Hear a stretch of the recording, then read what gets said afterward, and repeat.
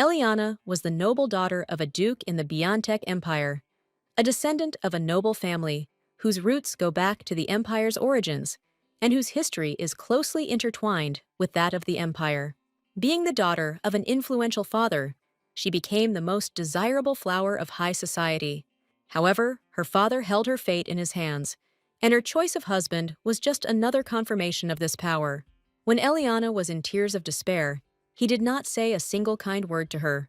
He merely condemned her in a displeased tone for her indecent behavior. Dmitri Rosano pierced her with an empty, soulless gaze, waiting for an answer. Her legs gave way, and Eliana sank to her knees, ready to beg her father. The nanny told him everything. She is worried that his fiancée will have another woman. The girl burst into tears again. They say that Emperor Zakador has 5 more wives, besides the empress, and also a lot of concubines. The man rudely shut her up. This is nonsense. How can some 7th prince afford several wives? Her fiancé is just a loafer, although it is obvious. But he is as far from the throne as the moon is from him. Perhaps the next emperor will kill him. The imperial family of Zakador has a short lifespan. The prince dies if he does not become emperor, but he can survive if he supports his brother. It is said that the ladies of the Zakador Empire take risks by marrying into the imperial family, and when discussing the latest news, everyone sincerely regretted the duke's daughter. Eliana did not want to put up with such a terrible fate. She was scared. She frantically repeated, "If only they would not send her to Zakador."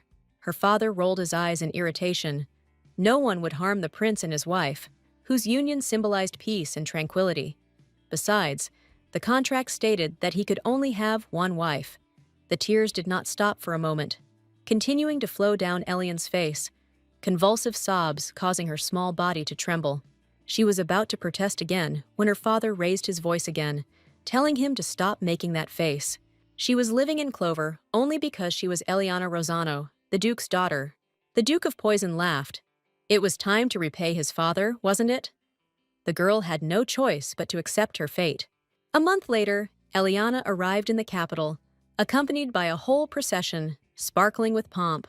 The carriage was accompanied by a young man. Judging by the conversations of the servants, it was one of the young junior princes. The future emperor awaited her with impatience. The girl's heart began to beat faster at the sight of his silhouette, not from delight, but from fear. Eliana Rosano kept telling herself she shouldn't cry, but her lower lip began to tremble. The guests whispered enthusiastically, watching her with admiring eyes. In person, she looked very dignified and graceful. Inside her, she was gripped by fear and the pain of betrayal, and hot tears burned her face. With every step she took, she was getting closer to her fiancé, whose face she was about to see for the first time in her life. How she wished that this moment would never come. A light breeze played with the young man's golden hair. The emperor's son slowly turned in her direction. Eliana felt nausea rising in her throat. She involuntarily recoiled, barely suppressing the desire to run away anywhere, just not to be here.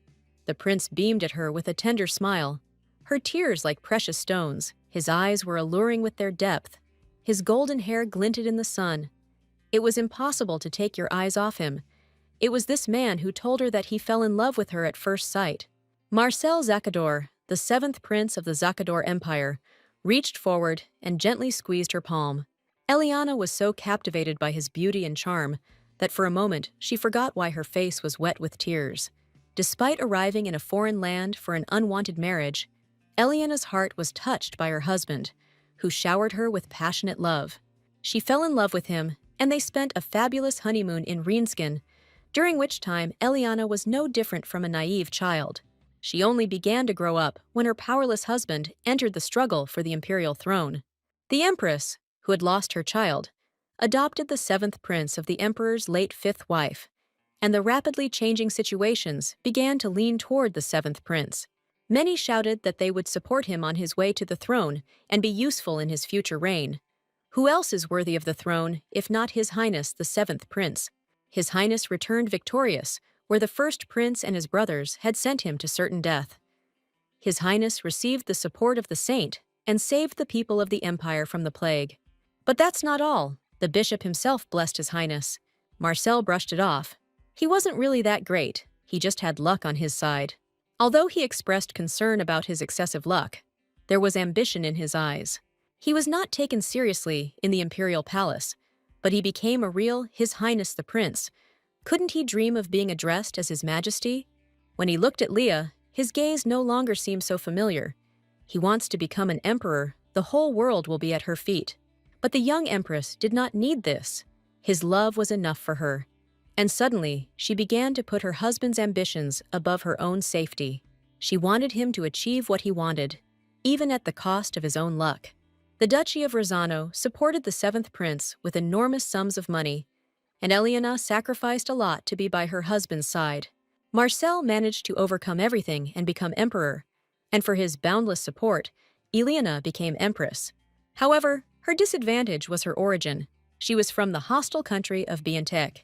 In the years before the powerless seventh prince became crown prince and then emperor, the peace between the empires of Biantek and Zakador was shattered, and Eliana's situation became more complicated due to a series of wars and disputes that broke out.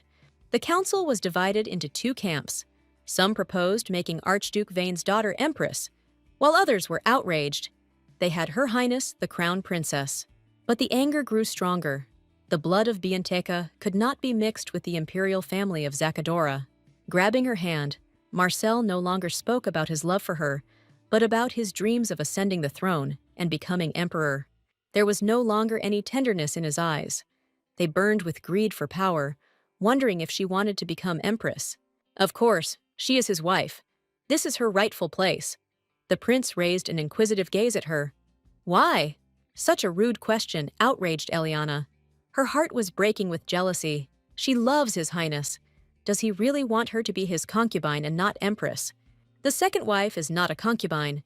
She is also recognized by the temple as the emperor's wife, and has all legal rights. The tone in which he said this was irritating. She won't be the emperor's first wife anyway. If he wants to make her a concubine, he should just send her back to Biantek. Tears streamed down the girl's face. She realized that the last time she cried like this was on their wedding day. Her voice broke. She asked in a whisper if His Highness really didn't love her anymore. Marcel pressed her to his strong chest, stroking her long hair. Don't say that. He loves only her. Ultimately, Eliana achieved her goal and became the Empress of Zakador. He who wears the crown must bear all its burdens.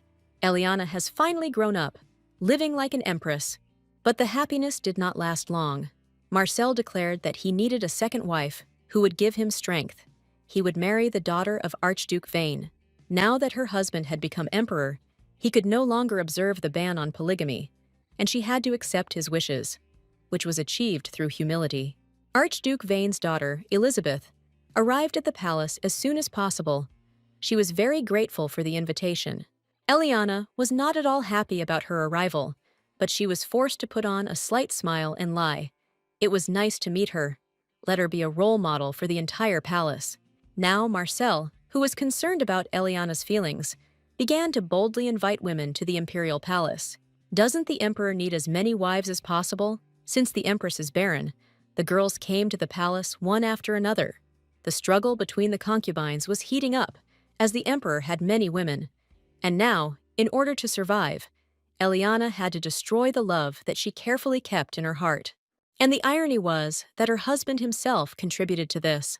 He brazenly showed up in her chambers, continuing to chat about his concubines, completely disregarding her feelings. The third wife was unable to attend the prayer meeting due to illness, which is why these cruel punishments. The empress raised her eyebrows, wondering why the copying of sacred books was suddenly a cruel punishment. This was not a simple prayer meeting. The bishop himself was present. Marcel continued to shout at her. The third wife was in poor health. Has she really forgotten that recently a girl was almost poisoned? He is very disappointed in her. Eliana really wanted to believe that Marcel loved her, like in the old days. But the now cooled love could not warm up again. At least this was the case with Marcel. Her Majesty should know that this is how men's love is. They always swear to love forever, but sooner or later the feelings fade.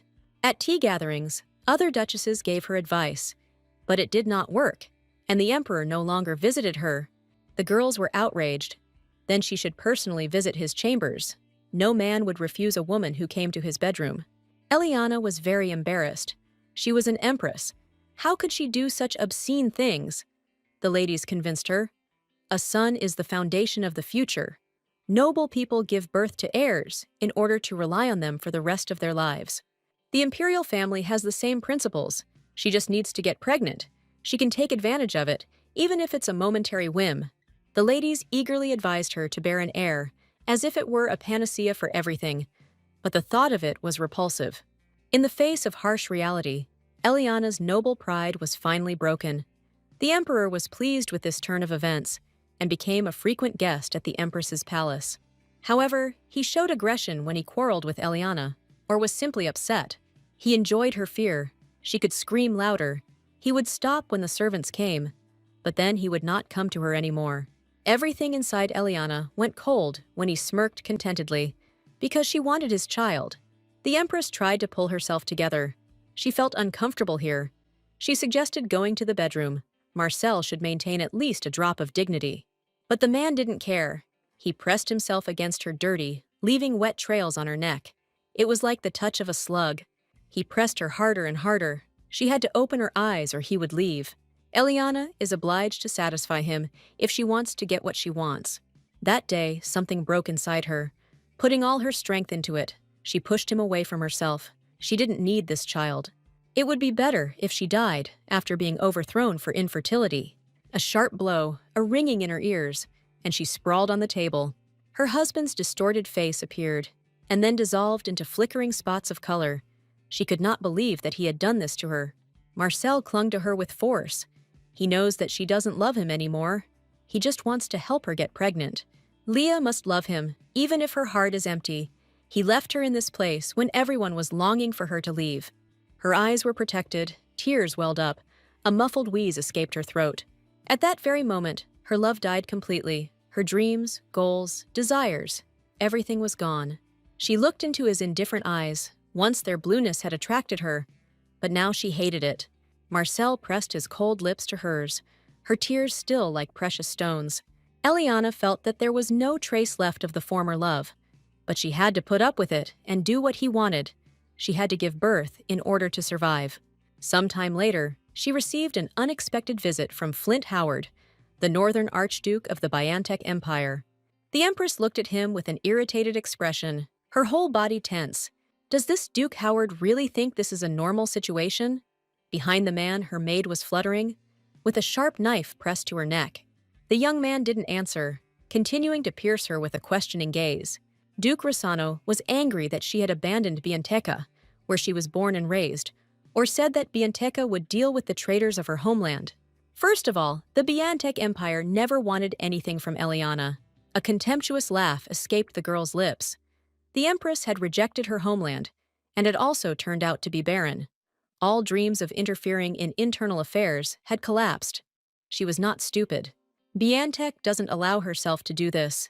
Thinking about her birth family, Archduke Howard explained that he had come here to bring her back to her homeland. A close friend of Crown Prince Karis, the one who was always by his side. A great warrior praised by all in the Biantek Empire, Flint Howard. Behind this glittering reputation hid a past tainted by misfortune. His grandfather, Crown Prince Alfonso, died at an early age before ascending the throne. The throne of Bianteca was inherited by his second son, Leopold. Emperor Leopold was defeated in the war against Zacador. He sent his deceased brother's son, Maximilian Howard, as a hostage. Flint, born in Zacador as the legitimate son of Maximilian Howard, soon lost his mother. He was abandoned in Rienskin, where he spent his entire teenage years. Archduke Howard is an unfortunate man who would have become the emperor's grandson if not for the sudden death of Prince Alfonso. In a country where a second child has no right to inherit the throne, why did Crown Prince Alfonso die? In Zacador, the old Emperor Bianteca was often ridiculed, and Flint was nicknamed the heir to failure. Now this young man bowed before her, brazenly declaring that he had come to return her to her homeland. Doesn't she want to spend the rest of her days in comfort? She can trust him, and then she can enjoy life in her homeland. Eliana froze in surprise. The words stuck in her throat. The man's eyes widened as he said, "This is Damian Rossano's wish." A wave of sparkling, blinding anger rose in her chest. How dare he mention the name Damian Rossano in front of her? Flint managed to dodge the cup flying in his direction, the tea splashing, burning the left side of his face. The girl jumped to her feet, spraying saliva. How dare he mock her?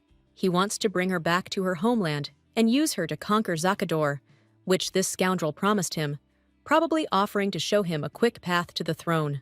She would rather trust the emperor than Demian Rosano himself. Prince Howard suppressed his rising irritation, softening his voice. He expressed regret to Her Majesty. Marcel Zakador is a man who cannot be trusted. Her Majesty's words sounded as sharp as a slap. He should watch his words. He is the Emperor of Zakadora and her husband. The young man's face remained unreadable. He continued to insist that he would guarantee her complete safety, but the girl refused to believe him. The prince's patience was running out. Well, let him think again. He would ensure her safety not in the name of Demian Rosano, but in the name of Flint Howard. They didn't have much time left.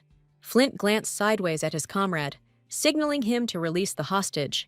As soon as Eliana makes a decision, let him come to the greenhouse of her palace at the same time in 3 days.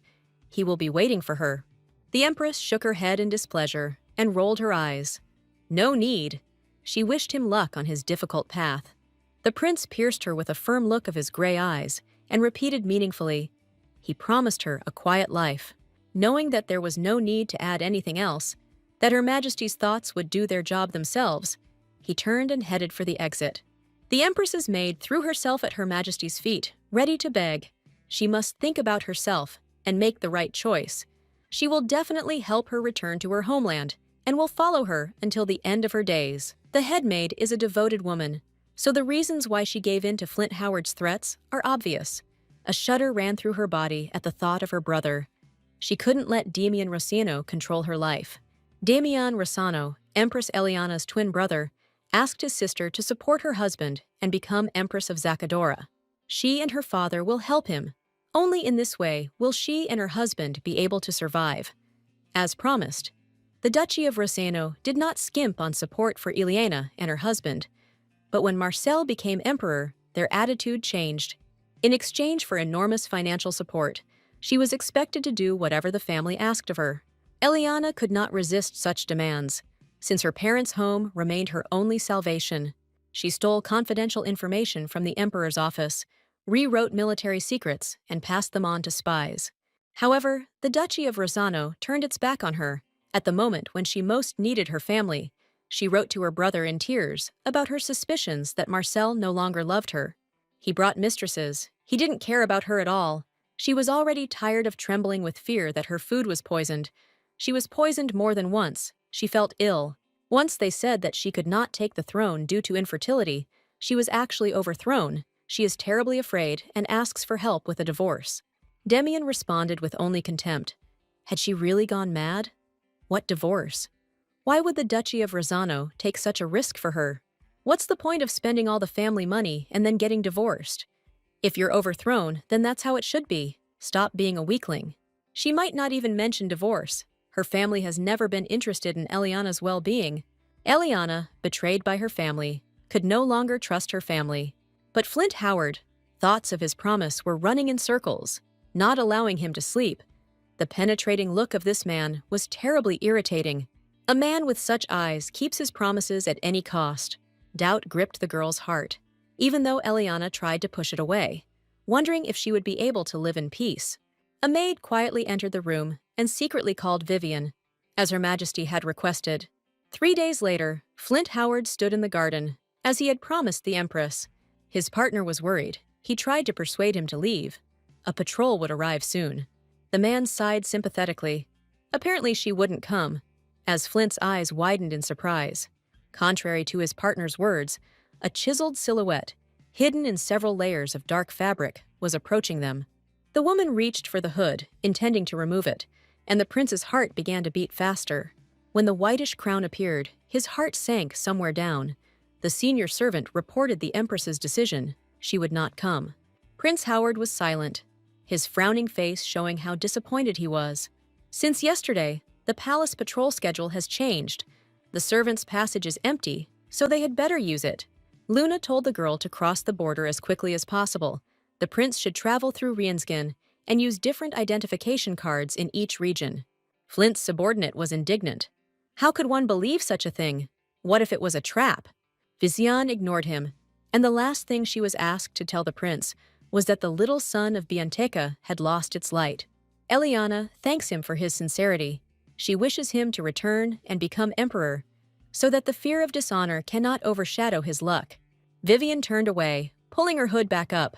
That was all Luna wanted to convey to him. The girl quickly left, leaving the prince alone in his thoughts. Sometimes the empress could allow herself to dream about the days when everything was good. She remembered how fast her heart beat when the doctor took her pulse. A sweet feeling spread through her chest when he congratulated her. She was pregnant. She was breathing heavily, unable to believe that this was actually happening, tears of happiness rolling down her cheeks. Now she will be able to survive, and no one will overthrow her because of infertility. But this was a fleeting joy, and in the end, the child was not destined to be born. Pain and devastation gripped her in a vice. How much more suffering would befall her? The realization that she was back in her old position left her unconscious. After the miscarriage, Eliana locked herself in the palace and cried for several days. The emperor's hateful words continued to swirl in her head. He was always happy to spend the night with her, but for what purpose, since she couldn't bear his child? With what disgust he said this. Is he really demanding too much? A daughter would be enough for him. Let her just give birth to a child. The constant talk of Eliana's overthrow from the throne increasingly poisoned her life. She believed that the worst was behind her, but things worsened much more rapidly. Empress Zacadora has brought shame on the entire country. They only recognized her as empress because she is of noble blood, despite the fact that she has no place here. And besides, she is from an enemy country. The empress's place should not be taken by some girl born in an unofficial marriage. His Majesty must make a decision. In Zacador, illegitimate children were despised. A woman with such a background had no right to be empress. Eliana was convinced that she would not have any problems if she left the throne on her own. The girl felt as if the whole world had turned against her. This was all she had left. How could she do such a thing? Vivian's soul ached for her. Life was more important than honor. She needed to find a way to survive. She would have listened to them if she were from Zacador. Apparently the traditions of Bianteca, which put honor above all else, were too strong. And so she chose to be alone, asking not to come to the Empress's palace anymore, as this could have a bad effect on her entourage. The real end was approaching, so her intuition, which had helped her survive until now, told her. And just the other day they reported terrible news. The Duchy of Rossano, her home, was destroyed. It was the order of Archduke Howard, or rather, the current emperor of Bianteca. They say that all the direct descendants of the duchy were beheaded, and the rest of the family members also did not escape death. As the final act to cap it all, her own family was destroyed. The seemingly invincible power of the Duchy of Rossano fell, and it was wiped off the face of the earth. The Empress began to suspect that she might be next. Her life was ruined. Eliana's strength was running out. She refused to fight. Emperor Marcel, who came to Eliana's palace, was very kind, as if they had returned to the times before the month in Rensgen. They hadn't had such a nice conversation for a long time, and for a moment the Empress allowed herself to relax. Marcel even made the tea himself, and was so kind that Eliana's heart melted. The tea smelled of herbs, a pleasant warmth filling her from the inside as she took her first sip. At that very moment, everything shattered into pieces. There was poison in the tea. Marcel loomed over her, watching her suffering with an indifferent gaze. He would convey her last words to everyone. She would die as the Empress of Zacadora. His voice was filled with contempt. She believed that her enjoyment of wealth and fame would never end. Choking on her own blood, the Empress could hardly utter a word. Her heart blackened with hatred. Marcel admitted that he regretted having allowed her to take the place of the Empress when he ascended the throne. Even then, he was horrified by her ambition. Well, what a relief that at least she didn't give birth to his child. After all, if she had given birth to a son, he would have become his successor. The light in Eliana's eyes was fading. She was slowly dying in agony and suffering, suffocating. The last thing her ears heard was her husband's farewell. He caustically called her his love. When everything went wrong, from the moment she failed to protect the child, or when she did not give up her place as empress, she believed that her husband would love her forever. Maybe it was because she didn't trust that man. No, the realization was as sharp as a slap in the face. All the misfortunes began when she married Zakador. If she were to return to the past, Eliana would resist with all her might, even if her father beat her to death. How she wants to turn back time. A blinding light hit her eyes, tearing her from her sleep. The girl blinked several times, slowly coming to her senses. She woke up. It was spring outside. She was only 21 years old. The church was spacious. The cool air pleasantly cooled the skin, just right for calming the soul. A quiet call pulled Lady Rosano out of her thoughts. Now she so wanted to be in silence. Some girlfriends came up to chat. They heard that she received a marriage proposal from a prince. Did she really refuse and want to convert to religion? Eliana didn't answer, but merely meaningfully threw her veil over her head and looked away. The girls nodded understandingly and immediately fell silent. They left, periodically casting surprised glances at her. Everyone said that Eliana would live peacefully in the Duchy of Rossano, enjoying wealth and glory for the rest of her days. After all, no one is forcing her to get married. Everyone knows that the Duke listens to her opinion when it comes to finding a husband. They say that her younger brother loves her very much. Eliana bit her lip without answering. Perhaps someday someone would see through this performance. Her life was luxurious, with expensive dresses and dazzling jewels, but underneath lurked a subtle mockery. Duke Rossano, day and night, reminding her that it was he, her father, who made her who she is now, and it is up to him to decide who will dare to pick the flower of the Duchy of Rossano. If someone desecrates his honor, he will not forgive it. Her father raised her to be a conservative and noble girl. Although Eliana received an excellent education, in reality, her entire upbringing was limited to knowledge of etiquette and social manners. The order was given to limit knowledge to that which was sufficient to maintain a secular level. She was limited in her own thirst for knowledge that interested her. For example, she was forbidden to go to the library on her own. Why should a lady go to the library? It is much more important to take your things to a tailor and keep up with fashion. Little Eliana was naively happy, thinking that she was being cared for.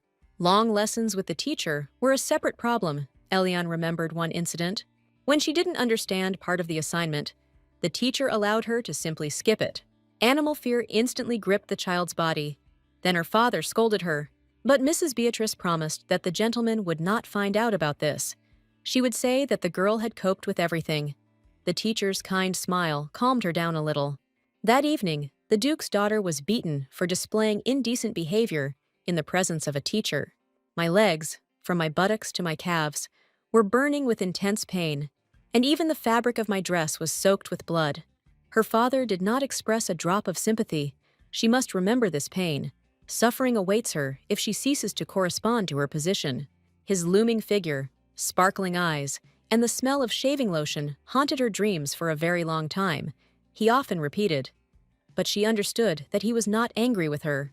Only then did she realize her mistake. Despite the fact that she still did not understand the reason for her beating, she had to ask her father for forgiveness. As soon as she fell at his feet, Duke Rossano's voice instantly became caring. Eliana must understand that he was doing this for her sake. Had her father ever led her astray? Everything was wrong. Everything. The cause of all her misfortunes was her father. She never forgot about it for a minute. Even now, living her life over again, she knew that this was a wonderful stroke of luck. She had a chance to fix everything, and she is grateful to God for him. She will never allow herself to live a life full of suffering and unhappiness again. A few days later, her father decided to take her out into society, and in the evening, Eliana went to the ball accompanied by him. In this life, she was going out into the world for the first time, but the knowledge and skills from her past life remained with her, so she did not feel any discomfort at all. Many ladies looked at her from head to toe with interest. She was too young to be a wife. Whispers were heard from all sides. Everyone should remember her name and face well. Eliana Rossano, the noblest flower of the Biantech society. Some people were interested in her marital status. It was strange that she was over 20 years old and still not married. But some knew that the father loved his daughter so much that he vowed to take care of her until the end of his days. He even rejected the offer of his emperor to increase his influence to marry the lady to the crown prince. However, some girls, not yet knowing Eliana, were already against her. What noble flower? Could it really be that capricious daughter of the Duke, whose only achievement is her last name? Such a weakling would never be able to get along with His Highness the Heir Apparent. Liliana Sanders couldn't help but interrupt their caustic nonsense. Why were they talking like that? Leah just hadn't grown up yet. Haven't they heard the story? They say that Lady Rosano kicked Count Hein's daughter out of the tea party. Many are familiar with these rumors, and they also say that at the banquet of Marquise Versitine, she scolded a servant who spilled wine on her. But you wouldn't know it from looking at her. And that's not all. She managed to reprimand the daughter of Viscount Ritan, who was standing behind that servant. This girl was so timid that even if someone had put poison in her wine, she would not have said a word. The young gentleman rolled his eyes in displeasure. The poison would have been noticed immediately. It was just her whims. Eliana was slowly boiling. They just wanted to chatter, but they didn't know how it really happened. Yes, she was at the Marquise Versitan's mansion for tea, but is she really to blame? That same Lady Hein sighed exaggeratedly loudly and complained that there were people here that she didn't like, so she felt uncomfortable. After that, she turned a meaningful glance to Eliana Rosano. The girl greeted her in a sickeningly sweet voice. The lady's face was completely unreadable, and in a flat voice she replied that she was glad that they understood each other, but she did not enjoy her presence either. Lady Hein's face twisted into a grimace of displeasure at what she had just said. Lady Rosano continued unscrupulously. She couldn't stand it any longer. Did she really need to explain to Lady Hein who should leave? The girl rose abruptly from the table, almost knocking over her cup of tea. She was so emotional that she couldn't utter a word, only continuing to stutter. The girl ignored the guests' indignant cries and turned to the owner of the mansion. Lady Versitine's mother should have told her how to behave in such a situation so that she wouldn't be ashamed. Lady Versitine closed her eyes in shame, but said nothing, and the tea party was ruined. But Eliana didn't care. She continued to enjoy the aromatic tea. After hearing this story from one of their acquaintances, the young people changed their position, blaming Lady Hein for everything. Eliana, who was indifferently watching this whole spectacle near the wall, found it all funny. It's hard to believe that secular society has been discussing such a trivial situation for several days now. She wasn't stupid before. It's commendable that she retained her position as Empress of Zakadora. In her past life, she was wondering whether she could have been more insightful and wise, or, on the contrary, an unimaginable fool. A melodious female voice pulled her out of her thoughts about why such a flower was standing in the country. In her past life, Liliana was her closest friend. Her father introduced them to each other when they were children. Whenever Eliana found herself in some kind of unpleasant situation, she was the first to defend it. Liliana's radiant smile warmed her heart as always. The Duke was now with her uncle. Lady Rosano smiled slightly in response. Just like that. The joy in her eyes was evident at seeing her old friend. Liliana finished in a feigned childish tone. She felt as if her friend had been taken by God. She goes to church more often than to her for tea. Liliana's face changed subtly. A small group of girls slowly gathered behind her, obviously eavesdropping on their conversation. The girl's eyes narrowed in a sly squint. Her lips stretched into a feigned smile. Could this really be true? Eliana's slight smile faded. What was she talking about? Is it true that she kicked Count Hein's daughter out of the tea party? Lady Rosano tried to squeeze out as much feigned sympathy as possible. Without actually throwing her out, Lady Hein was unhappy with her seat, and Lady Versitine showed her courtesy.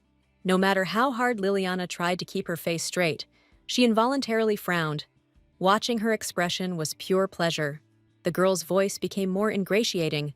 Why was Leah talking to her like that?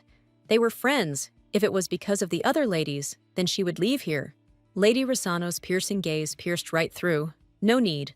Once upon a time, Eliana really did consider her a true friend, although she was the only one who thought so. She knows that Liliana said she was tired of being her nanny. A disbelieving laugh escaped Liliana's lips. There had been a misunderstanding. She had never spoken like that. The girl's tone was saturated with sarcasm. She behaved like a child. Probably Liliana was tired of her eternal whims. She was right. So that's why she is still not married at her age. The young lady clutched her old friend's hand in despair. Everything was wrong. Liliana doesn't know what Lady Hein told her. But she hates her. How could anyone trust the words of some villager? Finally, Eliana remembered. It was Lady Hine. She was the one who told her the gossip about Lillian in the past. Having told all this, she muttered tensely that the girl should stay away from Lady Sanders. Eliana pulled her forearm out of the tight grip. Lady Hine doesn't hate her, rather she hates her. She can still just apologize, because she caused her trouble. And only after that, Lady Rosano will continue to be her sweet and kind friend. Lady Sanders was speechless and remained where she was, clutching the hem of her dress in anger. As she swam past, Eliana lightly nudged her with her shoulder. She would wait for Liliana's apology, as she, too, valued their 10-year friendship. Ashamed in front of everyone else, Lady Sanders remained motionless, her head bowed. Eliana stopped without turning around. She has one more thing. Friendly advice for her: communicating with girls who are unfamiliar with etiquette harms her reputation. They don't even know how to greet the Duke's daughter. The world that surrounds Eliana is slowly changing, and this is just the beginning. She would no longer allow anyone to control her life. She was sure of that. What a pity victory in this verbal skirmish is not able to dull the pain from the storm of a past life. Eliana tried to maintain an indifferent appearance until the very end, but as she left the main hall, she felt her mask cracking. Right now, what she wanted most was to be alone to sort out her feelings. She turned to the first maid she saw and asked where the restroom was, and let the maid take her there.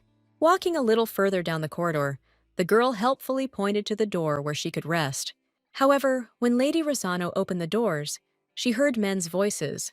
They seemed to have taken over the women's space, and these words were accompanied by a light chuckle. For a moment, the girl's heart skipped a beat. Crown Prince Karras was resting on the sofa, his golden hair reminding her of her ex-husband, and Flint Howard was standing behind him.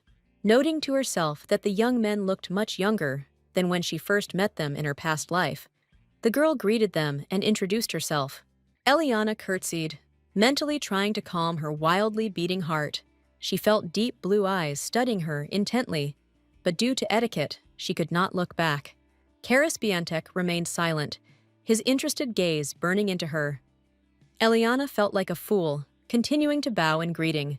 Flint frowned in irritation and reminded His Highness that he must signal the girl to rise. Eliana slowly raised her green eyes to him, and only coldness and irritation were visible in them. Duke Howard couldn't stand it. He tried to smooth things over by apologizing for his master. If she wanted to rest, they would make room for her.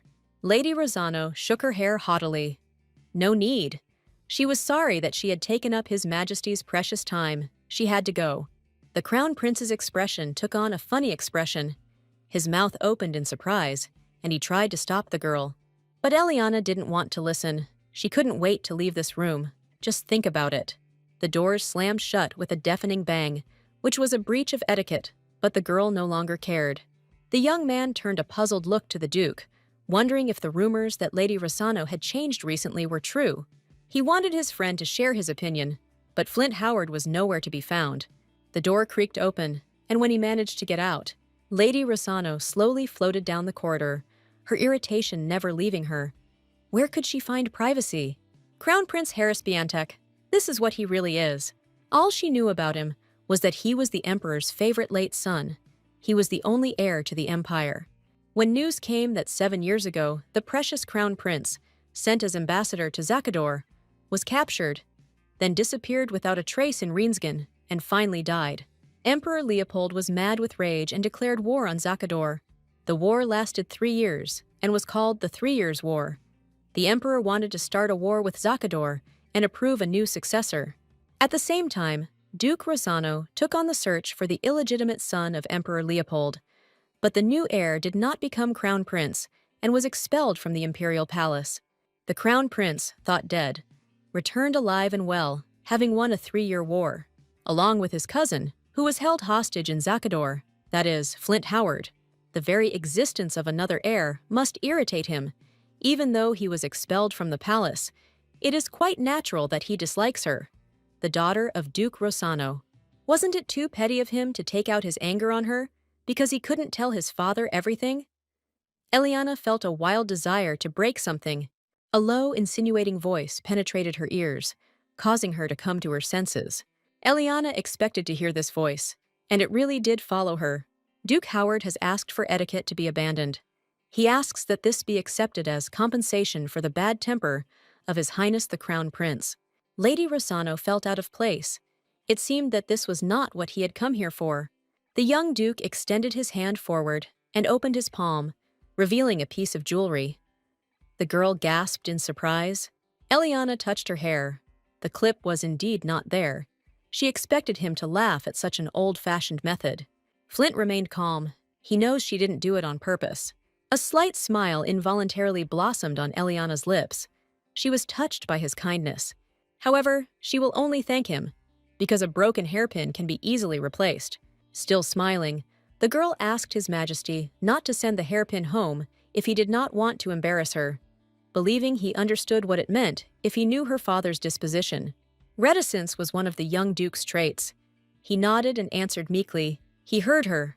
Well, now that that was over, Eliana Rossano had nothing more to do here. She abruptly turned her back on him and continued her way down the corridor. Flint Howard remained in the corridor for a while, watching her retreating silhouette. That is, the prince chuckled in confusion. Eliana Rossano dropped her butterfly hairpin, and he went after her. Karis Biantek twitched his eyebrows, which was a warning sign, and he fell for the trick. But Flint was sure she hadn't done it on purpose, and he just wanted to return the precious thing to its owner. The young Duke sighed, his voice sounding a little upset, but she refused to accept. The Crown Prince narrowed his eyes slightly as he sipped his tea, an unusual reaction for his brother. Knowing what Flint was thinking, Karis immediately stopped him. It was better not to send this butterfly to the Duchy of Rossano. When asked why, he closed his eyes in irritation. Did his brother really want to do this? He doesn't want to see Duke Rossano turn Flint into a reward for his daughter, so let him forget about it. An old-fashioned method. If a lady expresses her feelings by dropping something in front of a man she likes, the gentleman will win her favor by returning the item. The Duke had already refused to discuss a political marriage, and Eliana Rossano had already been dubbed the woman who rejected the Crown Prince. Prince Biantek gesticulated angrily, feeling as if he had been abandoned. Flint chuckled, remembering the girl's words about her father's disposition. That seems to be what she meant. Duke Rossano will probably spread a rumor that young Duke Howard has fallen in love with his daughter and has started to weave intrigues. He better get rid of this butterfly. Duke Howard stared at the decoration splashing in his hand. For some reason, he didn't want to throw it away. The girl wandered through the corridors for a while, but finally decided to return to the main hall. The discordant noise was gradually causing her a headache. She soon found her father, and he noticed her tired appearance, so he ordered his daughter to return home. Eliana was only glad. She nodded obediently, anticipating the peace and quiet that awaited her. Accompanied by security, the girl went outside. A light breeze pleasantly cooled her skin, and the fresh air soothed her headache. Although the Duke appears to be a caring father on the outside, he is actually just afraid that she will do something stupid late at night. When the guard spoke to her, Lady Rossano's eyebrow twitched nervously, wondering if she had really had a fight with Miss Sanders. This man is her father's eyes, one of those who reports to her father about her every step. Eliana turned away sharply. Was she obliged to answer every question he asked? The man's curious tone quickly changed to aggressive at what she had just said. Eliana lifted her chin. She could no longer stand his rude behavior and how she had ever tolerated all of this in the past. But instead of climbing onto the cart, the man followed her into the carriage. He sprawled out in front of her, taking up almost all the space in the carriage, and Eliana felt uncomfortable. She clicked her tongue in irritation, wondering when they would finally leave her alone. In a commanding tone, she demanded that the man immediately get out of the carriage. The man chuckled cynically. It was his duty to protect her from danger. And what danger is he talking about? They are in the capital, the guard retorted smugly. They will have to drive through the slums. What is he talking about? Elian was seething with anger, but she tried not to show it. This carriage doesn't go through the slums. Even if that were the case, wouldn't it be better for him to ensure her safety outside the carriage, in case the poor people started throwing stones? These words instantly erased the guard's smug grin. He pierced her with a fierce gaze, but the girl did not react in any way. Slamming the carriage door, the man barked at the page, asking why he was standing there. It was time to get going. Lady Rosano exhaled, shaking off the tension, and finally, it disappeared from her eyes. She knows perfectly well what she needs to do to avoid repeating the mistakes of the past. Under no circumstances should you marry the son of Emperor Zakador. To do this, she first needs to hide from her father's eyes and ears. A crisp, starched collar and clothes ironed to perfection, slight wrinkles, and a hard smile. And first and foremost, this is her nanny. Every time Eliana thought about this woman, she felt a chill, one of the reasons why her life was not destroyed. Finally, they drove up to the house, and the bad thoughts disappeared as if by magic. How nice it was to be at home after all these noisy meetings and unpleasant conversations. The calloused hands of the maid carefully and thoughtfully combed her hair, and the girl allowed herself to succumb to the pleasant sensations. It's time to stop going to tea parties and banquets. It's better not to show yourself unnecessarily. Luckily, Archduke Howard didn't return the pin, which is one less thing to worry about. Since her father plans to marry her off to the Zakador Empire, it is dangerous to get involved in rumors of an affair with another man. However, there was a reason why she dropped the hairpin. In a past life, Duke Howard came to help her return to her homeland, but she refused him then, the hand she didn't take in the past. Perhaps it was a mistake. Perhaps this hope, torn from the very depths of the heart and given to her, will finally be realized in this life. The comb slipped, pulling sharply at a strand of her hair. The leader of Rossano screamed and shook her head. The maid stepped back in fear under her furious gaze. Her scalp ached a little, and Eliana rubbed the bruised area with displeasure. Smiling nervously, the maid promised to be more careful. Eliana couldn't relax at all. She didn't know why, but the maid's presence now irritated her. She abruptly snatched the comb from the maid's hands and threw it on the floor. She doesn't need a maid who doesn't listen to her mistress's orders. Let her go. The young girl was no longer able to hide her anxiety. A frightened expression appeared on her face, and she stared questioningly at her mistress. Lady Rosano let out an irritated groan. And what was she worth? Did she really need to be forcibly thrown out? The other maids looked at each other uncertainly, not knowing what to do. Lately, the mistress often loses her temper. A face covered with wrinkles peered out from the doorway. Why was their angelic mistress screaming so loudly? Eliana rudely pointed her finger at the ashamed maid. She should take her away and not let her into her room anymore. With a knowing smile, the nanny picked up the comb. She made a mistake while combing her hair. Eliana's face turned slightly red with anger. And why did she freeze? She was waiting for an apology. The girl desperately babbled that she was sorry. The nanny smiled at her encouragingly. She could only hope that the lady would treat her with understanding. She need not worry. The noise of blood in her ears almost drowned out all extraneous sounds, and rage again gripped Lady Rossano, wondering why she wasn't listening to her. But the nanny was not at all afraid of her outburst of anger. She stood without moving. The girl suddenly rose from her chair. Who was their mistress? The nanny's lips stretched into the polite smile she had trained over all these years. They serve Mrs. Eliana Rosano. For some reason, this reaction irritated her even more. Eliana threatened her. She was not going to joke with her. The old woman continued to smile, but she was only telling the truth. The anger burning in her chest made Eliana rush around the room. She pointed her finger at the first maid she saw, telling her to call the butler immediately. The girl fidgeted awkwardly, like a frightened fawn. When she turned her gaze to the nanny, a question was read in it. The old lady's gaze was terrifying, and she understood without words that she had ordered her to stay put. The poor girl closed her eyes in fear, and yet she was more afraid of the old lady, so she remained where she was. With her head bowed, she avoided Lady Rossano's gaze. The young lady's voice trembled with anger. It seemed like they all didn't care about her orders. Well, then she will find a butler herself.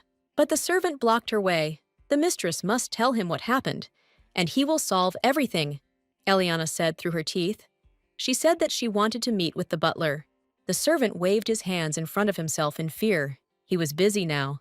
He begged Lady Rosano not to be stubborn when her hand grabbed a nearby flower pot. With all her might, the capricious lady threw it in front of her, the scattered earth staining the carpet and the hem of her dress. Apparently, no one understood her words. Eliana's eyes sparkled with rage, and the servant backed away in fear. In a commanding tone, the girl said again, dividing the words into syllables, Let him take her to the butler immediately, right now. After the meeting with the butler, everything went smoothly and quickly, and the entire staff of servants was dismissed. No matter how the nanny tried to stop her, and Eliana had more power, each of them had to quickly leave the mansion. The girl crossed her arms over her chest and asked the nanny with displeasure what the problem was, since she was firing them for clumsiness and disloyalty. The head maid Milla supported her, despite the fact that the nanny had raised the mistress from infancy. After all, it was her order. The butler also supported the senior maid. That's right. They must follow Lady Eliana's orders. However, the young lady's fit of temper was not over yet. She barked out Milla's name, addressing her. Stop bringing her inexperienced maids, and she hates talkative people. Nanny Pamela, for violating discipline among the maids and disobeying her, she was placed under house arrest for an indefinite period. But Eliana knew that she would be released soon anyway, because Pamela was close to her father. In the meantime, Lady Rossano still has to figure out how to kick her out of the mansion. Before that, something else happened that she needed to think about. And why did she enter her room without permission? She probably had urgent business. Isabella giggled softly and smiled as she greeted her capricious sister. The younger sister laughed heartily, and her sister's manner of speech changed, reminiscent of her mother. Eliana looked away and frowned, not answering. The ashamed maids stood with their heads down, their cheeks burning from the slaps. The sister is not going to accuse her of touching the maid. If Eliana wants, she can hit her. Isabella's eyes sparkled, though she was unlikely to do so with her delicate hands. Lady Rossano rolled her eyes, choosing not to react to her jab at him, telling him to sit down. There was a deathly silence in the hall. The clink of dishes that the maid was laying out with trembling hands seemed deafening. As the eldest, Eliana helpfully poured tea into cups. Isabella, who couldn't stand the silence, was the first to break it. How could Eliana be so quiet? It seemed as if she had been learning this all her life. The lady took it as a compliment and smiled slightly. Isabella hasn't changed at all. The youngest laughed contentedly, but her father doesn't expect the same manners from her as from Eliana. She leaned forward with interest. Eliana knew she was about to make her debut, but she wouldn't be able to live like her older sister. She had a nasty character. Eliana carefully picked up the handle of the cup, anticipating the floral taste of the tea. Her sister hadn't called her for nothing. So let's get down to business. They are sisters. The smile on Isabella's face instantly faded, and she became serious after she brought up Pamela's house arrest, and Eliana also became serious. She was surprised that it was her order and not her father's. But she did the right thing. That damn old woman would only harm her if she wasn't kept under control. But maybe she wants to get rid of Pamela forever. Then she can help. Eliana didn't take her sister's offer. Pamela must sit under house arrest until her order. Here, Isabella did not agree. Her father was unlikely to turn a blind eye to this. He must already be aware of all the events. Pamela also warned her that she must accept it, because it was the master's desire. Well, it looks like she can't handle this situation alone. Okay, so how is Isabella going to help her? Finally, her youngest heard the expected answer, her lips stretching into a sly grin. A couple of days later, the long-awaited event took place, the debut of Isabella Rossano. Many ladies and dukes followed the floating figure with their eyes. She was so beautiful. The young lady was not nervous at all. She was more concerned about the plan that her sister had developed. Isabella will take care of everything, but Eliana will be in her debt. Tomorrow at the banquet in the Imperial Palace, she will deal with the son of the Marquis Alvise, whom her father chose as her groom. Eliana immediately thought of murder, and from her unreadable face, it was difficult to tell whether she was joking or not. Isabella waved her hands in the air desperately. That's not the point. She wants to ask Eliana to make him propose to her. The girl immediately turned away. She wouldn't get into such a mess. She would take care of Pamela herself. Isabella's voice was pleading. She didn't want to marry him. Please, just one dance. And then she can ask her for anything. Even though they're not close with Isabella, she's not one to throw words to the wind. Nothing will happen if she helps with just one dance. But could the son of the Marquis Alvise make her a simple proposal after some dance? Could he really be stupid? But when such an idiotic face appeared in front of her, all her doubts were dispelled. Marquis Alvise kept talking and talking, and it was as if he was out of breath. If he were a worthy man, Eliana would have married him before discussing marriage with Zakador. But it seems that nothing will work out now. Eliana was dying of boredom, twirling with him in a dance, when her eyes caught sight of a familiar silhouette. Their eyes met, Duke Howard standing nearby and watching her. And why is he looking at her like that? Lady Rossano mentally rolled her eyes. Oh, she will show how happy and good she is, how she enjoys dancing. Smile brighter, blush more, cuddle closer to your partner. The other guests were crazy. Miss Rossano willingly dances with men. Maybe she is looking for a groom. Dozens of hands instantly reached out to her, each begging her to dance with them. All evening, Eliana held a sweet smile, mentally scolding Isabella.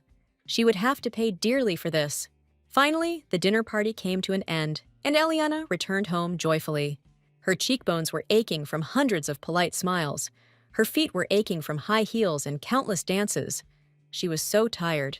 The nanny met her in the room. She returned on time, right? Lady Rossano's face instantly darkened. It seemed like she hadn't lifted the house arrest, which meant it was her father's order. A sly smile added more wrinkles to Pamela's face. How could she leave her mistress? Who else but her could make her an ideal? Everything inside Eliana was seething, but she obediently sat down on the chair, and the nanny gently straightened her hair. She looked closer, and it seemed that her roots had grown a lot. Everyone will doubt its origin if this dull color is revealed. Eliana was seething inside more and more, but she remained silent. She would not let her get upset. As a child, she often asked her nanny why her hair was this color, and she shook her head sympathetically and felt sorry for her. She had been lacking pigment since birth. It was a kind of disease, and Eliana believed her words. At that time, her world was limited only to the hem of Pamela's dress. The secret of her hair color was revealed later, and it hit her hard. She received a letter, it said, to Her Majesty Empress Zakadora, from the Duchy of Rossano of the Biantech Empire. The duchy demanded the return of a magical instrument capable of changing hair color. It was the inheritance of the late Duchess, and the illegitimate Eliana Zakador had no right to its possession. At first, the Empress didn't take it seriously. She was shaking with anger. A magical instrument that changes hair color, what a lie! She waved the letter carelessly, ordering the headmaid to burn it. Ignoring the letter resulted in universal condemnation. She, an illegitimate child, must immediately return the Duchess's things. Had she forgotten her mother's kindness, even if not blood, but still the one who raised her? This was an order to immediately return the family heirloom and repent of their sins, and only then did Eliana remember. When she was a child, her nanny once took off her earrings, and then her hair color changed. Pamela ordered that this precious thing must not be lost under any circumstances. She would keep it with her. The mistress need not worry. She would take care of the hair color. The Empress sent a letter to the Biantech Empire to interrogate the nanny, but it was too late. Rumors had spread throughout the country. Her lovely hair is proof that she is an illegitimate child. It is not an illness. Even the identity of her mother is unknown. How dare she steal the Duchess's thing and marry him? Marcel's voice was full of disgust. Everything was hopeless. Eliana's heart was filled with despair. She was ready to endure anything, if only her beloved did not reject her. Her noble origins turned out to be a lie, and it was followed by an accusation of stealing a family heirloom. Shameless, not only illegitimate, but also a thief. Here and there, indignant cries were heard. An illegitimate child cannot occupy the Empress's throne. She must be overthrown. From the moment Eliana, a foreigner, desperately fought to maintain her position as Empress, her downfall began. The nanny washed off the dye and styled her hair. Everything was ready. Lady Rossano combed her fingers through them thoughtfully, wondering if Pamela would be able to dye her hair after retirement. The nanny laughed deep in her throat, and even if she ever retired, she would always be there for her. Eliana was often furious, because the nanny always talked to her like a child, whether she was 5 or 21. Now she was putting the girl to bed in the same feignedly affectionate tone. Lady Rossano lay motionless and tried to make her breathing measured. The nanny watched her for a while longer before leaving. Eliana rolled her eyes, acting like a leech. Her limbs were numb, and she awkwardly rose from the bed, trying to stretch. If you think about it, if the family heirloom had been returned in time, there would have been no revelation of her illegitimacy, nor any talk of deposing her from the throne. Where did Pamela hide the magical instrument? Perhaps she carries it with her. Or is it somewhere in the room? Did she sell it as stolen goods? No. The girl shook her head. First, we need to deal with Pamela. She should probably check with Isabella to see how things were going. And with that thought, she went back to bed. The next morning, she personally visited her sister's room. Isabella was surprised and glad to see her. Eliana came to her room for the first time. Eliana's eyes were truly dazzled by how luxurious everything was. The first thing she did was send the maids away. They were having a private conversation and should keep an eye on everyone around them. Isabella insisted that Emily must make sure that no one heard them, especially Pamela. As soon as the servants left, Isabella began to chatter, and Marquis Alves had such an empty look. Apparently, he had definitely fallen in love with Eliana. She rubbed her hands contentedly. Well, now it's her turn to help Eliana as she plans to kick out the nanny. Isabella waved it off carelessly. She didn't have to worry, she had a way. After rummaging under the sofa, she pulled out a feather. It was time to throw this thief out of the house. Eliana's eyes widened in surprise. It was Demian's fountain pen.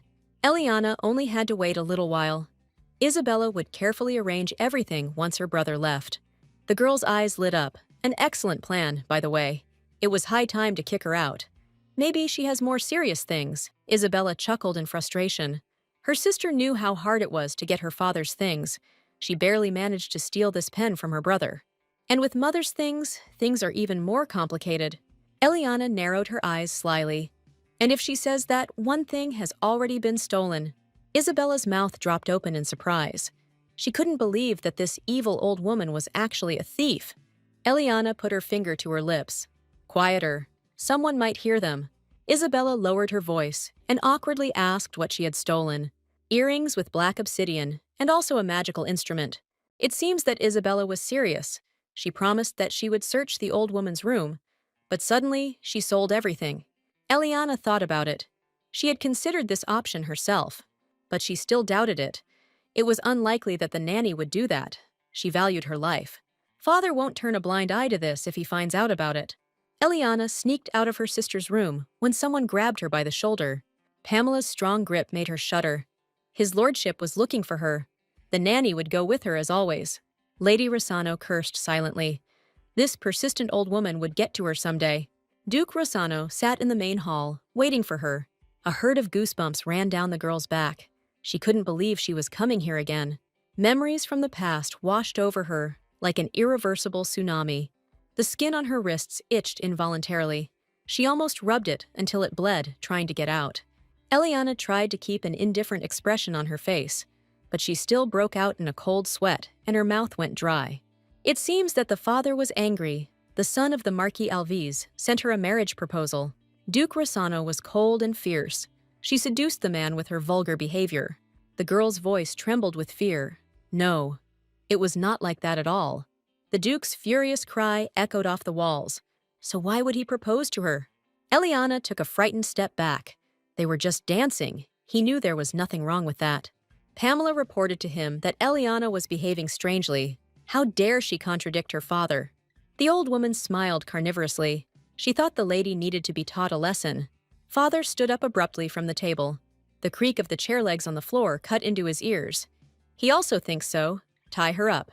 Animal terror gripped the girl. When the nanny squeezed her wrist painfully, she screamed with all her might. Enough! She doesn't want it. Pamela pierced her with her glazed eyes. She pulled her hand back to strike. When her palm met the girl's cheek, a deafening ringing sound rang in Eliana's ears. For a moment, she lost her balance, trying to come to her senses, and the old woman took advantage of this by quickly tying her hands. The screeching sound of the leather whip made everything inside the girl go cold. Now the Duke will show her how to talk to her father. On the other side of the door to her father's chambers, Isabella tried to break in. She immediately felt that something was wrong. But the persistent servant stopped her. She couldn't go there. Isabella resisted as best she could, but a blood-curdling scream made her freeze. She clearly heard sobs. Eliana was sobbing loudly, begging her to forgive her. It was all her fault. The servant sighed. He had said that Isabella couldn't go there. The master was raising Madame Eliana. A chill ran down the girl's spine. She knows very well what it means to be raised by her father. Isabella still remembers how she was also beaten with rods. But the sound is completely different now. The object is heavy and hard. Another piercing scream made everything inside her shudder with horror. Pamela watched her ward's suffering with a cold-blooded smile, Eliana's throat constricting, not allowing her to breathe. Her whole body was covered in bruises and abrasions, and her legs could barely support her. Eliana hung limply, losing her mind, her whole body shaking slightly. Finally, Duke Rosano was satisfied with the result and lowered the whip. He asked if she would seduce men again, having lost her dignity as a duke's daughter. Isabella realized that all of this was happening because of her.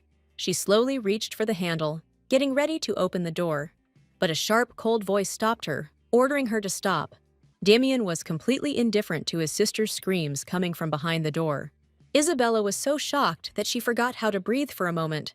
A dangerous light lit up her eyes at what he had just said. Her brother looked somewhere past her, as if he didn't care about her either, and told her to leave it. Finally, Isabella realized that she had already been bullied like this, and her brother knew everything. The girl's breath caught in a fit of rage.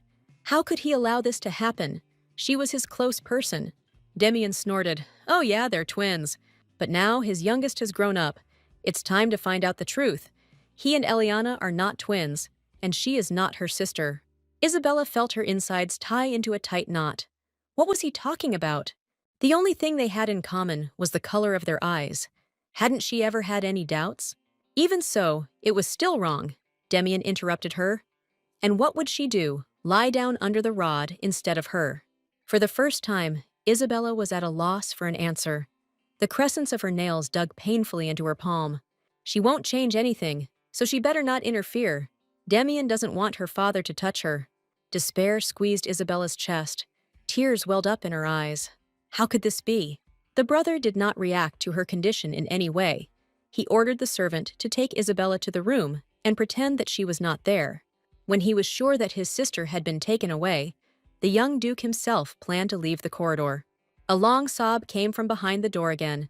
Damien glared at the door, clicking his tongue in displeasure. "And let the servant make sure that no one gets into this corridor." When the unconscious girl was brought to her room, the maids screamed in horror. Pamela slowly walked towards the bed, carrying the young mistress on her back. The maids continued to lament what had happened. "The lady needs urgent treatment. They will call a doctor." Nanny Pamela covered Eliana with her whole body and growled, "This is her mistress. She will sort out her treatment herself. Stop meddling in other people's business." The frightened maids quickly ran out the door. The enraged nanny slammed the door hard, causing the maids to flinch. The old woman cursed out loud, "Scoundrels, they all need to be kicked out." The woman loomed over her novice with a sorrowful expression on her face, her whole being filled with regret and delight. "You can't fool your genes. The lady has a vulgar nature." This is probably why Marquis Alvis wrote that he could not forget that night. But there are no traces on the body of what they did. Pamela pressed on the fresh wounds. Perhaps she gave him a kiss with her pretty lips. It seemed that the girl was in too much pain. She let out a heavy groan in her sleep. The Duke loves his daughter so much that today he has prepared a wonderful medicine for her, because he cannot allow scars to remain on her body. But the thought of Eliana's suffering brought the woman pleasure. Today they would do without treatment. There was no point in looking down on her. She covered the girl with a warm blanket and gently patted her on the shoulder. "Well, see you tomorrow." For several hours, Eliana tossed and turned in bed, trembling with pain and fear. The situation, of course, was expected. Lady Rosano realized that her helpless patience had come to an end. She wanted to get out of her father's office. This image kept spinning in her head, but when she saw the whip in her father's hands, her whole body was stunned and her thoughts disappeared. She never learned to tolerate pain, no matter how many times it was inflicted on her. Even though she didn't become the Empress of Zakador, the situation didn't change for the better. All she knew was that she needed to get away from her father. Some kind of fuss behind the door abruptly pulled her back into reality, her senses sharpened to the limit. No matter how they tried to stop her, Isabella desperately rushed forward, out of the way. The doors shook and finally swung open. The maid was the first to rush into the room, with Isabella standing behind her. The nanny peeked out from around the corner and began to wail in a disgruntled, creaky tone. "They can't come here without permission." But she quickly lowered her voice when she met Madame Isabella's dark gaze. The girl swung and took a sharp step forward. Her fist collided with Pamela's cheekbone. But how could she, a nanny, tell her anything? The old woman lost her balance, burying her nose in the floor. Isabella's eyes were burning with hatred. She was completely out of her mind or something. The girl swung again to strike. But who was she to look at her like that? A soft groan came from behind her, causing her to freeze in place. That's right. In a fit of anger, she completely forgot about her sister. The doctor carefully moved the blanket to examine the wounds. Isabella quietly watched her actions. She couldn't help but scream at the sight of such bloody horror. Elian's entire shirt was torn and soaked in her own blood. The lady still hasn't received treatment. But Isabella doesn't have to worry. The doctor will do everything. The nanny, who was getting to her feet, froze in place. She was exposed. Isabella's fists clenched until they cracked. She slowly turned towards the old woman, piercing her with an icy gaze, as if there was no treatment. Then everything was like a fog. She grabbed the woman's gray hair and pulled it. How dare she? She put her to bed in this state. Is it possible to fall asleep with such severe pain? Pamela tried to justify herself with a groan. She was just about to apply the ointment. Isabella hit her head on the floor with all her strength. This is a lie. When she arrived, the old woman was already on her way out. Her voice trembled with rage. She was still laughing at her, not seeing anything around her. Isabella continued to beat her. Finally, Pamela lost consciousness, and the girl threw her away from her in disgust. She no longer wanted to see this dirt under her feet and ordered the old woman to be removed. She approached the doctor again, inquiring about her sister's well-being. The woman is still treating the wounds. They are too deep, so it will be very painful for the lady. Isabella handed Emma the ointment. It should help. The woman was so surprised that her glasses almost fell off the bridge of her nose. This is Elazam. This ointment relieves pain without leaving scars. This is a very precious thing. But where did the lady find it? Isabella frowned. The more she learned, the more guilt consumed her. The entire time Elians was unconscious, she had nightmares. She fell to her knees 1,000 times and begged for forgiveness, admitted that she was wrong. But the Duke still struck mercilessly. The nanny watched what was happening with pleasure. She asked for forgiveness. But in the eyes of the lady, there was not a drop of regret for what she had done. He should punish her more severely. The father feigned sympathy, hoping he would never have to beat her with a whip again. Eliana hoped that it was finally all over, but it was not to be. Another wave of the hand made her shudder. She screamed hysterically, asking them to stop, but no one heeded her pleas. Finally, the young lady's eyes widened, coming to her senses, her breathing rapid and heavy, her heart pounding like crazy. She sat up abruptly in bed, her forehead covered in sweat, her hair stuck to her neck. The sudden movement caused the bandages covering the wounds to stretch, causing a new attack of pain. The girl fell unconscious back onto the pillows. Hearing a muffled groan, the maid immediately reacted and ran to her mistress. Holding her, she slowly helped the girl lower herself onto the pillows. Gradually, Eliana felt the pain subside. Had the wounds really been treated? But she knew that the nanny wouldn't have bandaged it so carefully. The maids probably helped her. The girl explained that her family doctor, Mrs. Emma, treated her wounds. Father would never have sent a doctor. Who brought her here? The maid explained that it was all Madame Isabella. When Lady Rosano asked who had brought her here, the girl remained pointedly silent. Then Eliana realized that the maid herself had called her sister. But why did she call her? There is the senior maid or Demian. The senior maid was busy, and the master was a man after all. So it seemed to her that the mistress would be more comfortable with Madame Isabella. Eliana exhaled slowly, calming her racing heart. And what about the nanny? She didn't take care of her, even after receiving such monstrous injuries. The girl's voice trembled with anger. Eliana's lips stretched into a smile. That's how it is. Let him help her get up. Groaning, she thanked the maid for calling her little sister by her name. The name Lavender suited her surprisingly well. She was smart and had strong hands. Perhaps I should keep her close.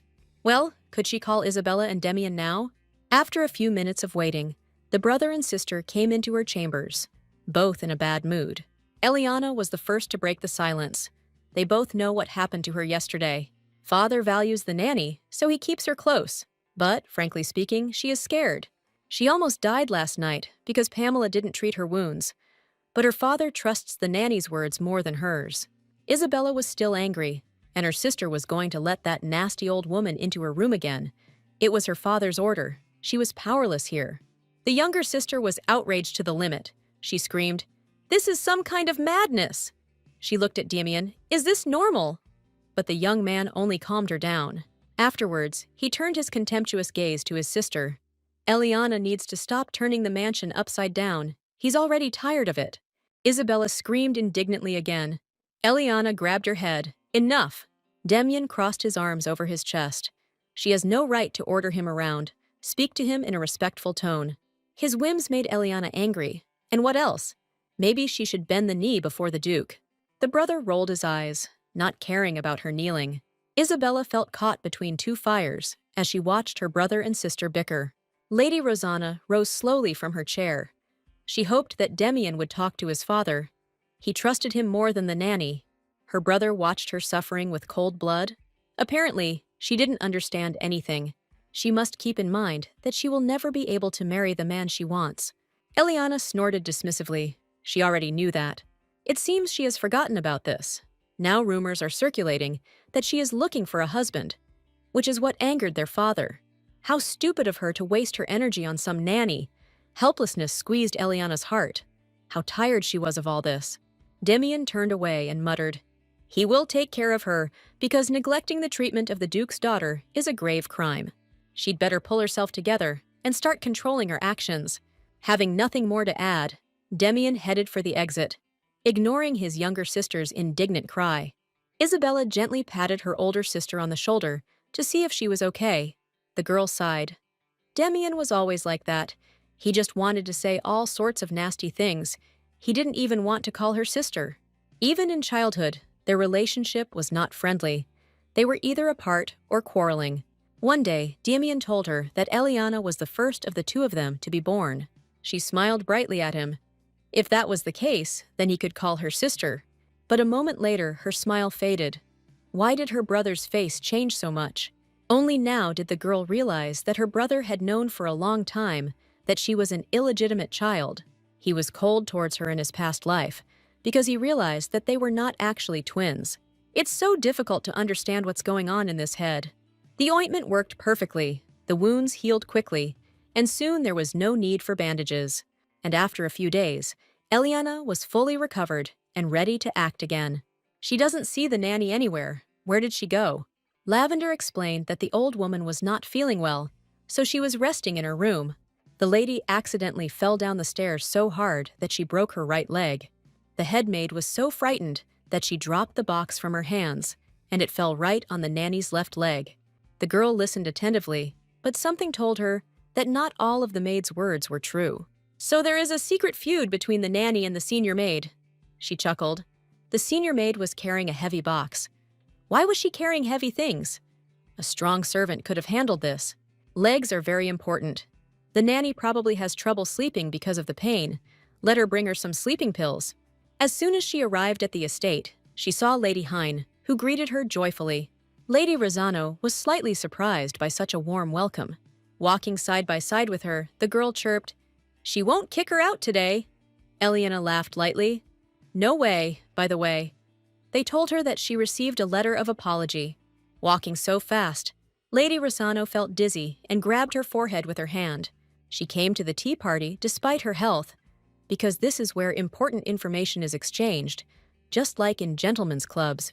The topic of Miss Rosano's change died down faster than she expected, all because of the words of an influential person at a meeting of the gentlemen's club that belongs to the Crown Prince. Even though Miss Hine is the Margrave's daughter, how can she be compared to Miss Rosano? And Flint Howard doesn't think they should comment on the personal affairs of Miss Rosano, who follows the rules of social etiquette. It's not even worth mentioning what happened to Miss Sanders. After that, no one said a word. The young Duke still hates gossip. As a child, Eliana thought he would be much more hot-tempered, but she is surprised that he expressed his disgust so directly. The girl's quiet whispers about the barbarians and nymphs pulled her out of her thoughts. The guest was outraged. How can one enter a sacred place without believing in God?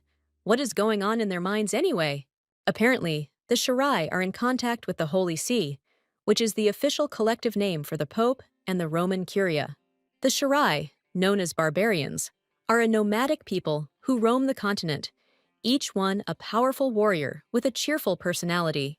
Even though the world treats them like barbarians, it is not a crime to not be able to settle down somewhere. There are rumors that many barbarians are hiding on the island of Britain, which is the territory of the Biantech Empire. It's all because of Zakador.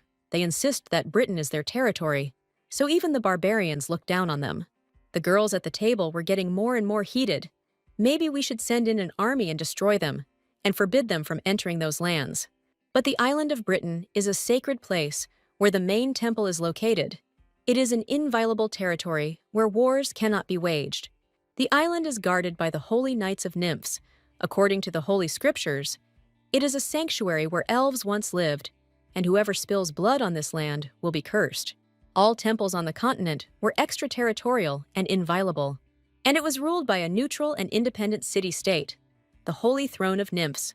Giving the island of Britain to nymphs so easily sounds stupid, doesn't it? This cannot be done. The country remains a country. No matter how independent Nymphs is, it is owned by the Biantech Empire. Lady Hines spoke with such fervor, slamming her fists on the table, that the girls involuntarily tensed up and nodded weakly in agreement with her. Eliana thought she was an ordinary child who couldn't control her emotions, but the talk of territory and war made her especially determined. This is certainly in the spirit of the Northern Margrave's daughter. The territorial dispute with the Zakador Empire is not simply about territorial expansion, it is a battle for dominance. Liliana decided to also take part in the conversation. Eliana stared at her with a surprised look. Initially, she did not even notice her presence, but still, she had to remain cold and not react to the girl. Closing her eyes, she silently turned away. Previously, she would have gone into the garden with this lady in order to avoid an incomprehensible conversation. It is too risky to rely solely on past memories now, as it is unknown how exactly the situation regarding the marriage with the imperial family of Zakador will develop. It is necessary to gather as much information as possible through active participation in secular society. In the current circumstances, this is the best possible option. After some time, the tea party came to an end, and it was time to go home. But as Lady Rossano was getting into the carriage, Lady Hines suddenly called out to her. The girl froze in surprise, watching her friend who was trying to catch her breath. She held out a sealed envelope with both hands. It was for her. Still slightly surprised, Eliana hesitantly opened the envelope and pulled out the invitation. It turns out that Lady Hayne runs a riding club, and she received an invitation to Veronica Haynes' riding event. If Lady Rossano suddenly didn't know how to ride a horse, she could easily refuse. But Eliana didn't back down. She wanted to see her family's famous horse. Veronica's face lit up with a smile. She would be waiting. They had just brought her to the capital. On this sweet note, the young ladies said goodbye, a pleasant feeling warming in Eliana's chest. She had never attended equestrian events before. Pamela threw away the invitations, declaring that it was not suitable for a lady. The girl smiled to herself. Well, it seems it's time to try a new entertainment. As soon as Lady Rossano returned to the family mansion, she first went to her sister's room. Imagine her disappointment when she learned that Isabella had found nothing. Isabella was also a little upset. It seemed the earrings had already been stolen. Eliana's heart sank somewhere. Then they would have torn her head off already. Her father would not have left her alone. Isabella shook her head furiously. But wait, father doesn't know anything. She took a quick look around and mentioned the black obsidian earrings. But her father didn't react. It can't be that my father doesn't know. It's a family heirloom, passed down from my mother. The younger sister raised her eyebrows. What was she talking about? This is not a family heirloom of the Marquise Rambert family. Eliana continued to stand her ground, but Isabella was even more stubborn. But that couldn't be, because she had it. Isabella saw no point in arguing. She simply called the maid and ordered her to bring the family jewelry. After some time, Emma returned with a small chest in her hands. Eliana's heart began to beat faster when her sister opened the lid. A golden cup lay inside the chest. This is a magical artifact that neutralizes poison. It is called Goldstein. They say that even if you pour poison tea into it, there will be no effect. Isabella shook her head in bewilderment. She had absolutely no idea why her mother had given it to her, or who would even think of poisoning her. This cup is the only family heirloom. Mother took it when she gave the place of heir to the marquise to her younger brother, which was predictable, given her passion for collecting. Everything inside Eliana was boiling with anger, and she burned the golden cup in front of her with hatred in her gaze. If only she had this cup, then there would not have been this horror with the poisoning and the loss of the child. Now she bitterly realizes that she was a complete stranger in this mansion. Isabella thoughtfully rubbed the back of her head. What was it called? A rare pearl? She muttered about something of her own. Unlike other family members, her mother was always kind to her. Even though she was not her biological daughter, she felt her love. Instead of giving her a magical artifact that could hide the traces of her being an illegitimate child, she didn't even tell her about the real family heirloom, the Goldstein. The cold chilled Eliana to the bone. She felt betrayed and abandoned. Why is this so? When her daughter was given to a stranger, her mother gave her her favorite tea, the Melanie variety. She shed tears and smiled at the same time. Let Eliana remember her every time she drinks it. It seemed like it was all a lie. No one needed her and no one loved her. A few days later, Eliana headed to the Hein mansion for an event hosted by her new acquaintance. Some of the girls had already gathered in the garden and were almost squealing with delight. They were finally able to see the famous horse of the Hein family, Hesse, how soft her coat was, and how her mane shone in the sun. Liliana, with a sparkle in her eyes, extended her hand forward to see if she could pet it. But Victoria stopped her with a sharp movement. She might kick if they did something wrong. The only person with whom Hesse behaves calmly is the stable-keeper, but His Highness the Crown Prince will definitely be able to tame her, the very hero who returned victorious after a 3-year war. Victoria laughed out loud. She was also looking forward to this day. Her heart was yearning with anticipation. But when would Miss Rossano come? She heard the girl would be late because of the banquet. Just as she thought about this, the chiseled silhouette of a young lady appeared at the gate to the garden. Victoria smiled brightly, but a moment later her smile faded. The shadow from her hat hid her face, but it was still possible to see that Lady Rossano was angry, which was not true half an hour ago. Eliana was walking along the garden paths, enjoying the aroma of fragrant flowers. A light breeze blew and almost blew her hat off. The girl held her hand, smiling slightly at how good she felt. There is quite a strong wind outside, despite the sun. Isn't the lady cold? Eliana enjoyed the feeling of freedom, not at all. The wind was quite refreshing. The wind is indeed strong, but this is nothing compared to Rienskin. There were magnificent views in that place. But that was not the most important thing. In that place she was naively happy. For a moment, her heart sank painfully, and her gaze became empty. The regrets of her past life continued to haunt her here. Again, a gust of wind blew, which tore the ribbon from her hat, and writhing, she flew high. But the young lady just laughed. No big deal. When she looked away, her smile instantly melted, like ice cream in direct sunlight. There was someone she knew standing near her, clutching the ribbon from her hat. Flint Howard came closer and handed her the ribbon. It was hers. Bowing slightly, the girl thanked him and smiled brightly. She would remember his kindness this time too. Flint's eyebrows shot up in surprise, his whole face radiating incomprehension. And this time too. He unclenched his fist. The entire surface of the ribbon was covered with creases. The young man cleared his throat awkwardly and clenched his fist again. Moving further down the path and accompanying Eliana, the young duke apologized for ruining her thing again. Eliana looked away, terribly ashamed that she was constantly showing herself in a bad light. Flint shook his head, but he didn't think so. The girl looked at him with interest. Then what were his thoughts? Looking into those deep green eyes, Flint was momentarily at a loss. He thoughtfully repeated her thoughts. The duke's embarrassed reaction amused the girl, and Eliana laughed slightly. If he doesn't react in any way, it means he's not interested in anything. Such people are rare. Had he heard about her incident with the son of the Marquise Alvise? Flint nodded slightly. He thinks it's not a bad idea to find the right man and marry him. Lady Rossano's voice changed subtly. Her father himself will choose her husband. Everyone thinks that her father loves her terribly, so he devotes his whole life to her. But in reality, she is just a doll. In front of her was the man who had taken the life of his father and destroyed her family. This future attracts her with unbearable force. But her future husband could do with her father's support. He would gain an ally in the Duchy of Rossano, and she would become his valuable trophy. What kind of sane man would treat his wife like a trophy? Duke Howard was shocked by her words. If her father was really like that, she should be more careful when choosing a husband. Eliana felt uncomfortable and tried to change the subject to what criteria he used to choose his bride. But Flint shook his head. He had no such intentions. Lady Rosano had heard that the crown prince would propose to him. The young duke's face showed how she knew this. Eliana laughed loudly again. In high society, even the walls have ears and eyes. Had he really forgotten who she was? Duke Howard shook his head and frowned. He rejected His Highness Karis's proposal of matchmaking. Well, how about her proposal? A dangerous light danced in the girl's eyes. Let's say Miss Rosano will do.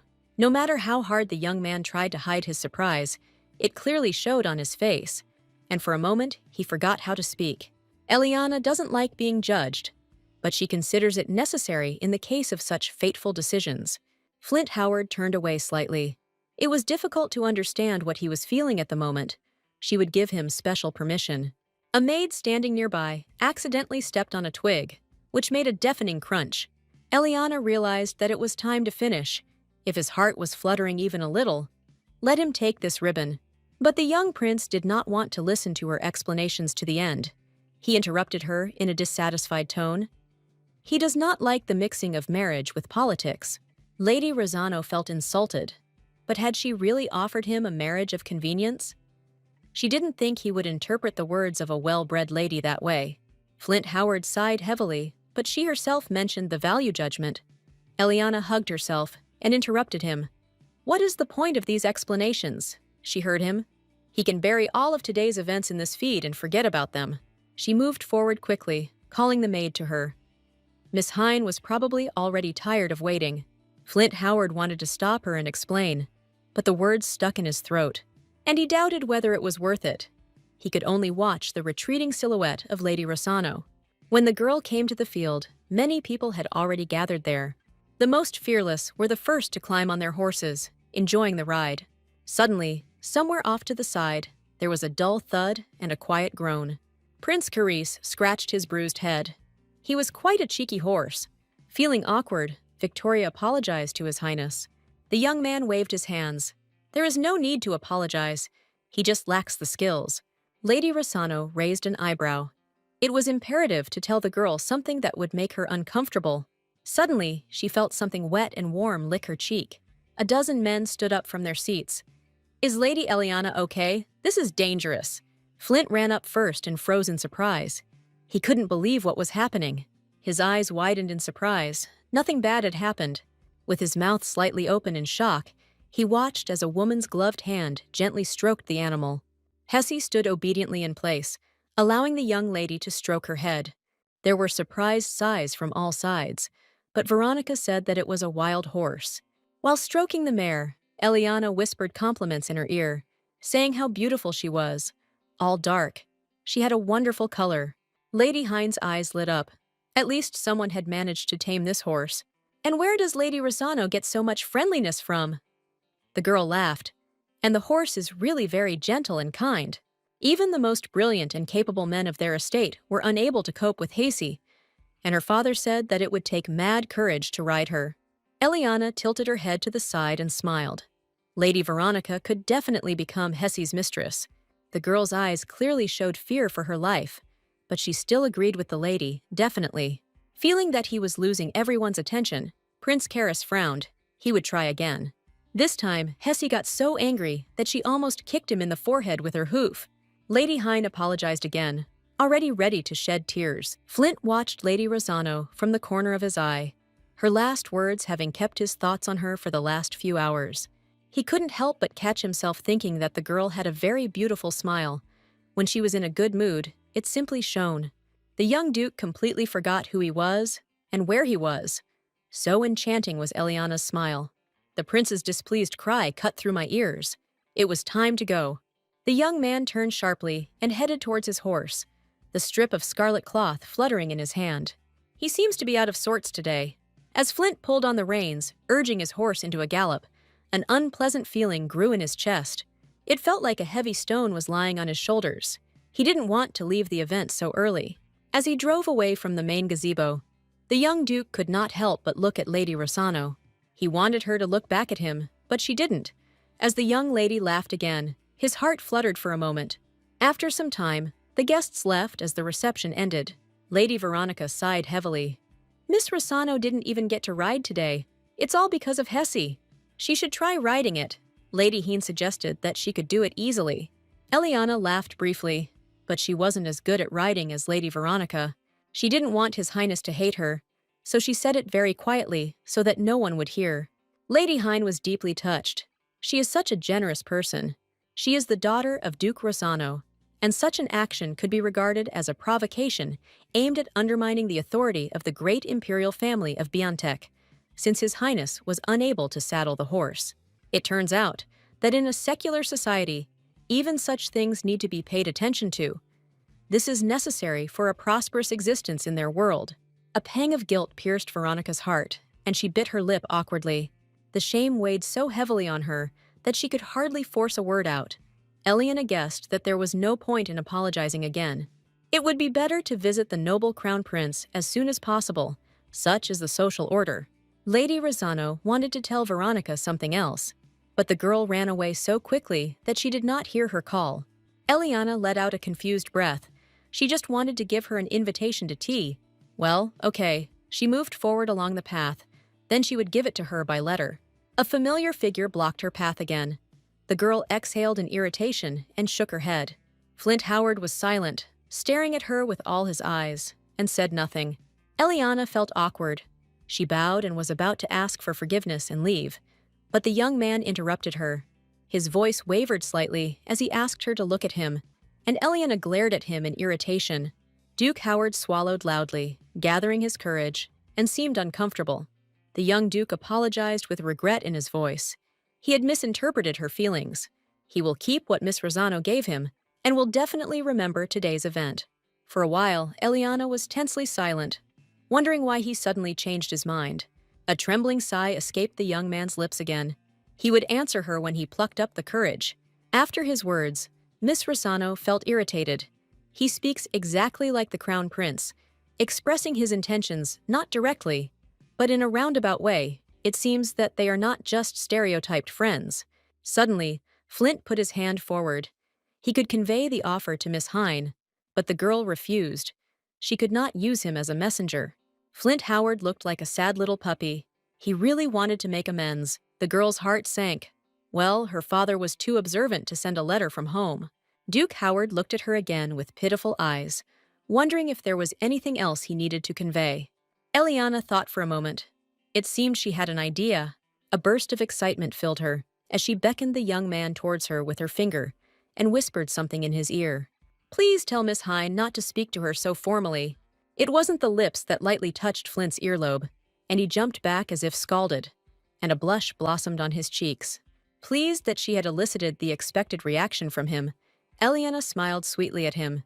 The young man was still standing there, thunderstruck, when she called the maid and headed towards the exit of the garden. When the girl returned to the estate, she heard shrill screams even at the entrance. The maids who met her were trembling with fear, and the butler was giving orders tensely. The tension in the air could be cut with a knife. Eliana froze in surprise on the threshold. Finally, one of the maids approached her, and the mistress returned. When asked what all the fuss was about, the girl explained that Mrs. Isabella claimed that her jewelry had been stolen. And now she demands to search the rooms of all the servants. Emily said that the Goldstein also disappeared. But what is it? She used Goldstein to prevent her from stealing the Duchess's things. That's pretty ingenious. An idea occurred to her, and she asked the maid if her mother had returned home. The girl shook her head. She clicked her tongue. Damn. To kick out the nanny, you need the mistress. She had to see this scene with her own eyes from beginning to end. Eliana believed that her little sister had taken care of everything, but obstacles kept popping up one after another. The maid's scream brought the girls out of their stupor. Lavender reported that the family knights had arrived and that they would first search the servants' rooms and then their own. The knights are terribly dissatisfied. They angrily turned everything upside down, just to avoid falling under suspicion. After all, if they find something in the servants' rooms, they won't have to search their own. Even a knightly regiment was involved, which means that Goldstein is a very valuable thing. It all happened at the worst possible moment. As luck would have it, Demian wasn't there, and his mother didn't know anything, but she would immediately understand that it was all a setup. This can't be put off. She will help Isabella. A couple of hours passed, and the knights continued to desperately search the servants' rooms. The butler and the head maid were quite irritated, but they had no choice but to watch all this. Eliana realized it was time to intervene. She turned to Sir Sinar. Her advice was to look in the nanny's room. She was the closest one. When Eliana was the crown princess of Zakador, Pamela followed her, but she still remained a puppet of Eliana's father. Then her ex-husband exposed her, and she almost died. Then she gave her nanny the jewels and made her run away. Lady Rosano had no idea that she would regret this until her death. Now Pamela would pay for everything, and this thought made her feel a little better. The old woman, who had just woken up from sleep, walked awkwardly out on crutches, with a look of intense shock on her face. What are they doing? She is the nanny of the Duke's eldest daughter. How dare they break into her room? The corners of Lady Rosano's lips lifted slightly as a thief appeared in their mansion. He stole Isabella's jewelry and gifts that her mother gave her for her birthday, so she apologizes for the inconvenience. The nanny narrowed her eyes in anger. She finally saw Mrs. Leah and asked if everything was okay with her things. Eliana pretended to sound worried.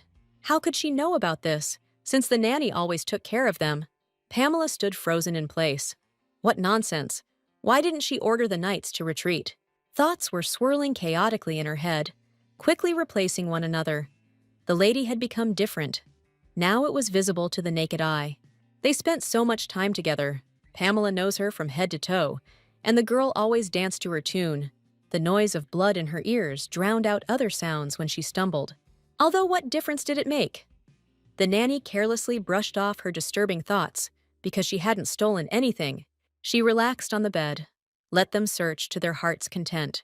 But still, the careless way her things were being sorted through irritated her. She would report everything to the Duke. The old woman tried to suppress a bloodthirsty grin, and then together, they would discipline the mistress. When the guard opened one of the chests at the bottom of her locker, his eyes widened in surprise. The gold cup is here. Please let them confirm that it is a Goldstein.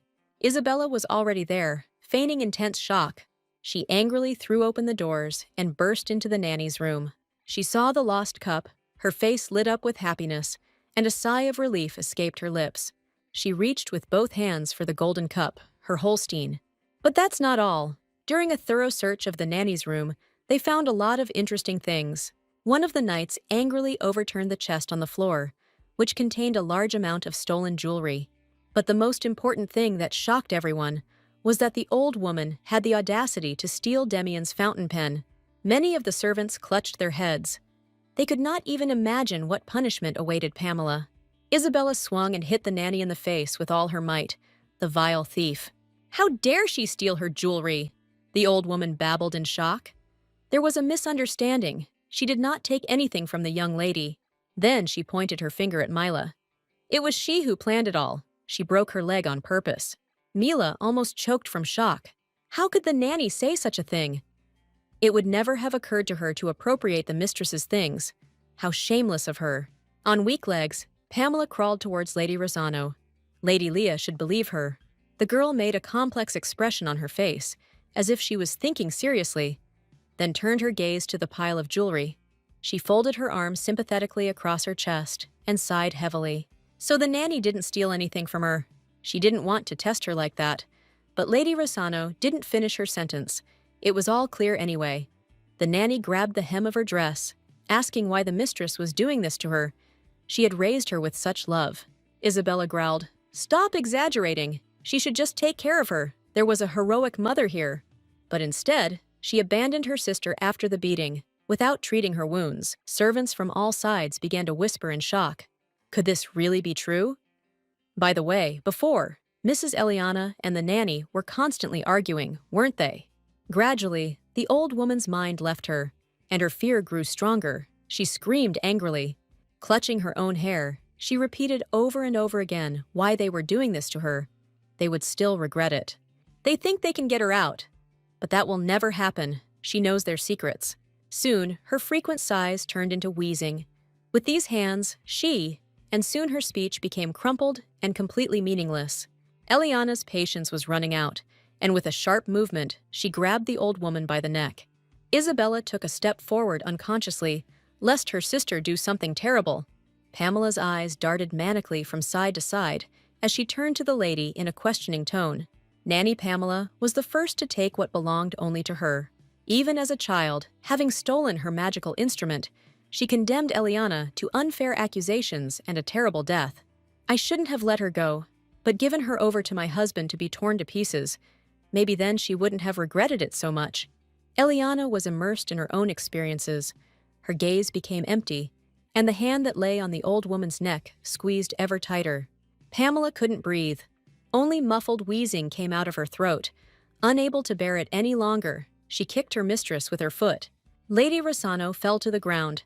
The knights grabbed their swords to see if she was okay. They were going to tie up the criminal, but Eliana stopped them. She herself would decide how to punish her. She would generously forgive Pamela if she repented of her sins, but she is too shameless. Eliana's voice was dripping with hatred. Let her right wrist be cut off. The old woman couldn't believe what she had just heard. Eliana repeated again in a firm voice, "Let them cut off the nanny's right wrist." Everyone present in the hall could not believe that she said this seriously. The angry girl turned to the butler. He heard her. The old man nodded nervously and replied that he would do everything. And then Pamela began to scream. She looked with a frightened gaze somewhere over Eliana's shoulder. Mr. Demian. At the mention of her brother's name, the young lady's heart skipped a beat, and she turned around slowly. Behind her, indeed, stood her half-brother, and in Demian's eyes one could read a question, as well as displeasure. Eliana clicked her tongue in displeasure and turned away. Appeared. The soldiers grabbed the old woman by the arms, and she began to scream again, begging for mercy. She had been unfairly accused. However, the young gentleman did not respond to her pleas in any way. He silently bent over the pile of stolen jewels. Demian chuckled indifferently and said, "But he was wondering where his pen had gone." Eliana watched her brother's actions in silence and tension, her heart pounding wildly, wondering whose side he would take. When her older brother addressed her, it made her flinch, and he threw a small bag in her direction. He landed with a clang at her feet. Eliana was mistaken. Her things were stolen too. Metal washers fell out of the canvas bag and rolled on with a ringing sound. Ella's, why is this hers? These are her father's things. A cold, barely noticeable smile played on Demian's lips. She ordered that his right wrist be cut off. Did his sister think that this was the right punishment? The young lady's eyes flashed angrily.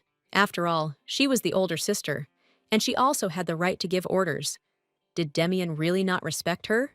The young man's pupils narrowed to the size of pins. He hissed through his teeth. Pamela knows their secret. Has she really forgotten? His voice was bone-chilling as he ordered that the nanny's right wrist and tongue be cut off, and that they cover her mouth while they cut her wrist. The nanny was so shocked that she couldn't even breathe, gasping for breath. She turned to the gentleman in a hoarse voice. There was not a drop of sympathy on Demian's face. Pamela must remember that, thanks to Eliana, she saved her left wrist, but for the audacity to bite the hand that feeds her, he will deprive her of her tongue. Realizing that no one else would help her, Pamela tried desperately to break free from the soldier's strong grip. She would not allow anyone to touch her, let them call the Duke. As soon as she started screaming about the Duke's secret, Demian shut her up with a blow to the solar plexus. How dare she intimidate him? The tightly fastened gag did not allow the nanny to answer. Demian looked at everyone present with an icy gaze. They must not forget that those who stole their master's thing will pay with their wrists and will be thrown out of here. And let Nanny Pamela's misdeed be a lesson to them all. Ignoring the old woman's moaning, the knight raised his axe over her hand. When he lowered it, there was a disgusting crunch, and some turned away, unable to bear such a bloody picture. The servants remained in place, their eyes lowered to the floor. Pamela's heart-rending scream made the blood run cold. Next came the tongue. The gag was removed from the old woman. She continued to beg, but everyone was indifferent to her pleas. The subsequent blow of the axe cut off her ability to speak forever. How much Eliana dreamed of revenge, of the old woman finally getting her comeuppance. But the scene before her was so bloody that she felt no sense of triumph at all. Isabella felt no better. Her face instantly turned gray. She couldn't look away in shock. The old woman fell unconscious to the ground. A large pool of blood gradually spread around her, and a metallic smell filled the air. Isabella felt a tightening in her chest, and colorful spots began to flash before her eyes. With a soft groan, she fell to the floor, losing consciousness. Emma barely managed to catch her. Isabella's face, devoid of any color, looked sickly. No matter how the maids shook her, she did not come to her senses. Demian grabbed his hair and cursed. First, he had to send his sisters away from here. He ordered the servants to take Isabella to the room and call Emma. Even though the younger of them became ill, Eliana endured it steadfastly. He didn't expect that from her. Pamela continued to lie on the floor, passed out, in her own blood, tears and saliva. With a completely indifferent expression on her face, Eliana hooked her carcass with the toe of her shoe. The old woman did not react in any way. Eliana's voice sounded even and flat.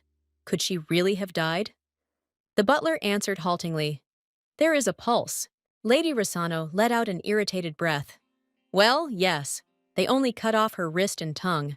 Following this, she ordered Millie to take Pamela into the room and treat her wounds, and let him immediately throw away her body parts. It's just a disgusting sight. Having said this as if cutting it off, the girl headed for the exit. It seemed that Demian lost the power of speech for the first time in his life. There was a completely different atmosphere in the capital's castle. Duke Howard was slightly tired. Despite the gnawing melancholy in his heart, he was busy with paperwork. Wine flowed into the glass in a gurgling stream, but it was not meant for him. An annoying low voice howled right next to his ear. How boring! He could have chosen a bride for him himself. Maybe Flint would simply agree with his father's choice. Flint continued to ignore his majesty. Did the emperor really have so much free time? Karis tried to look into his eyes. His father values him, and he values their friendship. If it weren't for him, Karis wouldn't be here. Everything he told his father was true.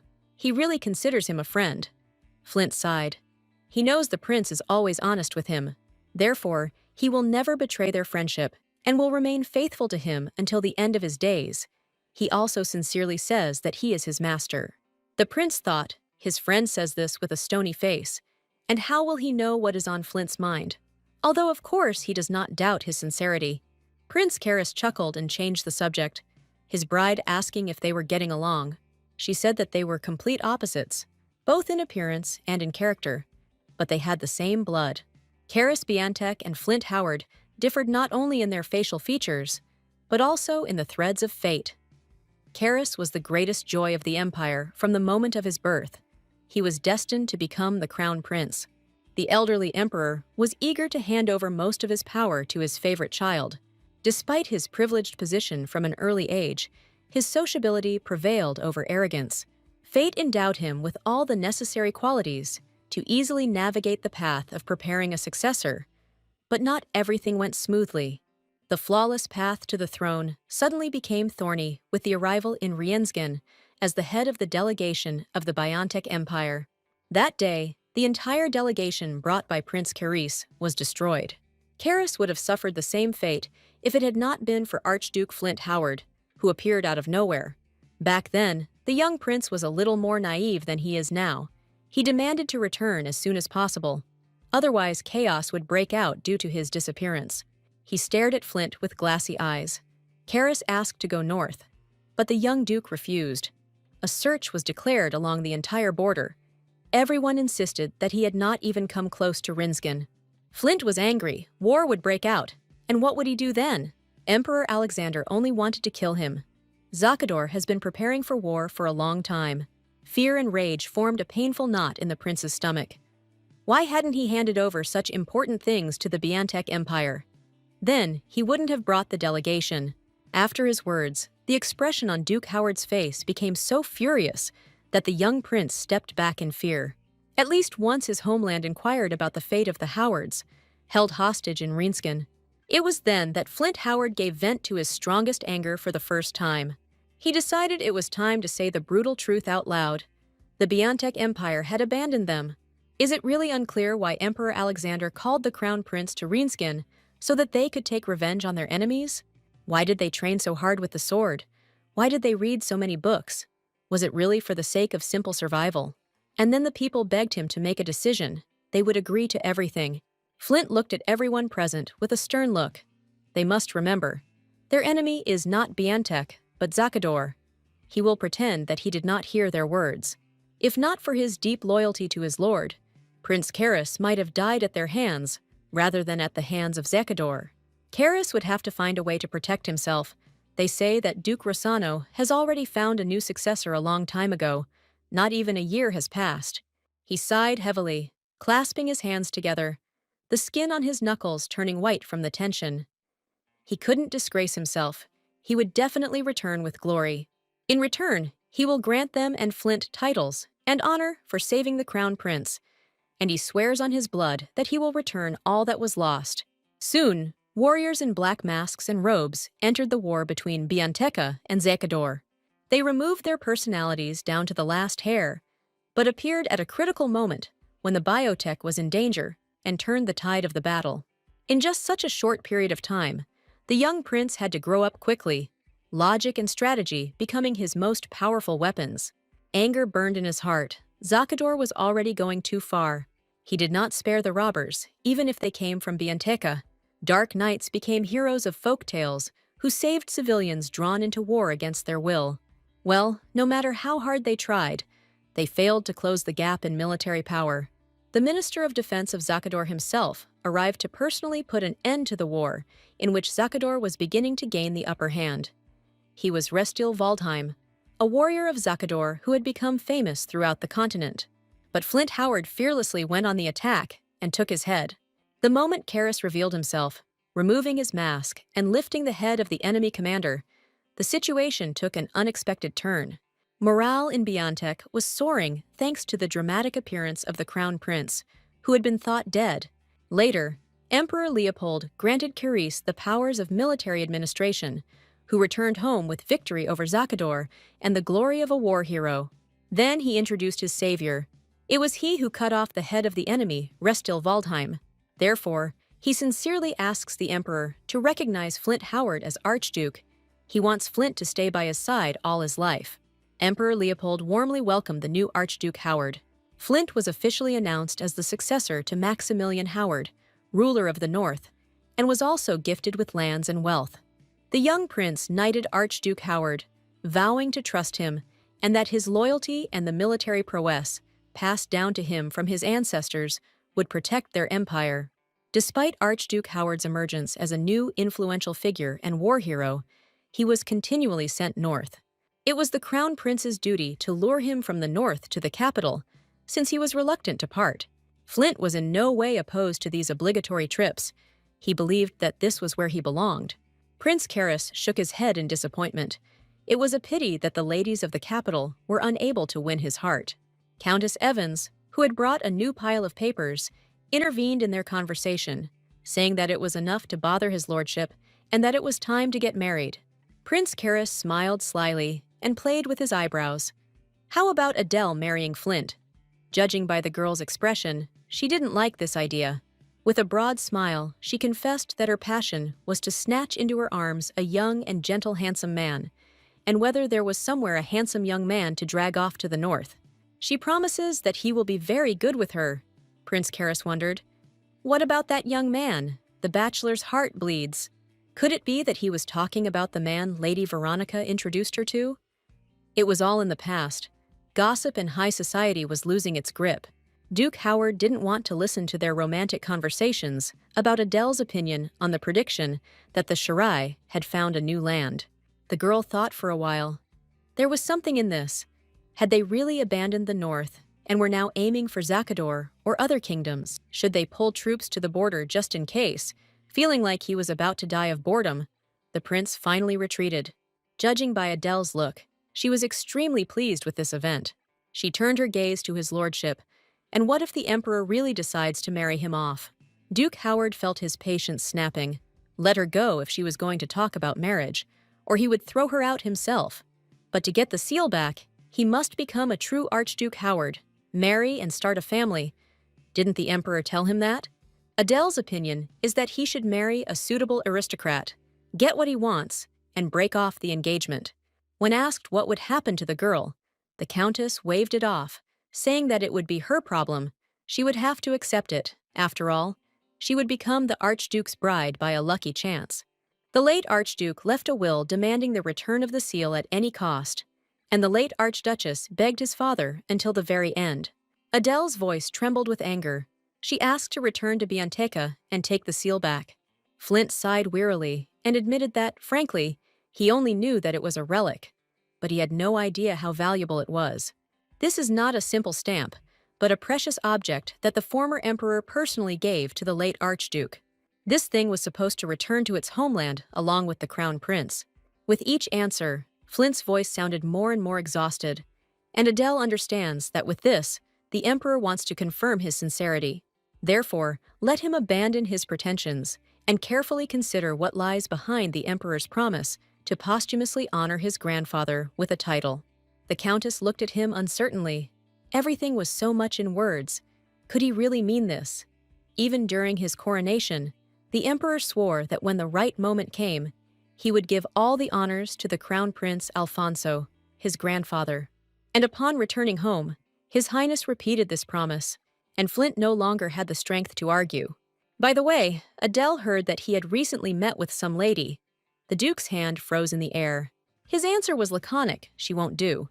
Countess Adele saw her master like this for the first time. No matter how hard she tried to look into his eyes, he avoided eye contact. It seems like it has finally happened. A few days later, Mother returned just in time. She brought gifts from her trip. Opening the box, the woman showed a shining pearl in a shell. Eliana covered her mouth with her hand in admiration. Her mother certainly had excellent taste. Duchess Rossano laughed involuntarily, but a moment later her smile turned cold. Eliana realized what was about to happen. By the way, there was a lot of commotion here in her absence, wasn't there? The girl continued to keep a polite smile on her face. She was just about to tell her how they should deal with the thief nanny. Mother shook her head in shock. The children were constantly insisting on her expulsion. Especially Demian was so cold-blooded. A shudder ran through the Duchess's body. She had never seen him so angry. A kleptomaniac could not be kept in the Rossano mansion. Mother slowly extended her hands forward and clasped the girl's palms in hers. But Leah wouldn't do that. She was a kind girl. The Duchess moved closer and looked into her daughter's eyes, her voice softening and becoming gentle as she asked her to leave Pamela. But Eliana was categorical. She couldn't leave her. Then the Duchess indignantly cried out why. The nanny took such good care of her. How could this be? But the girl stood firm in her position. She was also from the Rossano family, and she shared Demian's opinion. And didn't her mother hear what the nanny did to her daughter? Mother's nasolabial folds became deeper. Her whole face expressed discontent, and there was no trace left of her gentle smile. She again made a pitiful face. Then what will they do? They can't throw the nanny out. They will have to provide her with housing. Eliana put on a polite smile again and gently suggested that the Duchess could take her under her wing. Then Demian will definitely agree, and she will too, of course. Duchess Rossano's mask cracked. She was unhappy with her loss in this skirmish. Well, her daughter could return to her place, which Eliana did with pleasure, deep down celebrating her small victory. Everything has been decided with Pamela. It's a pity, of course, that we couldn't drive her away. Pamela is a servant from the Duchess of Rossano's parental home, so everything had to happen before her eyes. If the Duchess had personally witnessed the manifestation of the nanny's greedy nature, someone's voice did not allow her to finish her thought. Lavender stood in front of her, offering her some Melanie tea. Eliana looked up at her with a slightly clouded gaze. She didn't mind. While brewing the tea, Lavender hummed to herself. The scent was simply delightful, somehow floral or herbal. The man who gave it to Eliana said the same thing. Because of the memory of her past life, Eliana knew that somewhere deep down she hated this tea. She gave the order to Lavender to bring the silver wand. After a while, the maid returned. Still tense, Lady Rossino accepted it with disbelief and began stirring her tea. Well, neither the color nor the smell changed. The tight knot in my stomach relaxed. Apparently, she didn't intend to kill Eliana. Is she still attached to her? A moment later, there was a knock on the door. The maid introduced herself as Milla. The young lady ordered them to come in, after which she asked the other maids to leave for a minute. Both the young mistress and the head maid waited tensely for each of them to leave the room. As soon as the door slammed, Eliana turned impatiently to Milla. Well, did she find out? Milla nodded. There was something. Eliana asked her to speak more quietly. The senior maid lowered her voice and leaned over Eliana's ear, her whisper barely audible. Mila only said a few words, but the young lady's eyes widened in surprise. She asked again, Asta, that's right. The senior maid nodded. That's right, they don't accept letters with requests in that place. Lady Rosano waved her hands, asking for it to stop. The fewer ears that heard it, the better. Thank you, she will figure it out herself. Mila only mentioned to her inquisitive eldest daughter that there is a certain place, and nothing more. It is clear to her. The head maid nodded slowly, of course. By the way, she also has another question for Mila, who receives mail sent to her first. After a brief discussion, the head maid returned with a stack of letters, all mail sent to the young lady. First, Tom collects the mail and sorts it by name, and the servants select one family member and deliver the letters to the owners. Isabella said that after the rumors about her wedding with the son of the Marquis of Alvis died down, she received too many letters and invitations, and she hadn't even had a debut. But all this does not interest her, because men just want to cling to the duchy. Eliana did not receive a single letter, except for the offer from the son of the Marquis Alvis. After this, she began to suspect that someone was taking her mail even after Pamela had left. There were plenty of letters, and Lady Rosano spent a fair amount of time sorting them. Eliana continued to sort the letters into piles when one seal caught her eye. It depicted a wolf, the family seal of the Duchy of Howard. Lady Rosano chuckled slightly. This letter was not a bad bait. But first, she needs to return it to its place. She can't wait to find out its contents.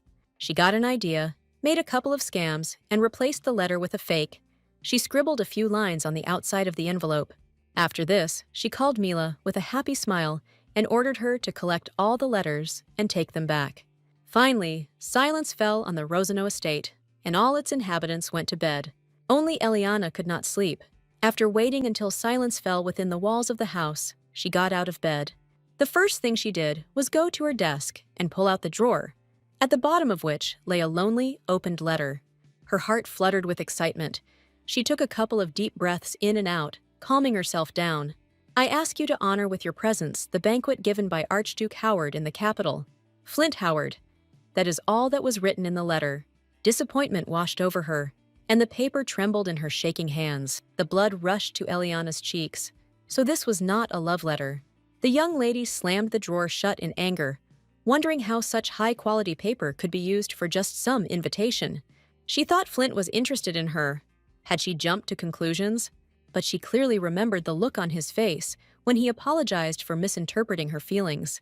And in such a plaintive voice, he promised that he would save her ribbon and would definitely remember the event of that time. Crossing her arms over her chest, Eliana plopped back down on the bed in annoyance.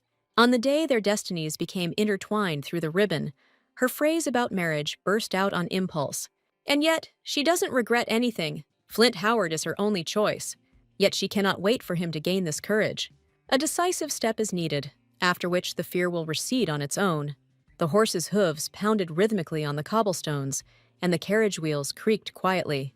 It was still the first half of the day, but Eliana already felt exhausted. It was so difficult to go anywhere.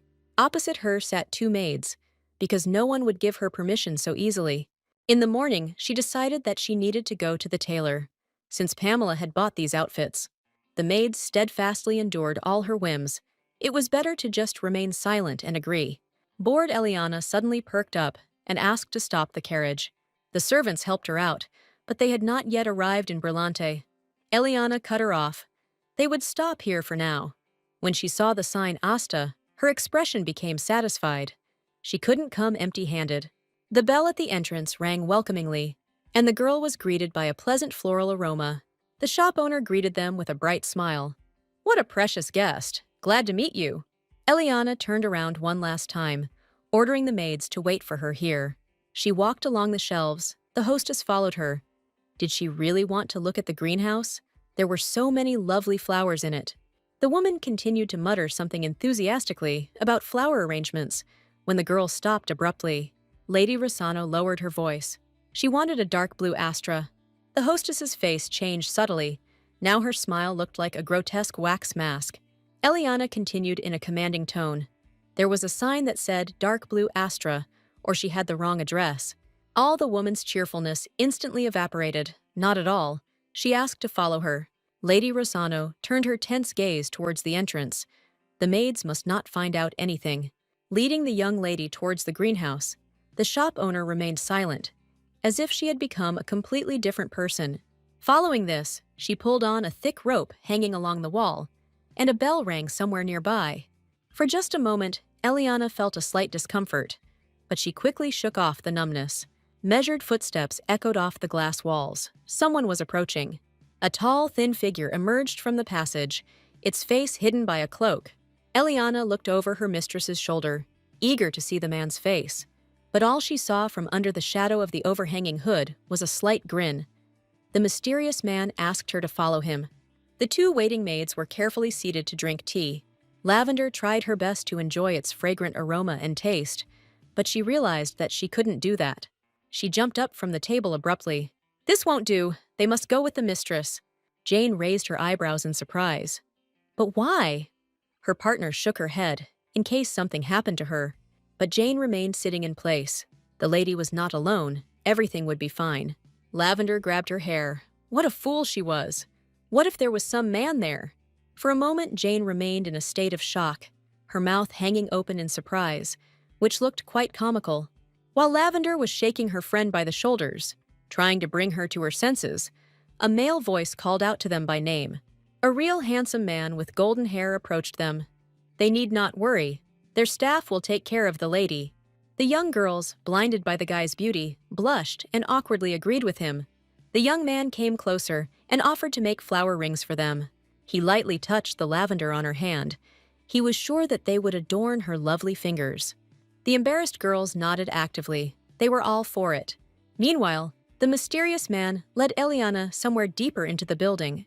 The girl looked around. It was a glass gazebo, although it looked a bit abandoned. Everything around was covered in dust. She sat down on a chair with disgust. Lady Rossano decided to start the conversation first. Since he was from Zekador, the man's composure cracked. He let out a surprised breath. As she recognized, Eliana closed her eyes in satisfaction. Judging by his accent, they say it's not easy to get rid of. But he doesn't have to worry. Ordinary people from the Biantek Empire won't even notice him. The piercing gaze of his brown eyes seemed to scan her, as if the person in front of him was not an easy one. As far as she knew, Asta was also not quite an ordinary guild with its scale. The young man grinned and thanked her for the praise. They would certainly give her a discount. The girl shook her head. No need. She would pay the full amount. The main thing was that they found what she needed. The young man gave her a warm smile and asked what she was looking for. Eliana instantly became serious. So it is a magical instrument. The young man was slightly surprised by his ability to change the color of his hair and how this happens. For himself, he wrote down the young lady's answer by simply placing it to his ear. Interest sparkled in the guy's eyes. This was the first time he'd heard of an artifact working like this. And yet, Lady Rossano really did use it that way. The young man snorted incredulously. Maybe she has magical abilities. Eliana rolled her eyes. Unlikely. Then he again buried his face in the sheet of paper. Let him describe the object. In a couple of minutes, the mercenary managed to make a rough sketch of the missing earrings and also write down their characteristics. This would be quite sufficient. Rising from the table, Lady Rossano hinted that she would be grateful if he found it as soon as possible. The girl doesn't have to worry. He's like a fish in water in this activity. In the language of flowers, dark blue astra means trust. Waving his hand, the young man said goodbye. Well, it was time for him to go. But Lady Rossano stopped him. Trying to find out the name, she must know the name of the one who took on her request. But the hired worker only looked away and chuckled. Well, if he doesn't want to talk, then she won't ask anymore. The young man quietly called after her, Astina. And then the girl wondered if this was a young man. When she turned around, the mercenary had disappeared without a trace. It turns out that the head of the Astra Guild has always been a woman. It's just hard to wrap my head around. Asta, the name of the largest guild that stretched across the continent. Its leader Astina, the man who secretly helped the first prince of Zakador ascend to the throne. It was rumored that she was close to him.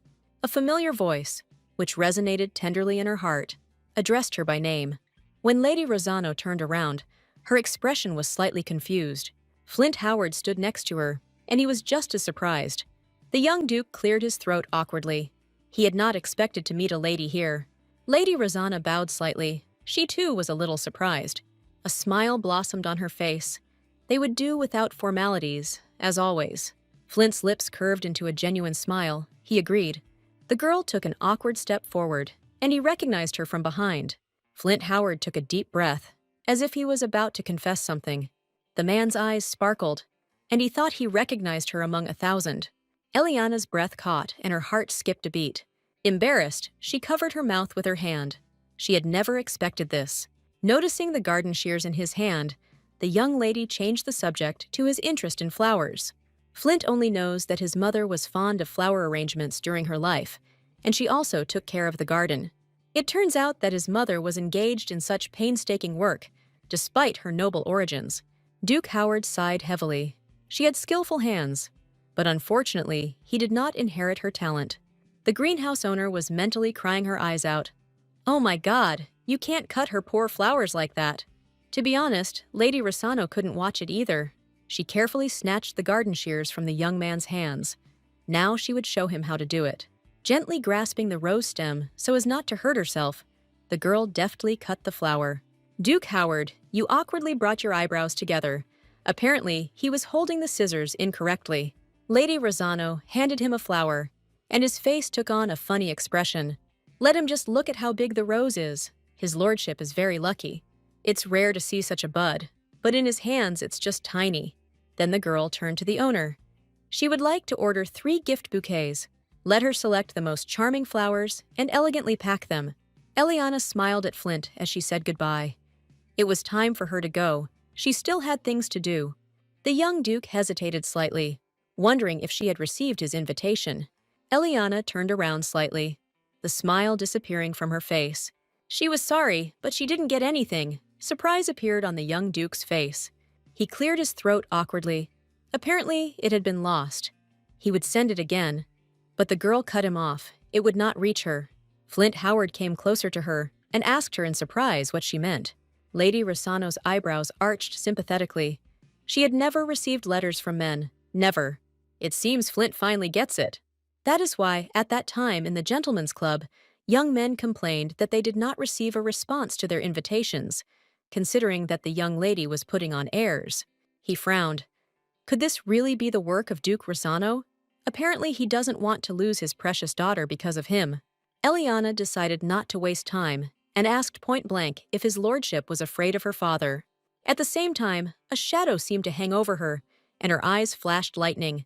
She needs a man who can kiss her in front of the Duke of Rosanna without hesitation. If Flint Howard doesn't have that kind of courage, she'll take that flower and leave. Duke Howard froze in place. The words caught in his throat. The nails dug into her palm. Apparently, Eliana had chosen the wrong one again. When Flint addressed the girl by name, his voice sounded relaxed. The girl turned away, offendedly. She was listening. The prince fears no one except His Majesty the Emperor. But this was not enough for the girl. His Highness did not give her a clear answer. But even the Emperor himself cannot interfere in his relationship with the future Archduchess Howard.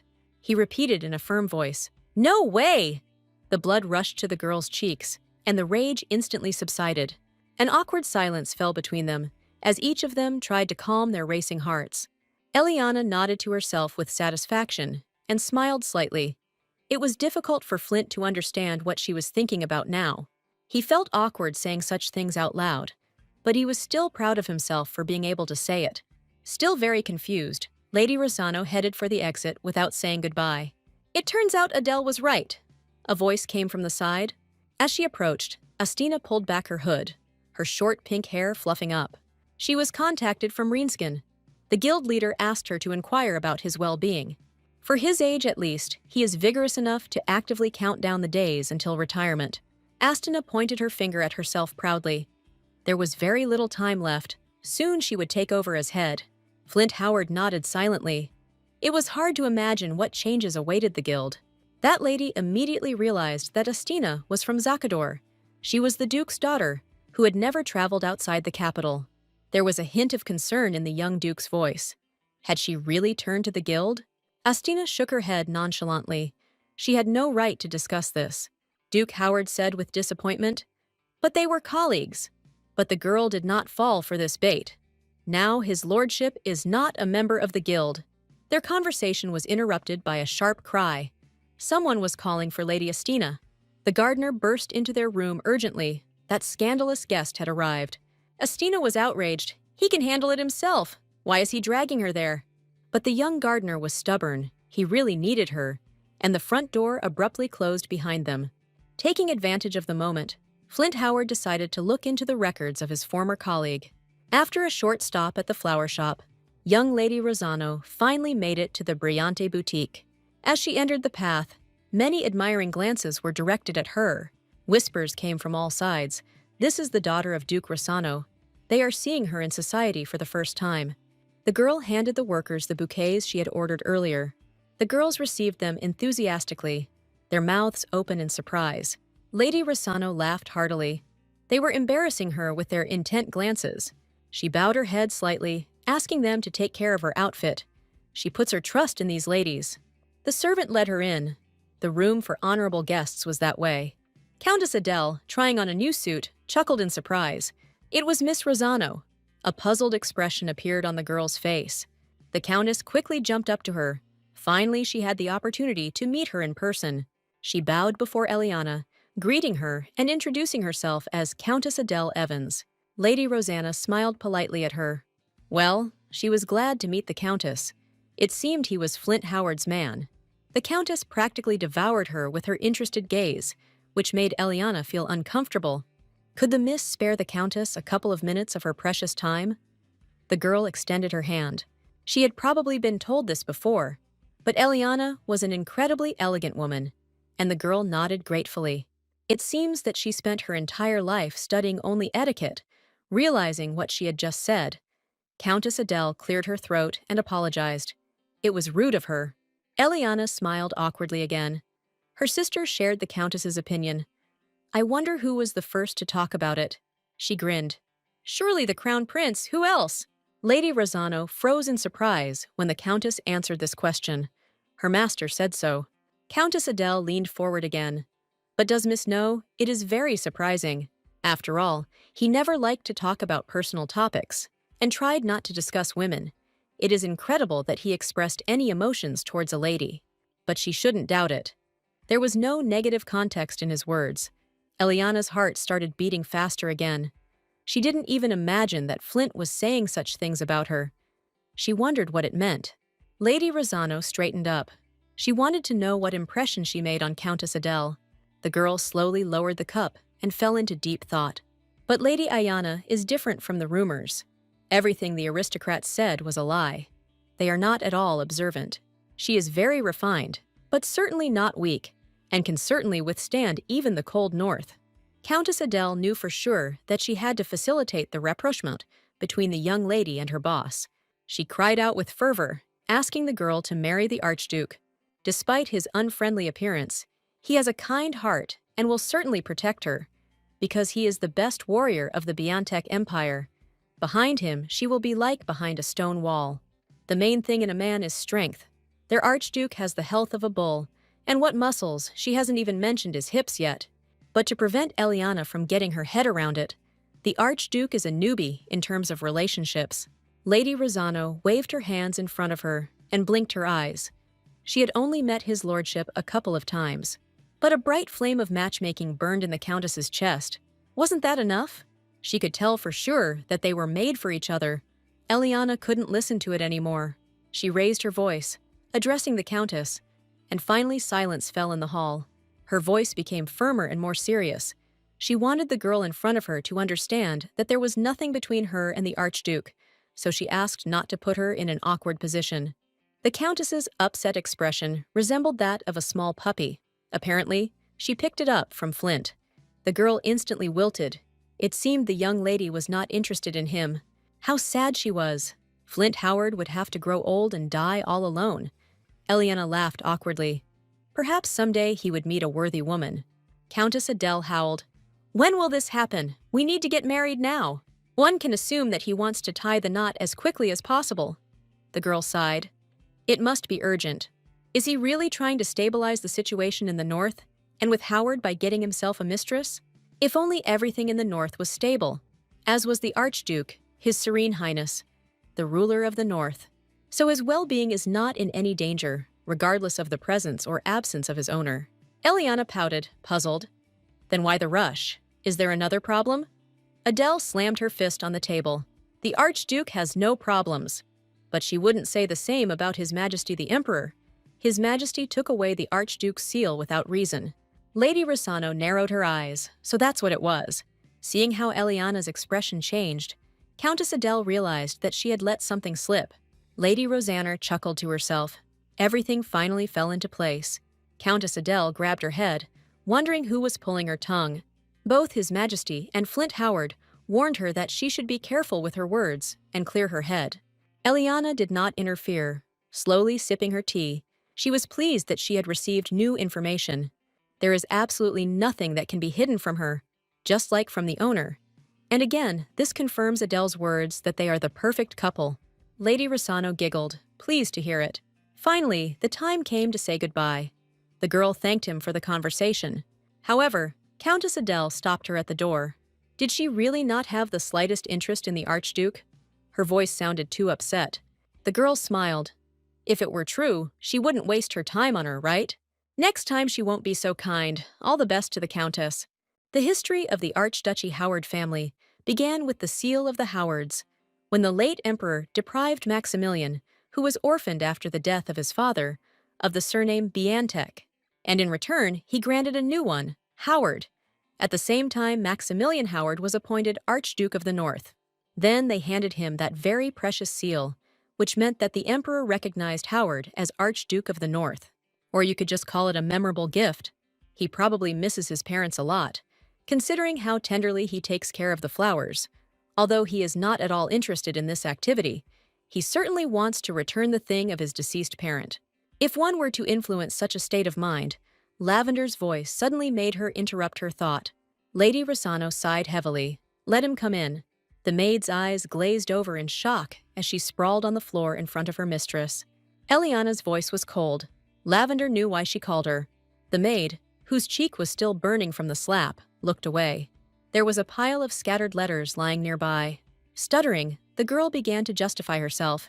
If she meant the letters, then she wanted to sort them for her own convenience. A new wave of anger rose in Eliana's chest, and she splashed hot tea in the maid's face. Ignoring Lavender's sniffles, she gave her a haughty look, wondering if the girl thought she didn't know. Eliana knows that she carefully examines her body while taking a bath under the pretext of caring, and Lavender would have immediately reported to her father if she saw her with a man, right? Lavender burst into tears. Hitting her forehead on the floor, she asked for forgiveness. This was the master's order. She could not do anything because she was simply following his will, otherwise he would have killed her. Eliana's voice softened slightly. She could understand her situation. Lavender was afraid of her father. But Lavender is still a smart girl. Lady Rossano slowly rose from her chair. She must realize that a formidable father always has a daughter like him. The girl's voice grew cold again. Didn't it occur to the poor servant that Eliana could kill her faster than her father? Tears streamed down Lavender's face in a continuous stream, and she promised, barely audibly, that this would never happen again. She was ready to beg as much as she could for a new chance, her whole body shaking. The young lady answered the bell and addressed Lavender with contempt. She pulled the cord. Eliana doesn't correct people. The other maids obeyed Eliana's order without question, grabbing the girl by the arms. Let him go and wait for her orders, and under no circumstances dare to say anything to her father. Otherwise, he will wipe such a useless servant off the face of the earth. Finally, the girls took Lavender away, who continued to scream shrilly, begging for forgiveness. Eliana turned away, hiding her face. It was hard for her to admit that she had nevertheless painfully accepted this betrayal. A chill gripped her heart, once again reminding her that she could not rely on anyone on this estate. Night fell, quiet and peaceful, but Eliana was wide awake. She had a feeling that something else would happen today. The window frame swung open, causing the curtains to flutter, and Astina's figure seemed cut out against the moonlight. She laughed almost silently, wondering if the young lady was surprised.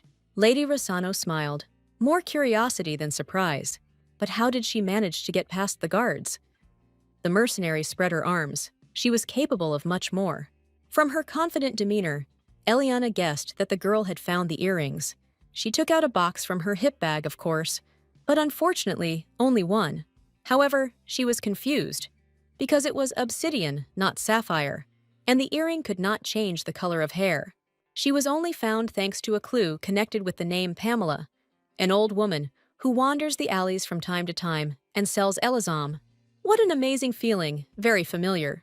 Despite the different stone and the inability to change her hair color, Eliana knew it was definitely her earring.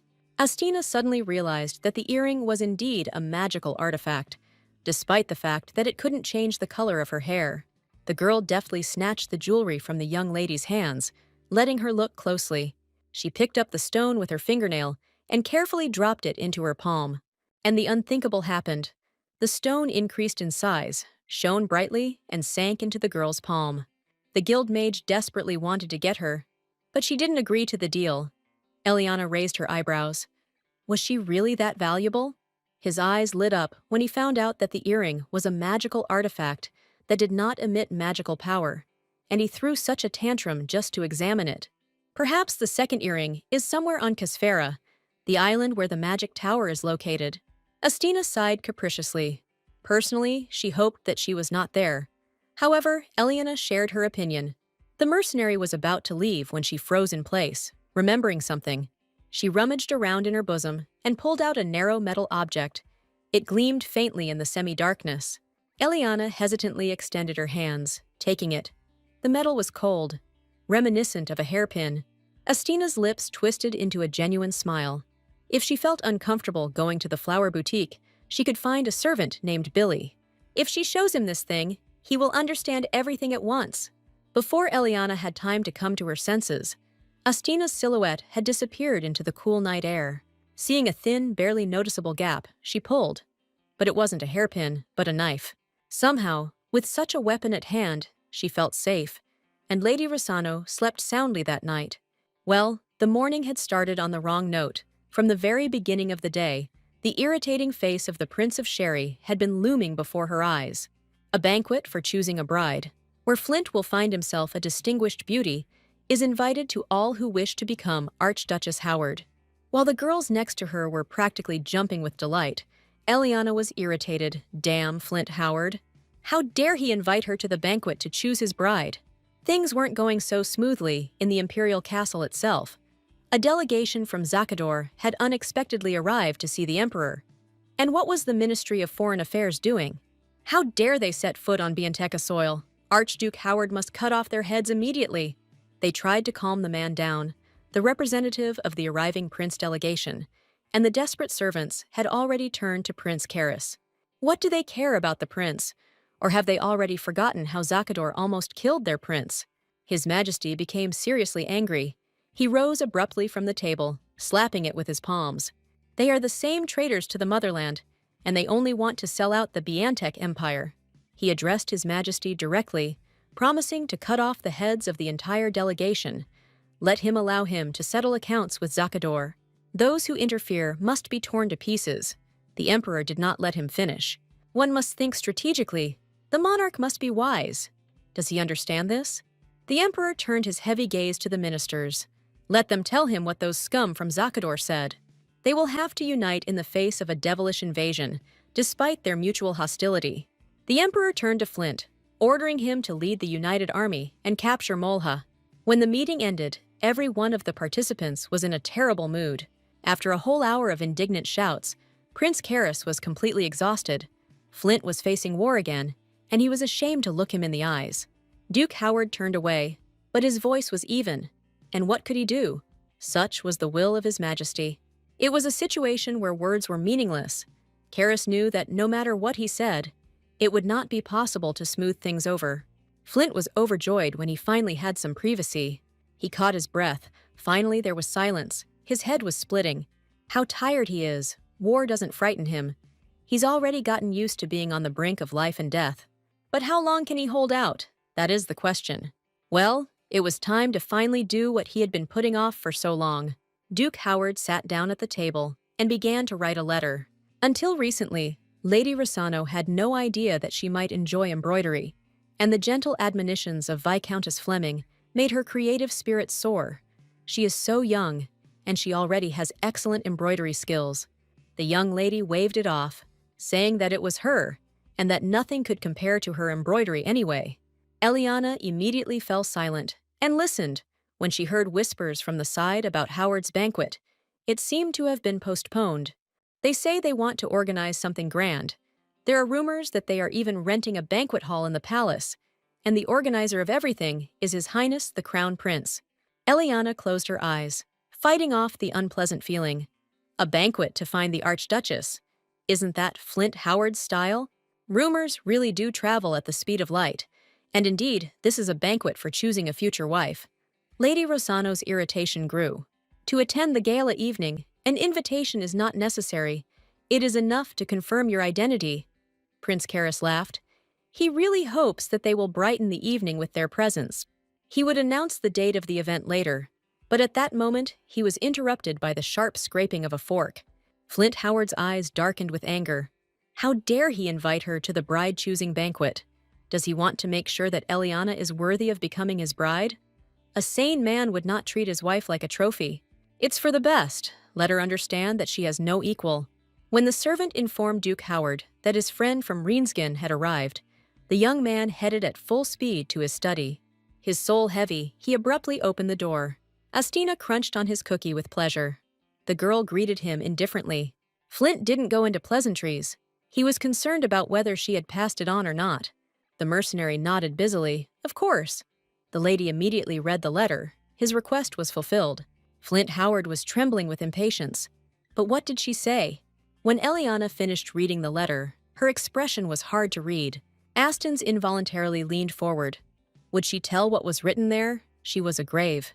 Lady Rossano raised an eyebrow in confusion and chuckled. He will leave the capital for a while and does not know when he will return. Incorrigible northern man. I wonder why such a busy man would report something like this. Duke Howard moved even closer. And that was all. The mercenary rolled her eyes. What else was he waiting for? Watching her sadly dejected friend, Astina continued to eat her cookies with pleasure. Didn't he give her that earring? She found it, thanks to Flint. He should have at least boasted that it was his merit. The young man shook his head. She contacted the guild to keep everything a secret. Astina burst into loud laughter, and this comes from the one who peeked at her contract. The Duke's whole face turned red. Although he agreed with her, it was rude of him, and he asks forgiveness for it. Astina was slightly surprised, but didn't show it.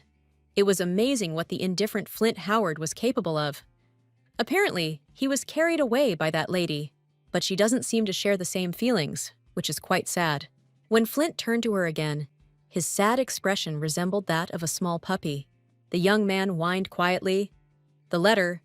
The mercenary rolled her eyes. She had already said everything. Should she repeat it again? Flint closed his eyes in disappointment. No, she should probably go. Slamming the door to her friend's office, Astina exhaled, finally free to let go. She clutched her stomach and burst into hysterical laughter. However, Flint on the other side of the door could not share her mood. He beat out a rhythm with his fingers discontentedly, and there was no reply. Perhaps all because of Duke Rossano's resistance. Who needs a son-in-law who can die on the battlefield at any moment? But he is sure that he will never die and will not leave his wife. The next thought took away all his boastful mood. Could Eliana really share her father's opinion? His heart sank painfully. There was a knock at the door. His Grace wishes to see Countess Evans. The servant hurried him. The matter was urgent, and Flint instantly forgot about the box on the table. The ruby inlaid into the hairpin sparkled brightly in the rays of the sun. Flint, entering Adele's chambers, felt as if he had been punched in the gut. Adele was not alone. Lady Rossano was sitting opposite her, and it seemed she was in a bad mood. However, as soon as he thought about this, the girl turned around, her lips spreading into a smile. 3 hours ago, Eliana was intensely preparing for this date. She wanted to look her best. Jane circled around her and squealed with affection.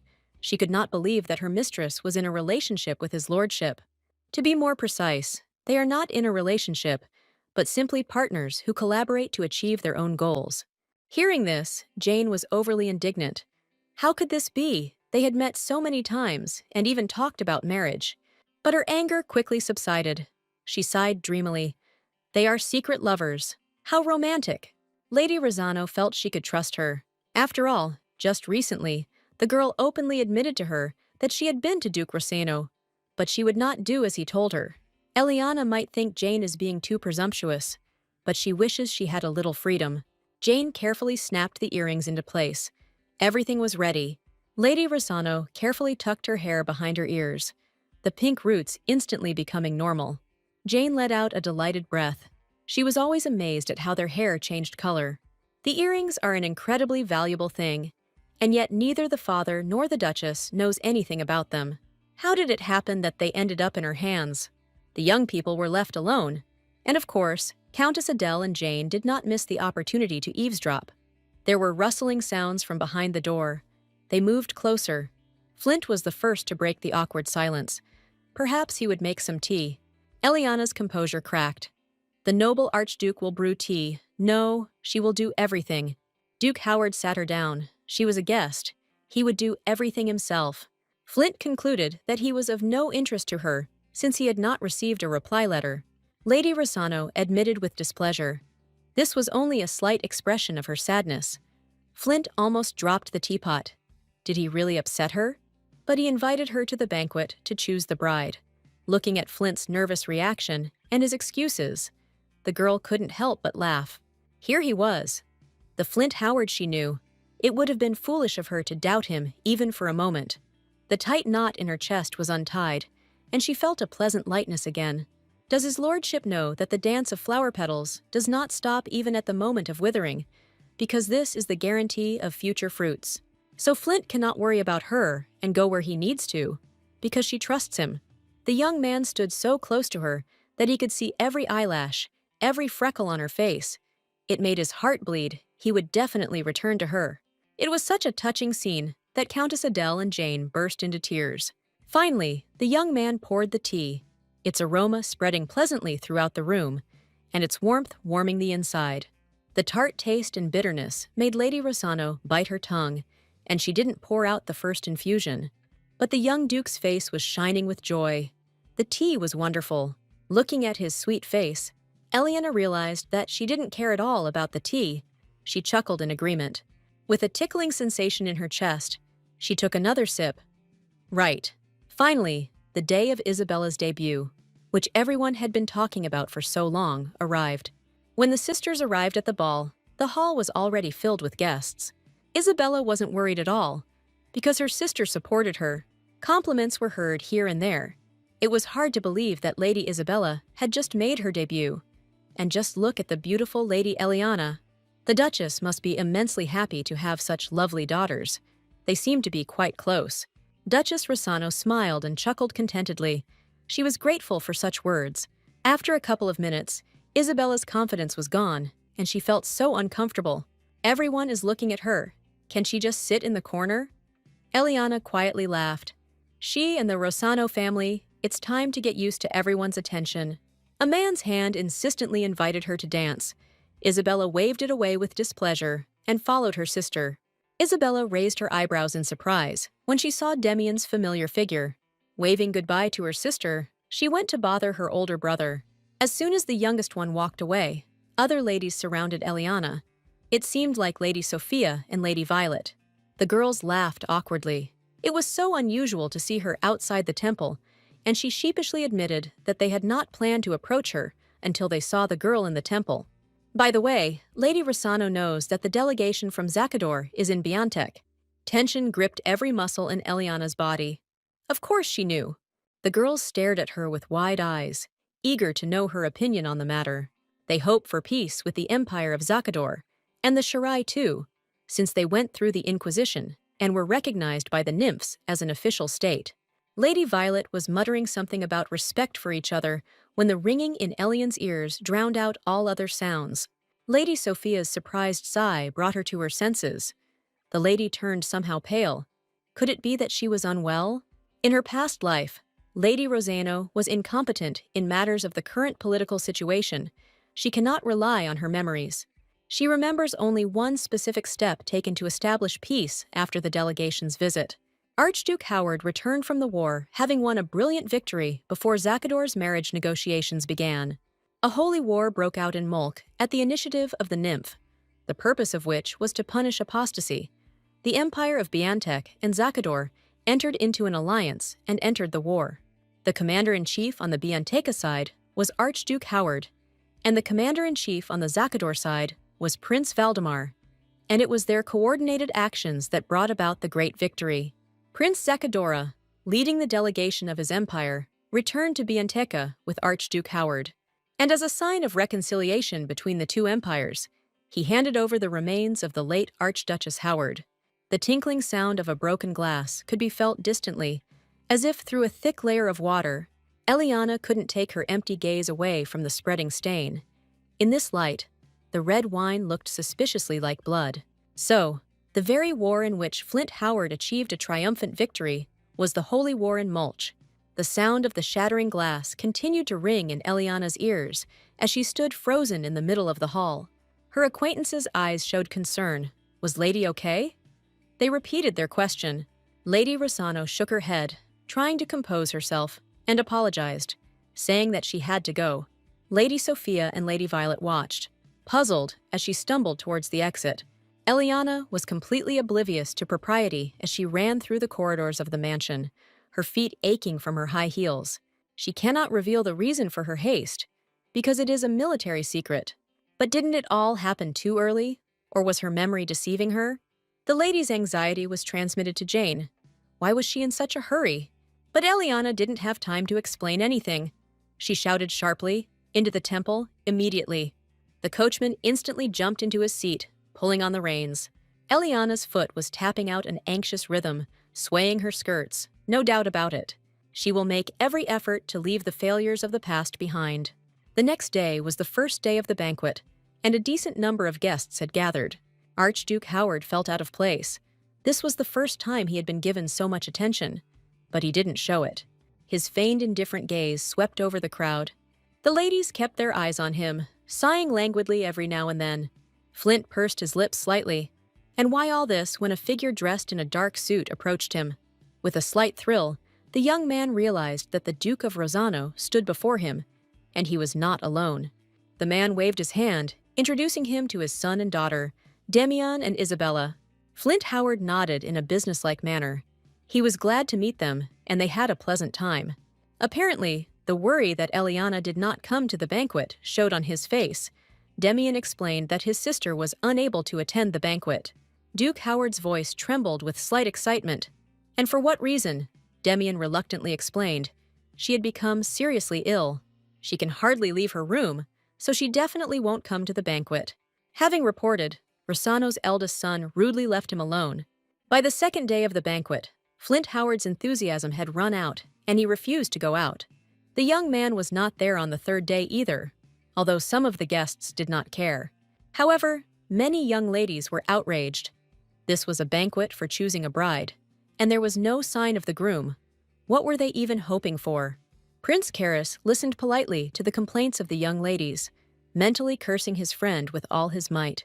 The girls did not back down, asking him to do at least something. He had to force the Archduke to come to the banquet, even if it required extreme measures. They didn't leave him alone for a second, continuing to complain and ask. Problems and complaints rained down on the prince from every angle, and Karis began to lose his composure. He burst into his friend's chambers, intending to give Flint a good thrashing. And there he was, standing as if nothing had happened, and even surprised by his visit. Karis exploded. He arranged a banquet for him to choose a bride, but he doesn't even show up at it. At least he understands how this will affect his reputation. Flint ignored his screams, and he arrived on time. His Highness froze in shock, wondering what he was talking about. Flint's look said that this was a serious matter. He had a request to make of him. Something happened last night. Jane came to her mistress to inform her that the young master and mistress Isabella had left the mansion. Eliana was ready, throwing a shapeless cloak over herself. There was no one in the house, after all. The mansion was absolutely silent, which was unnerving. The darkness left a feeling of abandonment. Still, the fear of being caught was strong enough that Eliana moved quietly from room to room. Having entered one of her father's rooms, she found a switch and pressed it. With a muffled creak, one of the walls slid aside, revealing a passage. Eliana stood hesitantly before him. She felt that now a turning point would come that would allow her to change the events of her past life. Jane was quite surprised that all the mansions really had such passages. Lady Rosanna herself was not sure, since she learned about this secret passage from Astina. Likely built for evacuation during emergencies, this passage would allow her to exit the mansion without attracting the attention of the knights. It was under these circumstances that the girl learned how the mercenary could visit her without hindrance. And her words turned out to be true. In just a few minutes, she got out of the mansion. As they had agreed, Astina was waiting for them. The carriage was ready. After saying goodbye, Eliana gave Jane the order to return, and she was also not to let anyone into her room. Finally, the carriage moved. For the second evening in a row, Flint Howard was plagued by anxiety. Eliane must be really unwell since she doesn't even go out anywhere. Maybe he should visit her. When the servant told him that he had a guest, Flint was not at all interested. Let him come in. The butler quietly opened the door, and Eliana stood on the threshold, a slight smile playing on her lips. For a moment, Flint forgot how to breathe and thought that he was imagining it all. Lady Rosano walked into the room and threw off her shapeless robe. It was indeed Miss Ileana. The girl smiled brightly at him. She decided to visit Flint to admire the stars together. One could only hope that the starlight could eclipse the shadow of her ignorance. Flint felt a painful stab in his heart. With trembling hands, he began to clear his desk, which was littered with stacks of documents. Let her sit down. He would clear everything for her now. Still not believing that all this was real, he awkwardly asked how she was feeling. He was worried about the girl, since he was told that she was seriously ill. Eliana only smiled softly. She was much better. Flint fidgeted with his fingers, wondering if the chair was too hard. They could move into the living room. Lady Rosino looked at him meaningfully. Everything is fine, although there is no terrace here. Duke Howard realized she was in the next room. The girl suddenly jumped up from her seat. Well, they can go get some fresh air. The door creaked softly. Flint silently followed his beloved. The next room was cool and dark, but it gave them a feeling of peace. No one would see them here. Eliana's eyes burned brighter than the stars she so wanted to look at. Let him come to her. The sky is strewn with stars. It's simply wonderful. Flint's gaze never left her. He agrees. He also often admires these views. He slowly approached. It is worth noting that the garden is beautiful even in daylight. The young man couldn't take his eyes off Eliana. Her delicate features attracted him, and the moonlight emphasized the pallor of her skin. Eliana sighed and plucked up her courage. She had to say it. Did Flint ever want to reach the stars? Today, she would like to put a star in his arms. Her hands slowly reached out to him, gently stroking his neck. Flint was embarrassed. He completely did not understand what the lady was talking about. Before he could finish his sentence, their lips met, and Flint's eyes widened in surprise. His heart started beating so fast that it felt like it was about to jump out of his chest. Eliana's lips were soft as a peach blossom, and he closed his eyes, returning the kiss. Her warmth pleasantly warmed him. Flint hugged the girl as tightly as he could, as if he wanted this moment to last forever. After a while, Eliana pulled back, and Flint reached for her lips with regret. Not being himself, Lady Rosano took a couple of steps back, throwing off her robe and exposing her shoulders. Flint felt his breath catch in his throat. His head was empty. The girl involuntarily laughed, watching his funny expression. Let him follow her. Flint hovered over her, breathing heavily. Eliana's breath resonated with his, and she allowed the warmth to spread throughout her body. But suddenly, the flame in the young man's eyes went out. He froze, staring at her with an empty gaze. Eliana closed her eyes and waited tensely for some kind of action from him, but nothing followed. Her ears caught the quiet rustling of the sheets. The warm body no longer accepted her. She felt only cold. Flint moved to the edge of the bed and turned away, his expression grim. Lady Rosano sat up from the soft pillows, feeling alienated. What had happened? Why wasn't he hugging her? Was he really going to make the lady blush? Flint Howard is completely depressed. He does not want to enter into a relationship without feelings. Eliana cried out in annoyance, then let him allow himself to feel them. But the young man retorted, "It's not about him, because she doesn't love him." Silence fell in the faceless and cold room. Just as cold, Eliana had never felt so alone. But she quickly dismissed the dark thoughts, because she had already come so far. Trying not to disturb Flint's peace, she moved a little closer. If she said the opposite, would he hug her? Archduke Howard remained silent, avoiding her gaze. Every muscle in his body tensed to the limit. Eliana moved even closer and smiled tenderly at him, stroking his tense shoulders. Of course she loved him. Flint's pulse quickened, a pleasant, tingling sensation spreading through his chest, bringing relaxation. Feeling that at this moment he belonged completely to her, Eliana moved closer again, but did not touch his lips, teasing him slightly. She felt that this Duke Howard was still hesitant, so she wanted him to do it first. Frustration made her grit her teeth as he grabbed her wrist, stopping her. Slowly, Flint removed her hands from his own chest and pulled away. A disappointed sigh escaped his lips, and he turned away, not wanting his beloved to see his face. After he cleared his throat, his voice sounded almost even. It was already late. So he takes Miss Eliana home. The cold gripped the girl again. She cried out, "No!" If she returns there, she will definitely be sold to Zakador. Flint Howard turned his head slightly in her direction and asked in confusion, "Sell? What did she mean?"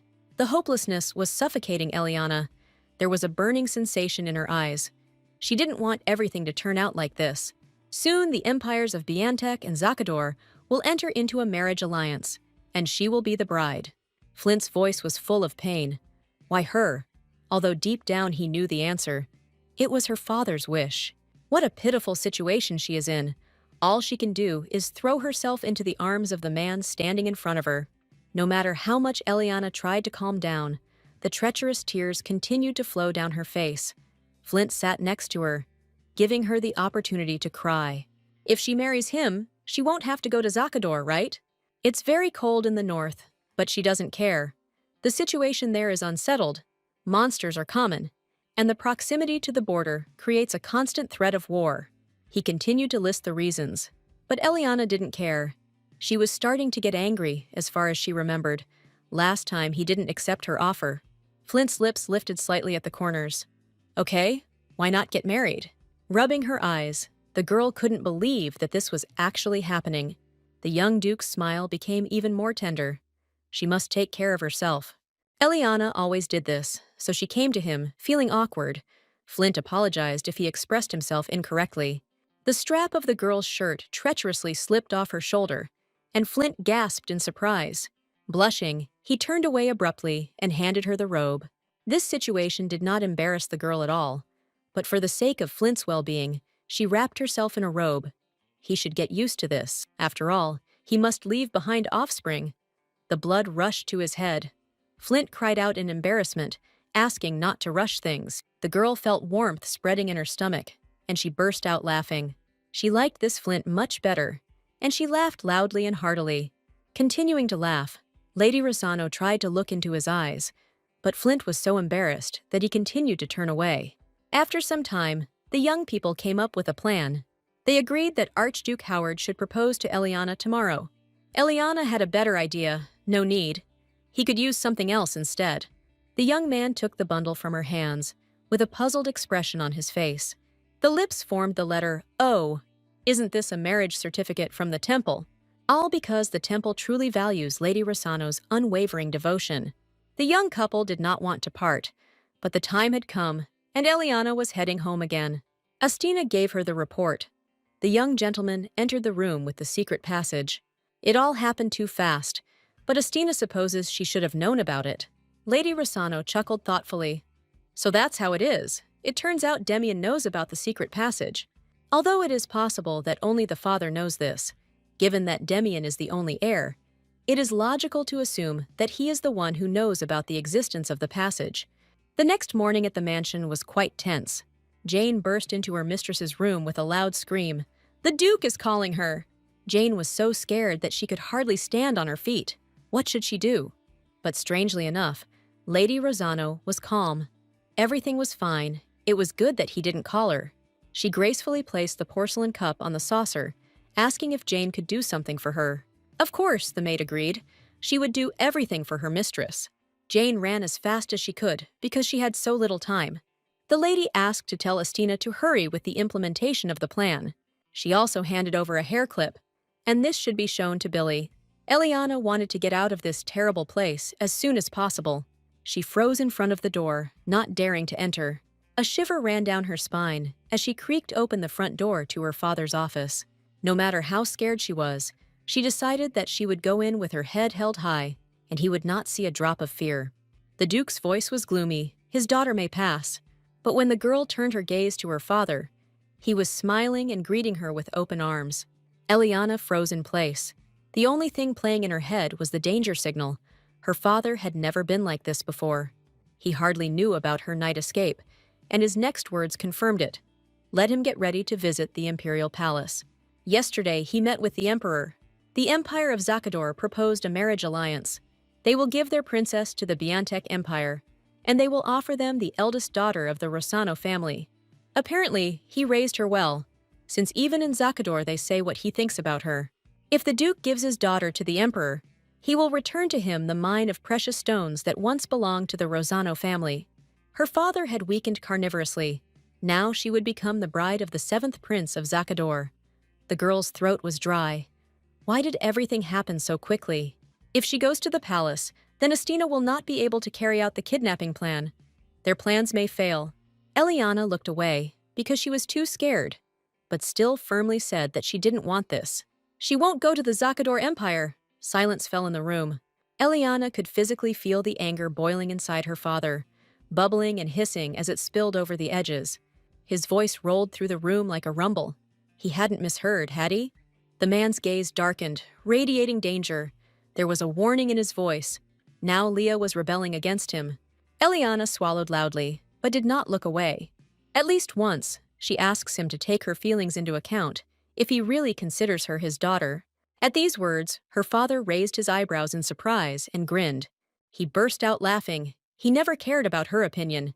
If she didn't go there voluntarily, he would send her by force. Lady Rossano wanted to slap herself for having hope blossoming in her heart again.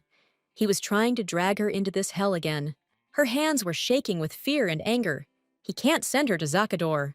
After all, she had already given a wedding dinner to Archduke Flint Howard. The bride he considered the most worthy no longer exists. Flint frowned in confusion as someone shouted outside the doors of his corridor, demanding to see him. He looked at Oliver to see why it was so noisy outside. A woman arrives who claims to be Miss Rosanna's personal servant and is told to do her job and leave. But she continues to insist on meeting him. A fight did indeed break out under his window, and the maid resisted the soldiers with all her might. Jane continued to scream desperately that she needed to talk to the Archduke, at least for a couple of minutes. Her eyes lit up at the sight of Duke Howard. She cried out in despair, asking to save her mistress. Duke Rossano is going to kill her. Flint Howard's heart sank somewhere down. Jane's voice broke into sobs. The lady really could die. Flint felt a wave of terror grip him. Most of all, he was afraid of losing Eliana. Let her tell him in detail what had happened. The young Duke hardly listened to the maid's story until the end. He quickly gathered a small detachment and saddled a horse. The horses galloped, raising dust on the road. Sweat poured down Flint's forehead, and he felt like they were going too slowly. He spurred the horse on the sides, mentally pleading with it to gallop faster. As expected, they were not allowed in at the entrance.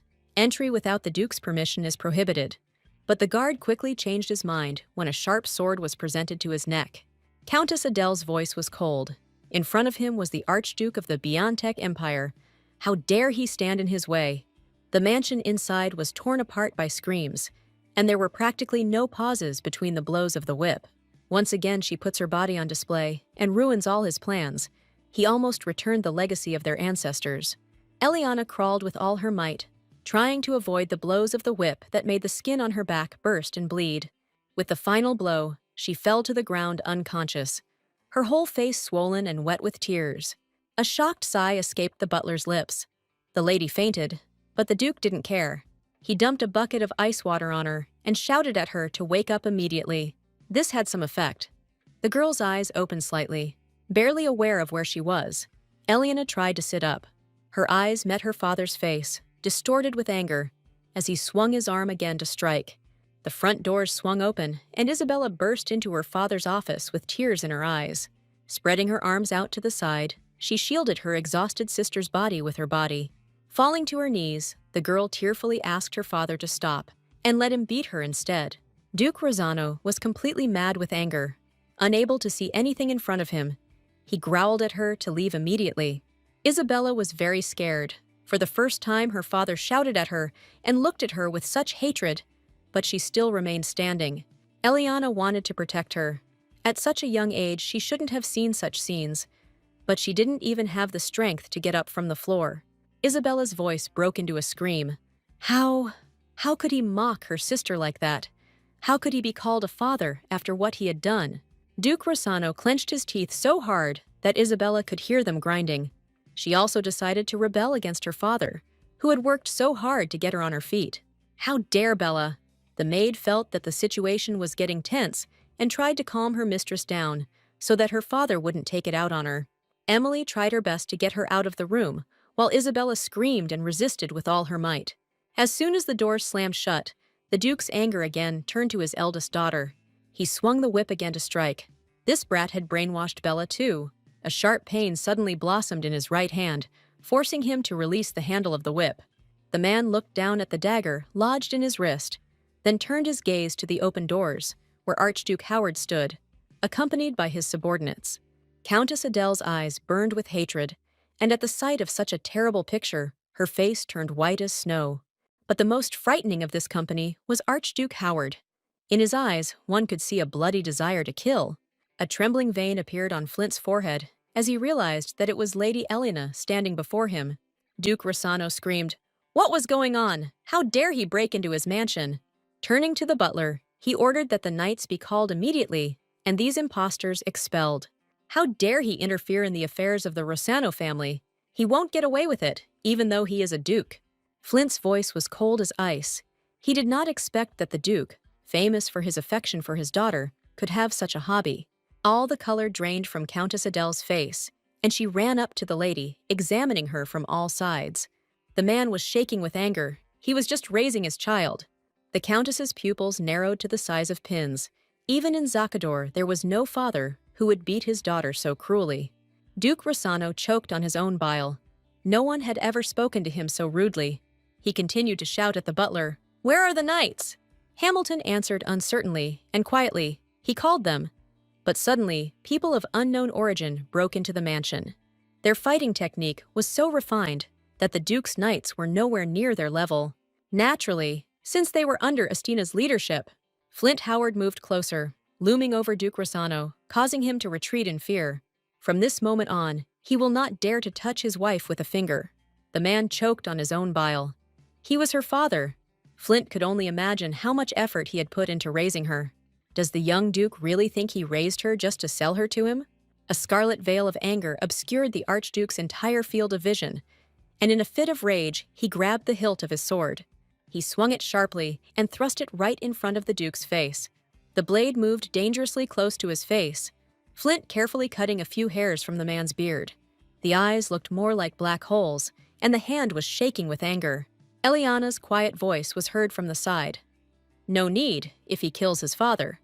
The girl lost consciousness again. Flint froze tensely, but did not take the sword away from the Duke's face.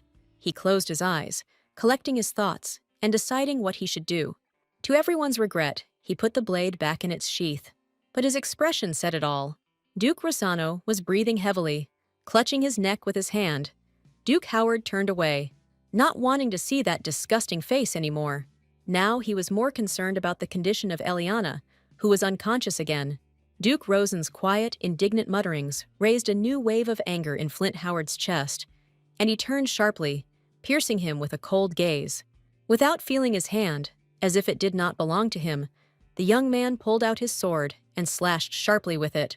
With a trembling hand, the man grabbed his bloody cheekbone, and soon his entire face was covered in blood. Separating the words by syllables, Flint repeated again, "Let him stay away from his wife." He exhaled loudly and sheathed his sword again.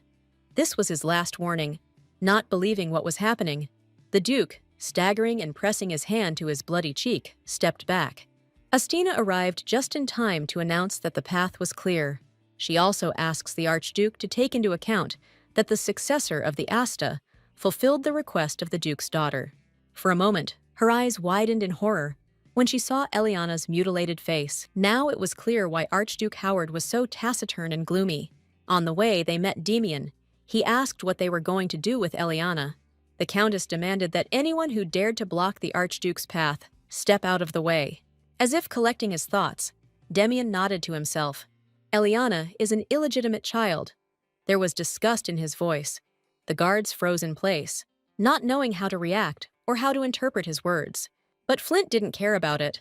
That is, he wants to say that she was bullied for this very reason. He is no different from his father. Demian was angry. He didn't like it. And wasn't his lordship a native of Zakador? He knew very well that in this place, illegitimate children were treated with disdain. Does he really want Eliana to become Archduchess? Flint frowned. Miss Eliana was already an Archduchess, in case he didn't know. Demian's eyes widened in surprise, and for the first time, words caught in his throat. The whole company was silent, waiting for him to finally let them pass. Having accepted his defeat, the eldest son of the Rossano family wanted to pass on something to him. He rummaged around in his bosom and pulled out a small washer, which Flint was surprised to recognize as an Ella's.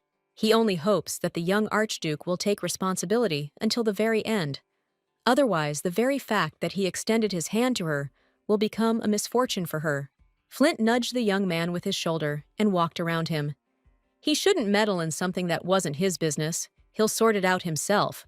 And let him remember, the Rossano family no longer has the right to interfere in his affairs or those of his wife. Finally, Archduke Howard reached the exit unhindered. He was eager to leave this nest of snakes. Father, he was the one Eliana feared most in the world. For her, his whip was more terrible than any sword or poison. However, was he always so helpless? Flint's voice, asking her to stay away from his wife, echoed in her head. He turned out to be a worthless and useless man.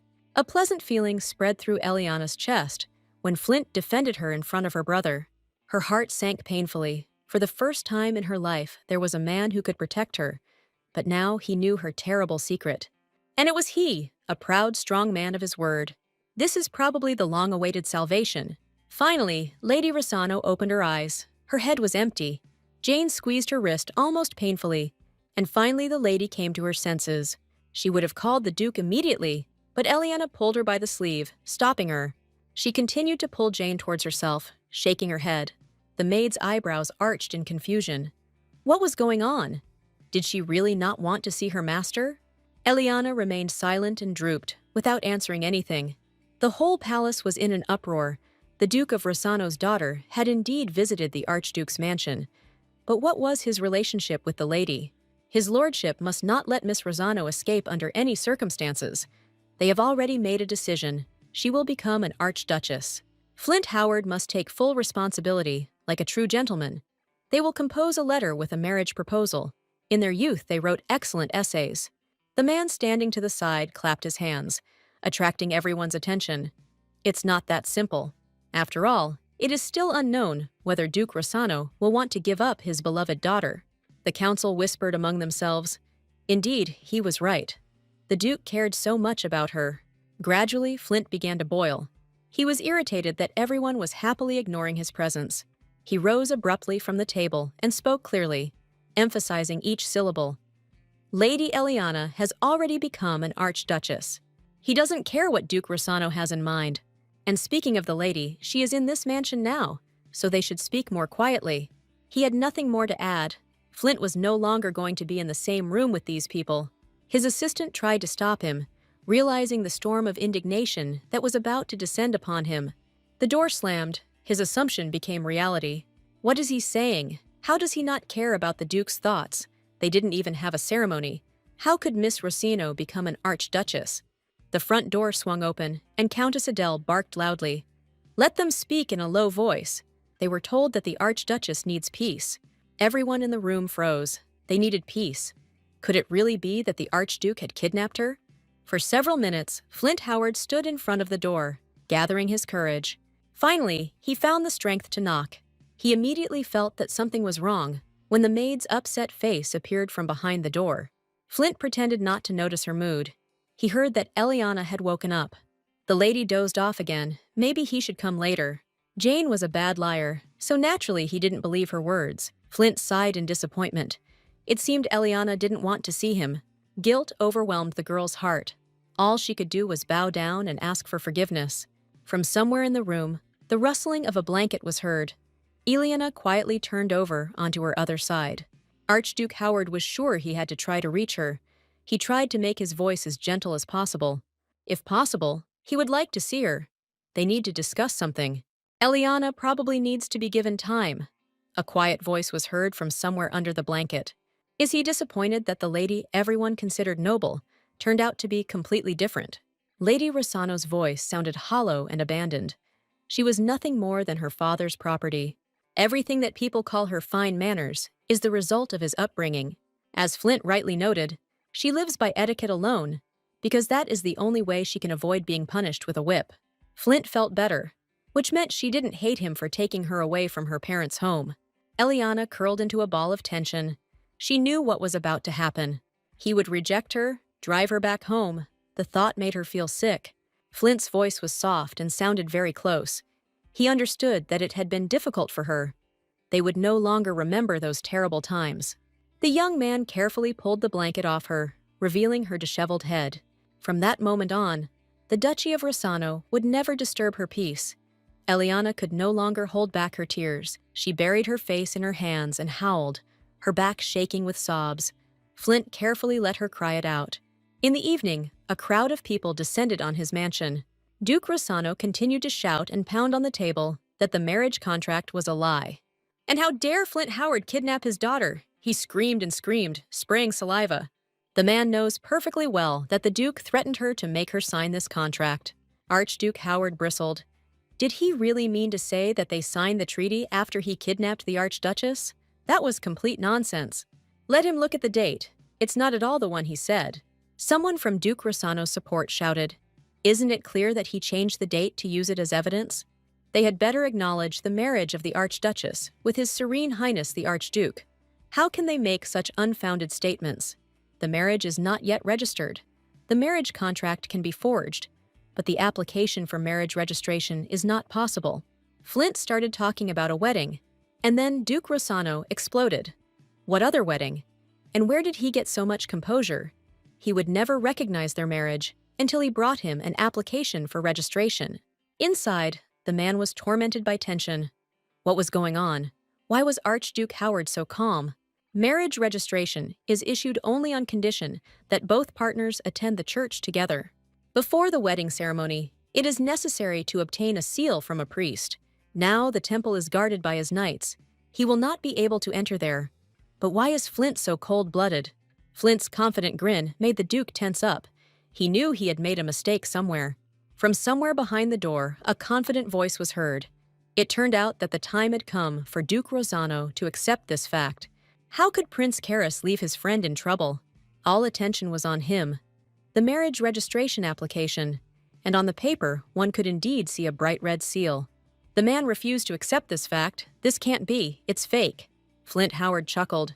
He could check it himself if he didn't believe him. The allies of Duke Rossano examined the document from all sides. It was indeed the seal of the temple, of His Eminence Lord Phaeton. The man felt a chill run down his spine. This was impossible. Although Karras was happy for his friend, he was also a little surprised. He couldn't believe that Flint had already registered his marriage with a government agency. Archduke Howard suppressed a smile and merely nodded briefly. His Highness felt proud of his friend. It was time to end all this. Flint Howard and Eliana Rossano are married, so they can now officially be called Archduke and Archduchess Howard. He, Heir's Biantek, acknowledges this. Flint turned his smug gaze to Duke Rossano, enjoying his reaction. He was ready for another squabble, to see if the man wanted to say anything else. The man refused to accept his defeat. He only quietly repeated to himself, "It can't be." Grabbing his hair, he shouted, "This marriage is invalid!" Finally, this hard day came to an end. Flint was eager to see his wife. He had already missed Eliana. The entrance door to her chambers was ajar, and muffled girls' voices could be heard from within. The whole room was filled with chests, dressers, and various boxes. "I'll have to buy everything again anyway." Eliana promised that she would write to Jane when she arrived north. "But here are her favorite things, like Melanie's tea and this." In a good mood, Flint walked into the room, and what they were doing, Eliana's eyes lit up at the sight of him. Isabella sent her personal belongings, so she is slowly getting ready, because soon they will be leaving for the north. After these words, the young man's face changed subtly. It seemed that sadness appeared on it. Eliana was afraid that she had hurt him with the word that was wrong with him. Flint seemed to be caught between two fires. He was worried about whether he should take her north. They can stay in the capital if she wishes. Eliana chuckled. Did he really think she would avoid her duties as a wife? She lifted her chin proudly, never taking her eyes off him for a second, and waiting for his answer. Her voice was firm as she said it. She is the mistress of the North. Now the North and its territory. Flint's eyes widened in surprise, a pleasant feeling blooming in his chest. His lips broke into a smile. How lucky he was with this woman.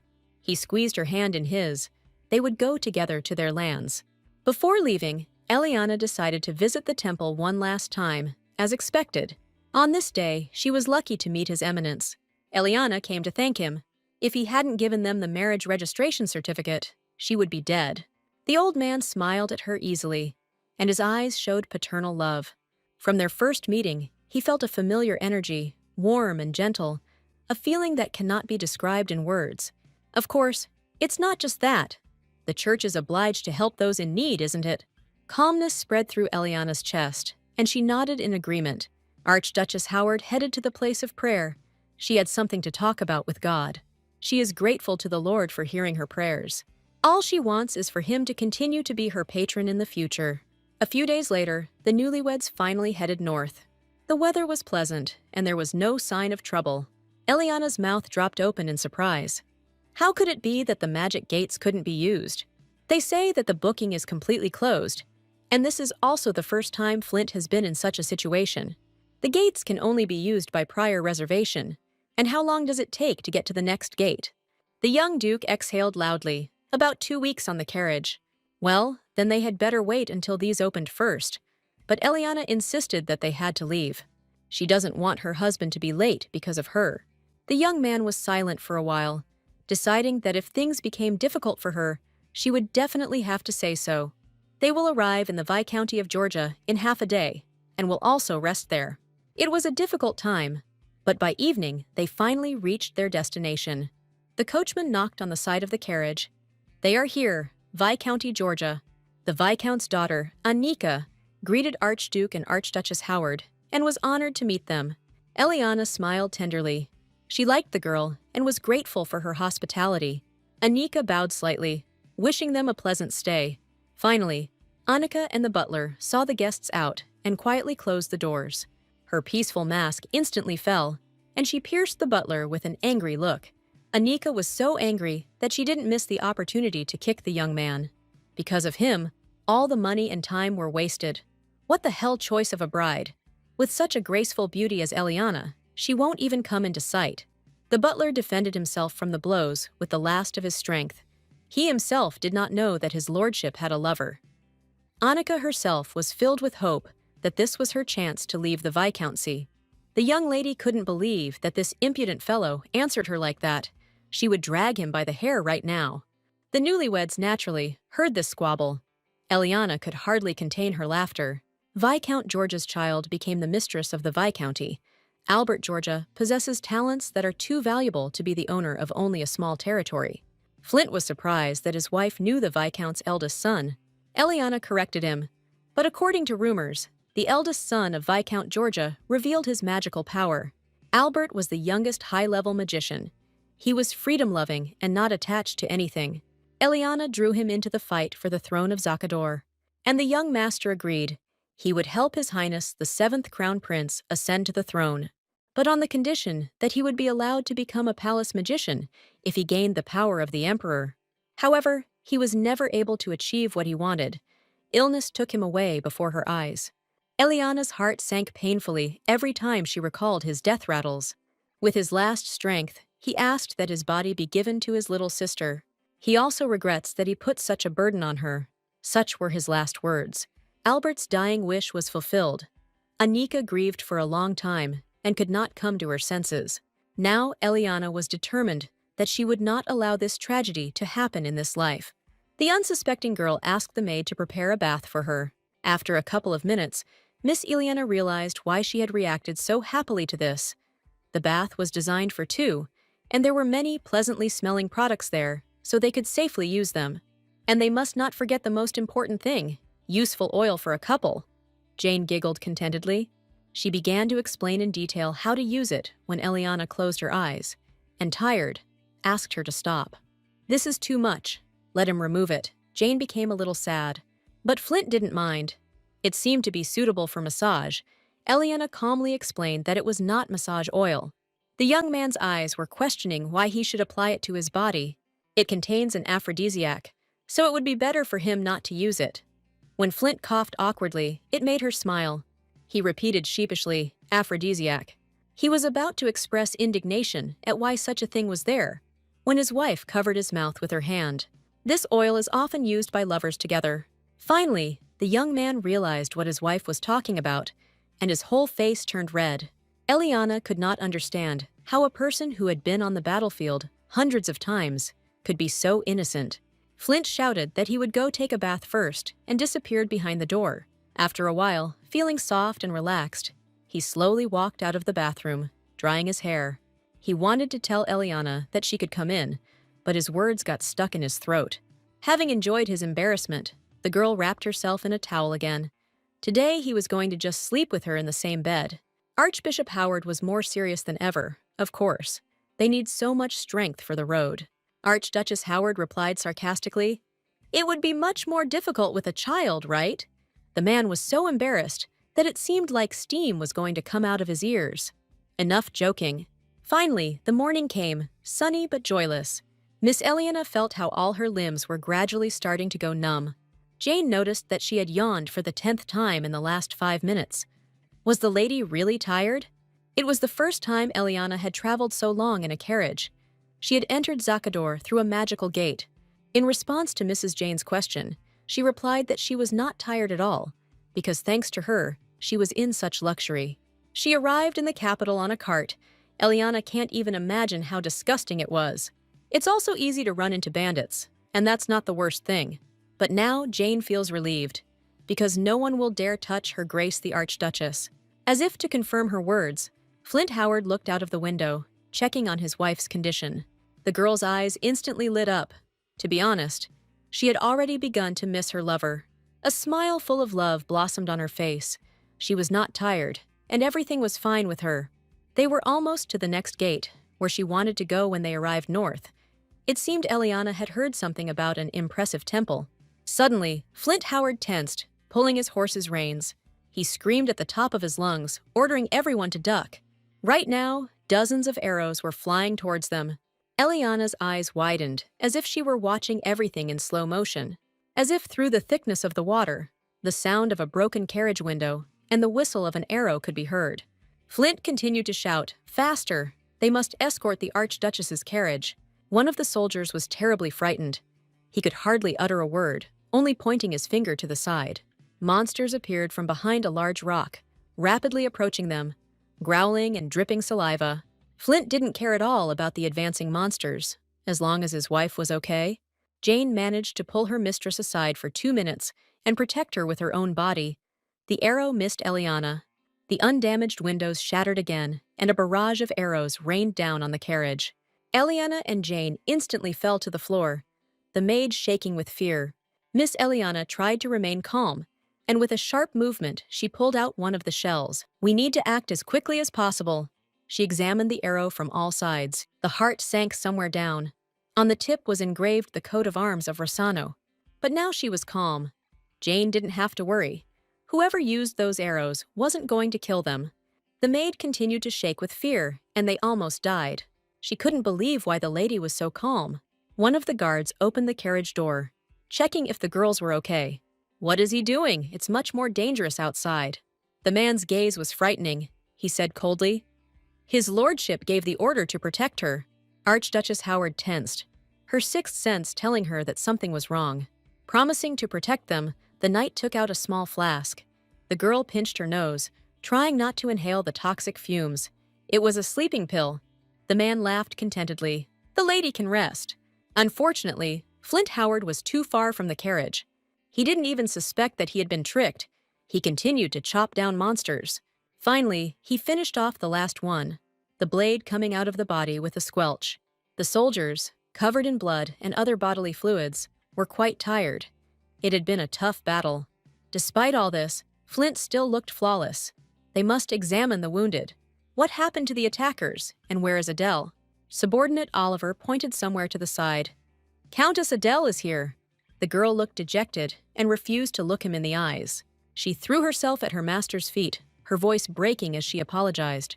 She deserves punishment for failing to save Her Serene Highness the Archduchess. The attackers were disguised as squad members. They hit her where she was weakest, and she felt sorry. The attackers were wearing clothes with the coat of arms of the Duchy of Rosano, and they were led out. The entire area was filled with a sleeping pill and a paralytic aroma, and there were no witnesses. How dare they deny a marriage recognized by the imperial family? Her bright heart of a duchess no longer bears the name Rosano. Now she is Howard. They must pay for getting involved with him. Flint's teeth gnashed. That damn Duke Rosano. The young man ordered the immediate formation of a pursuit squad. It was unlikely that they had gone far. He looked at everyone present with a furious look. He will ask them after he finds his wife. His voice was full of anger as he gave the order. Finding the girl was their main goal at the moment. Archduchess Howard slowly came to, her eyes blurred and her head aching. She jumped up in bed, realizing that she was in an unfamiliar place. Eliana blinked rapidly, trying to clear her vision. She looked around tensely. This room was unfamiliar to her. The girl laughed bitterly. Apparently, her father really wanted to send her to Zakador. But there was food on the table. Fortunately, he wasn't going to starve her. Her stomach growled loudly. It seemed that Eliana was really very hungry. Taking her first bite, she grimaced. Spices from Zakador. This was not to her taste, but still, she needed to gain strength. After some time, all the plates on the table were empty. Now it was time to look around. Archduchess Howard hesitantly opened the creaky door. It was surprising that she hadn't been locked in here. A small corridor stretched out in front of her. The window, here was her chance. She reached for the frame. But looking down, the girl realized that everything was not so simple. The girl suddenly ducked down, of course. The mansion was guarded by soldiers. Frustrated, Eliana returned to bed, wondering what she should do. It was as if a heavy stone was pressing on her chest. She couldn't sit idly by. She would have to run away from here. The servant walking through the corridors of the mansion perked up. He remembered that he had never checked on the kidnapped mistress. Carefully, so as not to frighten the young girl, he slowly entered the room. But it turned out to be empty. Nervously, the man looked around the room. One of the doors was slightly open. He didn't want to panic, but the worst-case scenarios were playing out in his head. When he ran into the next room, he realized that he was finished. The wind howled through the broken window. He screamed, "The lady has escaped! She must be found immediately!" The whole mansion was in an uproar. They had to find her quickly. Otherwise, that man would not leave them alone. She still wouldn't run far in such an outfit. Mercenaries ran all over the area, indignant at who had ever said that she was a naive aristocrat. Eliana slowly peered around the corner. It seemed the way was clear. She abruptly ran out of the house, heading in the opposite direction from the retreating soldiers. The girl hardly understood where she was running, but she knew one thing: she couldn't stop. After wandering through the forest for some time, it started to rain, and Eliana became shivering and soaked through. The soldiers were right when they shouted that she wouldn't be able to run far in such a dress. The fabric was wet and was dragging her to the ground. She said goodbye to her shoes a few kilometers ago. It's a good thing it started raining. At least it will erase her tracks. The hunt for Archduchess Howard has clearly begun. We need to hold out a little longer. But the men's shouts nearby made her heart stop. Someone cursed dirty, asking where she had gone. What if she died? She seemed so fragile that she could die from any touch. One of the mercenaries noticed footprints in the grass. It looked like someone had passed through there recently. The men's voices were rapidly approaching, and Eliana felt like she was going crazy with fear. She covered her mouth with her hands, praying not to make a sound. The girl barely held back a scream when someone pulled her from behind, roughly grabbing her by the shoulder. At that time, Flint's team was also engaged in a search. They tried to follow the tracks, but at the most inopportune moment, it started to rain. The forest is huge, so they should spread out and continue searching. No matter how small the trail is, let it be marked immediately. They brought out the dogs. The hound sniffed. Barking, she ran forward quickly. It seems they found something in that direction. Hope glimmered in his heart. Flint ran to Oliver to see what was going on. As he could see, they had caught the killers by the tail. But the question arose as to where Eliana had gone. Flint was shaking with anger and grabbed one of the bandits by the chest. The man wheezed barely audibly, only if she hadn't run away. A scarlet, bloody flower blossomed, and the soldier's lifeless body fell heavily to the ground. Flint knew his wife. She had definitely run away, and they would find her first, no matter how long it took. The bandits looked at the woman hiding in the bushes with puzzlement and wondered why she was sitting there. One of them cleared his throat awkwardly and asked if she had seen a dark-haired woman with green eyes here. Eliana shook her head and looked away. She didn't see. The man frowned. But why is she here dressed like that? The girl was so scared that she didn't have to pretend. Her husband beat her, so she ran away. The mercenaries shook their heads and left. If she continued like this, he would beat her to death. As soon as the men were out of sight, Eliana began to run as fast as she could. The ground was wet and slippery from the rain, and she slipped. Everything was swimming before her eyes. Her breathing was ragged. She couldn't do this anymore. Out of the corner of her eye, she noticed some movement nearby. The girl's head slowly turned to the side. Her hair stood on end when she saw a grotesque face with blood-red eyes. The creature growled loudly and rushed at her. Where did the monster come from? Horror gripped her entire body, and the girl screamed hysterically. But she never felt the expected pain. Archduchess Howard hesitantly opened one eye. Someone's strong boot finished off the creature, crushing its head. What a bad day. First those guys stuck to her, and now the monster. The unknown savior gave her a slight grin, asking if she was okay. If she can't get up, let him take her hand. The girl's palms were firm to the touch and warm. For some reason, Eliana felt relief. The girl assumed that something bad had happened and suggested finding a place to take shelter from the rain. The stranger allowed Eliana to lean on her shoulder because the girl's legs were barely obeying her from the cold. She chattered incessantly, trying to make sure that Eliana didn't pass out. By the way, her name is Vivian. Archduchess Howard guessed she met the Shirai. Vivian's face took on a funny expression. Her voice became thinner with surprise. How does she know she has fair skin? Princess Vivian of Shirai, who was discriminated against in her homeland because of her fair skin, was taken in by Eliana and brought to the palace of Zakador. The girl took on the role of a servant and guard, constantly being by her side. Eliana was glad to meet her old friend, even though she didn't know her yet. Vivian had a keen sense of hearing and instantly tensed when she heard a branch snap nearby. The girl instantly took a defensive position, covering Eliana with her body and drawing her sword from its sheath. Flint appeared from behind the bushes. He is this woman's husband. In her past life, Vivian had been her most trusted ally until that incident. When Eliana was physically exhausted after a miscarriage, Marcel, who arrived at the Empress's palace drunk, hugged Vivian in front of her. Staggering and smelling of alcohol, Marcel moved towards Eliana, mistaking her for someone else. Of course, he doesn't lie to her, because she is the only one he loves. After that, Marcel never looked for Vivienne, but the fleeting intimacy still resulted in a child for her. Vivian cried at her feet, begging to kill her for betrayal. She did not want to bear children from this beast-like man. Vivian eventually gave birth to a stillborn child, and soon her own life was cut short. Vivian froze in place, assessing her opponent. A sharp laugh escaped her lips, husband says. Why then did he leave his wife in such a state? Even though the girl acted so boastful and confident, in reality, every muscle in her body was tense. She sees this man for the first time, but he already ties her hands with his mere presence. Even in the barn, she had never encountered such power and influence. Who was this man? Flint was too impatient. He was the first to enter the fight. Vivian could barely block his blow. The recoil nearly knocked the joint out of her wrist. Archduke Howard loomed over her like a rock. What a force! With the last of her strength, Eliana screamed for his lordship to stop. Archduke Howard obeyed instantly, returning his sword to its sheath. The savage no longer bothered him. The man moved towards his wife. Vivian couldn't believe what she called him, his lordship. Recently, this man seemed to her like an unfeeling piece of ice, but now he looked at this woman with such concern. Flint Howard looked at her haggard appearance and wondered if she was okay. Eliana's voice sounded empty and abandoned. No. This woman saved her. The monster appeared, and she.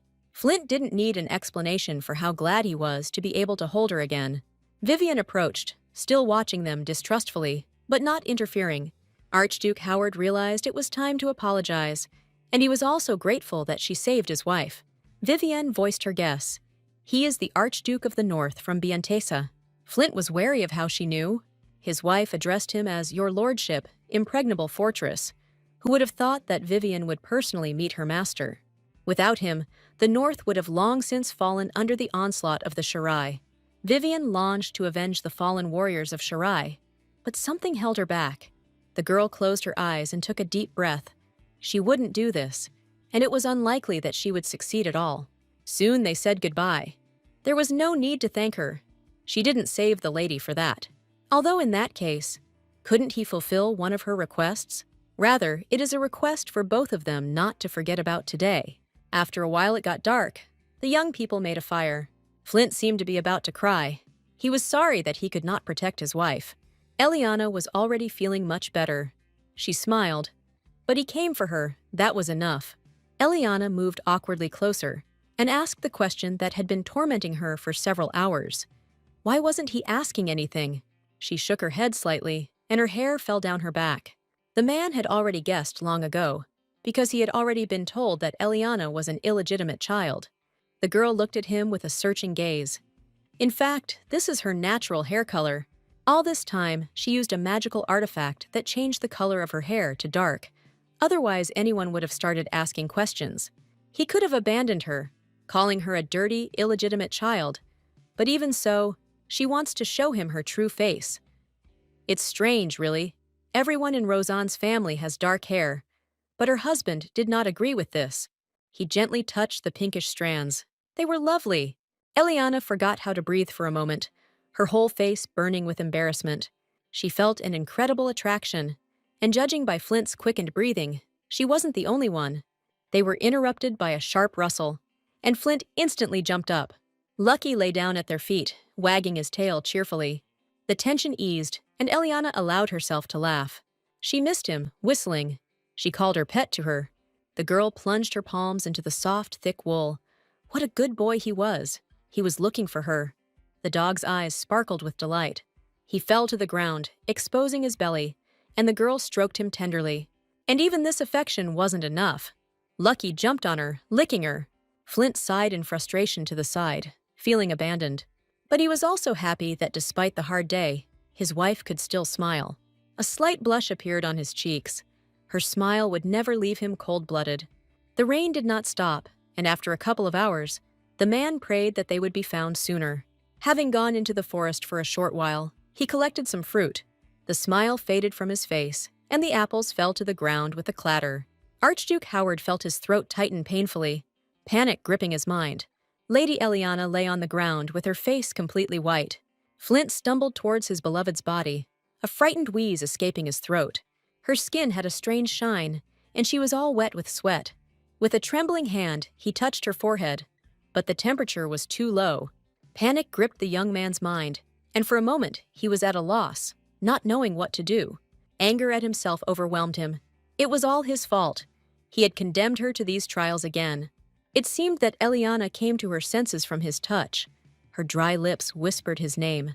Archduke Howard helped his wife to rise slightly. He is here. Eliana was overcome with chills. She was so cold, she pressed his hot palm to her cheek. To help her warm up a little, Flint lit the fire again and covered the girl with a blanket. Archduchess Howard was tossing and turning in an unconscious delirium, muttering that she did not want to die. Fear for his beloved lay like a heavy burden on his heart. In such a situation, this was all he could do. Archduke Howard reached resolutely for the buttons of his shirt, slowly pulling them apart one by one. There was a quiet rustle, and the shirt flew to the floor. Forgetting his embarrassment, Flint slipped under the blanket. It was thin and really didn't warm him at all. The man moved closer and pressed himself against Eliana's back. Her body was terribly cold. The noble flower of high society, Eliana Rosano. In the entire Biantech Empire, there was no bride more enviable than her. But he noticed that all this was just a carefully constructed appearance. Her true nature found no peace in him. Her character was more stormy, capricious, and passionate. She, like a bird imprisoned in a cage, began to lose her natural beauty. Inside her lurked a weakness and helplessness that did not give her freedom. However, she changed, broke out of the cage, and went in search of herself, becoming strong enough to withstand even the most brutal violence. By opposing her father, she wanted to achieve one thing. Flint remained confused as to why she chose him. One thing is certain. The moment he realized that she liked his answer, hot feelings flared up within him. It was something unknown, but wildly pleasant. Flint had never experienced anything like it before. Eliana felt the warmth envelop her, and she pressed herself closer, begging him to stay a little longer. The realization that she was snuggled up to someone warm and alive made her eyes widen. She pulled back in fear. And how did she end up in this position with his lordship? But Flint intercepted her hands and hugged her tighter, inhaling the scent of her hair. It was a pleasant feeling, as Eliana had been expecting this for a very long time. But doubts overwhelmed her. The low, velvety voice whispering right next to her ear gave her goosebumps. Embarrassed, the girl felt a tight knot tying in her lower abdomen. A shocking thought came to my mind. Did they really do this? She never liked the idea of a romantic relationship between a man and a woman, especially after Marcel had been intimate with several women besides her. But why does she now want to reciprocate? The girl, embarrassed, asked not to hug her so tightly. A sharp shout from the cave made the young couple freeze. Countess Adele's squad had finally found them. Confused, the newlyweds tried to throw on their clothes as quickly as possible, while the girl chased everyone else out of the cave. For a moment, their gazes met, their hearts pounding wildly in their chests. It was a pleasant feeling, but at the same time very embarrassing. They abruptly turned away from each other. Archduchess Howard was lost in thought, thoughtfully rubbing her neck, which was still red with embarrassment. The prince screamed in rage. He had to keep an eye on her. He had said many times that Leah was already hardened by kidnappings. Anger distorted his handsome face as he listened to pleas for another chance. A stream of blood spurted out. The prince answered calmly. It was too late. The head landed on the stone floor with a wet slap. Once inside Flint Howard's fortress, there was no way back. Marcel wiped the blood off his sword in disgust. The seventh prince of Zakadora clicked his tongue in displeasure and threw away the dirty rag. It's funny whether that noble lady could have anything in common with the insignificant prisoner who, for the sake of life, turned into the enemy's dog. The thought that what belonged to him was no longer in his power was irritating. Then and now, Leah is his woman. Demian said bluntly, "Stop wasting your energy." Isabella thinks that if Eliana could do it, then she can do it too. She even risked her life. If she didn't have that kind of determination, then it would be better if she went through with whoever her father chose. But Isabella didn't agree. She doesn't want to marry anyone from Zakador. She will live freely, like her older sister. Having made this difficult decision, the girl packed her things and decided to leave her home late in the evening. She had someone she could rely on, Sir Eden. But when she entered, Isabella felt that something was wrong. Why was it so dark? But Sir Eden need not worry. No one knows she is here. They will leave the capital with the first rays of the sun. They will leave for his hometown. The light came on, and Isabella's joy subsided. Sir Eden avoided her gaze, surrounded by knights. He was sorry, but he couldn't go against the Duke's will. He really felt sorry. He wanted to justify himself, but Isabella didn't let him do it, hitting him in the face with all her strength, leaving a salty taste in the guy's mouth. Isabella shook him, sobbing. The bastard was so afraid of her father. Where is that love he kept talking about? Is this really the end? Eliana felt a slight awkwardness in the air. Was his lordship really going to continue riding in her carriage? Flint lifted his chin proudly, of course, in case something happened again. Suddenly, the carriage jumped up sharply, and Archduke Howard immediately hugged his wife. The driver awkwardly explained that they had simply run over a rock. Archduchess Howard let out a tense breath.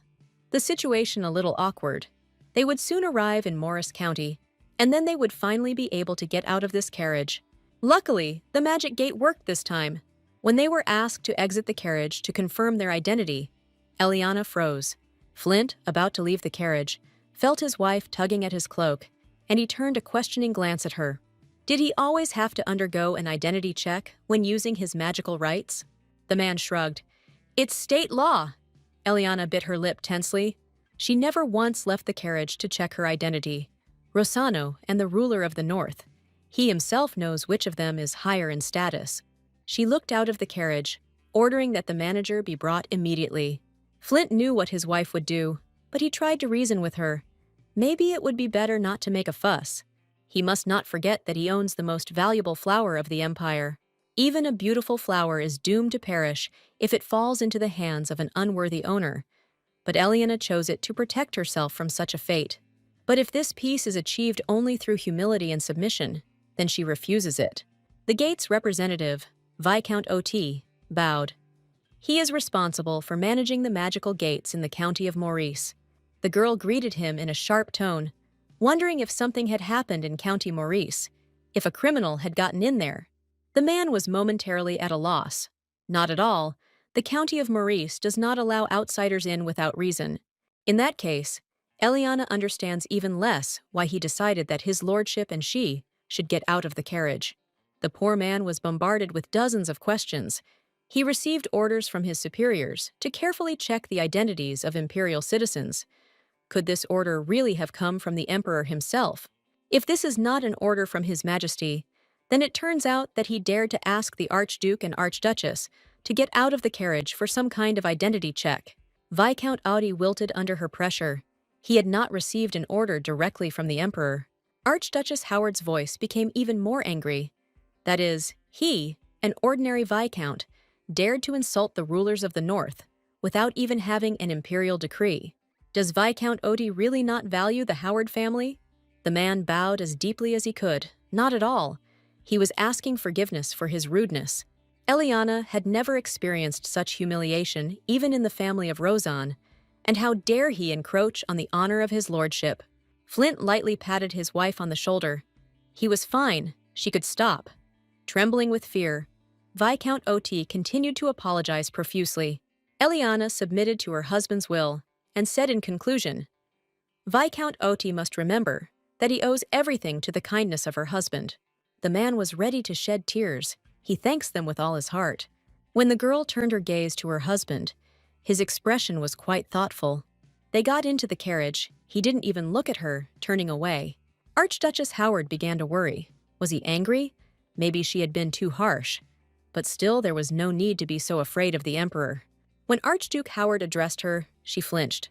He has a request? He would like to see her real hair again. He can't forget it. Eliana felt better when she realized that it wasn't her behavior that was the problem, and she took off her earrings. As soon as she did this, Flint's gaze cleared up and became much more tender. In the light, they look even more beautiful. She said that they were painted. Couldn't she stay like that in public? The girl was doubtful. Pink hair was quite unusual. And wouldn't it cause confusion among those around her? Flint didn't care. Anyone who dared to humiliate her because of her hair color needed to be put in their place. Although biotech hair coloring would become a fashion trend in the future, Eliana didn't see anything wrong with being the first to do it. Flint gently took the earrings from her palm. Well, then he would put them aside. Instead, he has something else. He opened a small box. Eliana let out a surprised sigh at the sight of the familiar decoration. This is the same hairpin that he wanted to return to her during their first meeting, so he kept it all the time. Archduke Howard looked at her with a gentle gaze.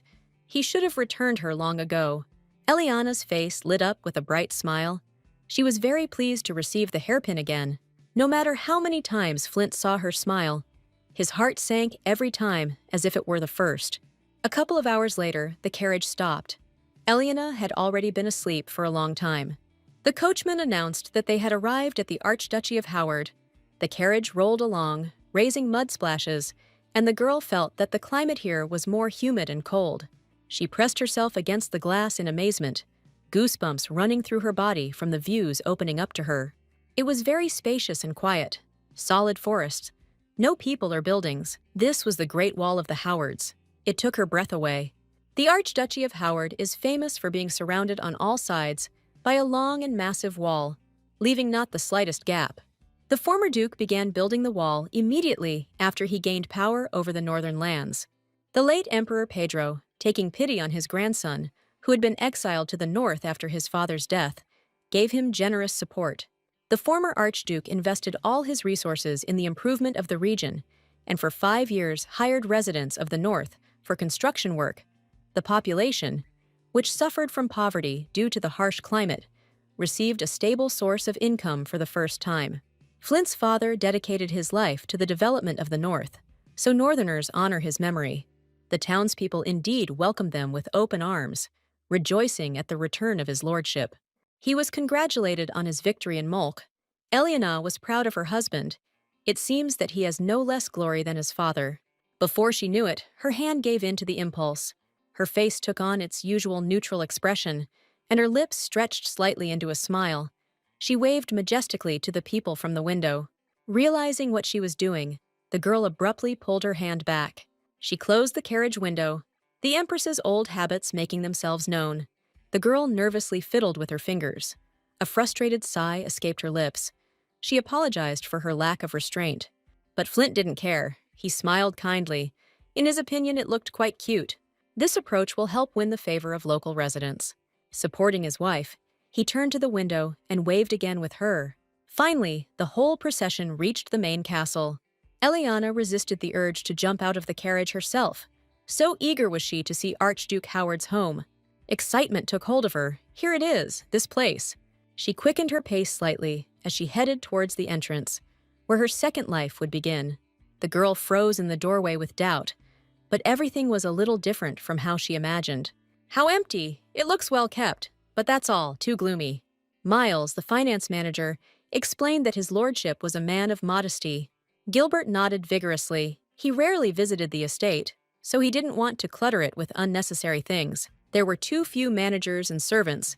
Even if the owner did not pay attention to household chores, Eliana was dissatisfied. She looked at Flint with a hard, intent gaze, wondering if the wedding budget had been set yet. Looking at her husband's expression, with his innocent and naive eyes, Eliana realized that he hadn't even thought about it. Once it is approved, she will organize everything within the established amount. If it is not enough, she will cover the costs from her own funds, so please approve the amount of her contribution as soon as possible. Archduke Howard listened to her, looking at her with loving eyes and only nodding. There is no need to use personal funds. She can set the budget at any amount. However, he understands little in this area, so he is unlikely to be able to help her, but he will try to find assistance. Eliana found his reaction charming. War heroes don't need to know how to run events. He can rely on her. In Zakador, the marriage of the emperor and empress is established according to the laws and under the control of the first empress. The memories, of course, are not happy, but in such moments they can be useful. Flint intends to entrust the ceremony to High Priest Marco of the Central Temple. Eliana mentioned that she would like to visit the temple. Perhaps it would be worth combining it with the ceremony. The girl happily accepted this idea. Soon they visited the High Priest, who, of course, happily agreed to perform the ceremony. Archduke Howard could not have imagined that he had waited so long for his marriage. Eliana liked to see her husband embarrassed. She laughed. It seemed that he was not the only one waiting for him. When they had finished their business, Eliana first went to the place of prayer. Flint was not as pious as his wife, and as he watched her, he only thought how beautiful his wife was in the rays of the sun. She seems to really like the Makarasera statue. Even the high priest Marco and the priests who heard the voice of the god claim that they have never met Makaraseru. Some say it doesn't exist, but Eliana disagrees. When she looks at the statue, peace and warmth reigns in her soul, as if she is in the arms of God. He had a reason to speak so confidently about his condition. However, for 5 years he had probably only saved money and not spent it. Besides, she expected that the sudden appearance of the hostess would cause hostility, but everything was quite calm. Perhaps it's a matter of loyalty to the Howard family, but either way, things are working out in her favor. The girl did not miss the opportunity to praise the headmaid and the butler. She liked everything and was grateful for their work. There were exceptions, however, and some disagreed with the incredible scale of the wedding she had planned. Eliana reacted coldly when asked if this wasn't too much. If the wedding in the Archduchy is too modest, how will people react to it? Financial possibilities allow for more. When he said that this was unnecessary luxury, Eliana glared at Miles with an icy gaze. Finances were the mistress of the house's business. There was no point in being rude to her. But finances were always under the control of the Archduke, and then the master completely entrusted all management matters to him. Archduchess Howard had no intention of backing down, but that was before she arrived. Let him not forget that this was an archduchess. The girl turned to the maid. "It seems Miles is tired. Jane can take him away." The man froze, speechless. He couldn't believe they were treating him like that. Jane ignored his complaint. He didn't look well. He needed to rest. "This financial manager, it's funny to see him fussing over property that doesn't even belong to him. We should check into him." A week has passed since they arrived in the north. They sent a message to the emperor condemning Duke Roseanne. But in the capital, they say that this is just a joke caused by the duke's excessive love for his daughter. Furthermore, since no one was injured, the authorities have no reason to punish the duke. A wave of anger rose in Eliana's chest. What a sly one. Why these excuses? Apparently, the emperor made some kind of deal with her father. The silence in the room was too noticeable. The girl looked up at her husband to see what was wrong with him. Flint looked at you nervously, fiddling with his fingers and speaking quietly in a trembling voice. He wanted to tell her the news and hesitated for a long time whether he should raise the topic. Isabella Rosano is said to have married the seventh prince, Zacador, in a ceremony held in Rienzgen. The girl's voice became lower and colder. That's how it was expected. Flint looked away and covered his mouth, making it difficult for Eliana to understand his words. "They say that Lady Isabella died." The girl's heart stopped. Her whole body was shaking slightly, and she whispered and asked what the cause of death was. "They say a fire broke out for some unknown reason. The seventh prince was nearby and was seriously injured." Eliana felt like she was just listening to some story from the outside. That it was all unreal. They managed to find only one finger, and they recognized it only by the ring that was on it. Archduchess Howard's voice sounded cold and emotionless. That's how tragic it was. Isabella's voice could still be heard in Eliana's head, congratulating her on her marriage and enclosing a wedding gift. She imagined Isabella laughing. It was her favorite thing, so let her take care of it. Her voice must have sounded dreamy when she shared the news that she had a lover. Although he was the second son and would not become an heir, he himself had achieved a knighthood. All her letters sparkled with joy and hope. How wonderful he is, and how well he treats her. She will be like Eliana, living in love. Soon the letters became darker. In this life, Isabella accepted the fate of her sister. Her father ordered her to marry the seventh prince of Zacador. How she hates him and wants to leave here. Isabella decided to run away with Sir Eden. They will go to the south. Because he is from there, she will be happy, so she can come to her. This was the last letter Eliana received from her younger sister. The pain was so unbearable that she closed her eyes. In her past life, Isabella married the Archduke of Bern from the south, although it was a marriage of convenience. But there were rumors that she lived well and was loved. She shouldn't have died at 17, sold. It seems she had to shoulder her misfortune because Eliana ran away. The atmosphere in the mansion was just as cheerful, but Eliana could no longer share it. Why does no one grieve or cry with her? Why is she alone in her grief? The butler bowed, giving his report. But Archduchess Howard no longer cared about her wedding. Over the past half hour, she had been briefed on the progress of the wedding several times, but Archduchess Howard had not responded at all. That day, Eliana reacted to the news of her younger sister's death with outward calm, even indifference. But Flint immediately realized that something was wrong with her. Flint Howard could not bear to watch his beloved's fading state, so he turned to Jane to see if there was a way to console her. Perhaps the fresh air in the blooming garden will lift her spirits. But there are few flowers yet. Flowers. Flint couldn't help but remember one of their first awkward dates in a flower shop. By midday, Jane had distracted the Archduchess from her work and, laughing, dragged her into the garden. Eliana couldn't understand why she was so happy and why she was in such a hurry. Until she looked into the distance, her mouth dropped open in surprise. Everything in the center of the garden was fragrant, planted with various flowers. Flint patted her shoulder lovingly, asking if she liked it. These are pink daffodils that grow only in the north, and when he saw her, he immediately thought of them. With him, Lady Eliana can be honest about the fact that it's hard for her, because they are a married couple. Eliana involuntarily drooped, which meant he knew. She barely touched the petals with her fingers. They were very beautiful and smelled wonderful. Growing them in such numbers is no easy task. Flint must have hired an experienced mage. From somewhere off to the side came a cheerful, boyish voice, thanking her for the compliment. Eliana froze in surprise. She knew this voice, Albert Kesef. He was glad to see the two rulers of the North. Archduke Howard praised the young mage. He had done a good job. Albert is honored to meet those who are renowned for their romantic love. Eliana stepped forward and smiled. For her, too, she was glad to meet Albert. How nice it was to see him alive, safe and sound. It's embarrassing to admit, but he's still a newbie and doesn't have any special skills. Eliana laughed easily, and he's very modest. She understands that magic of this scale is not an easy task.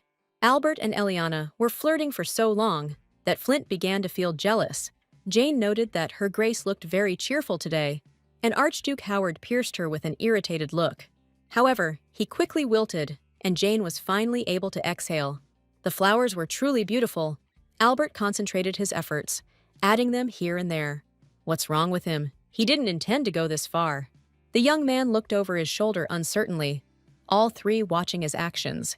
Just one smile from the young lady made his heart skip a beat. When he sees her ladyship, he can't stop. After some time, Albert was completely exhausted and finished. His condition did not escape Eliana's watchful eyes. She ordered the butler to prepare the best room for the magician. Albert felt awkward staying, but the girl cut him off. Refusals are not accepted. She had recently arrived north and was feeling a bit lonely. Could he come stay with them and keep her company? Albert was about to agree, but Archduke Howard's dark gaze stopped him, and he repeated emphatically that he could not stay for the sake of his wife. The young mage waved his hands. He was sorry, but he had urgent matters to attend to. And anyone with such a face asks to stay. Anyone here would refuse. The young couple kindly walked Albert home, hoping to meet again.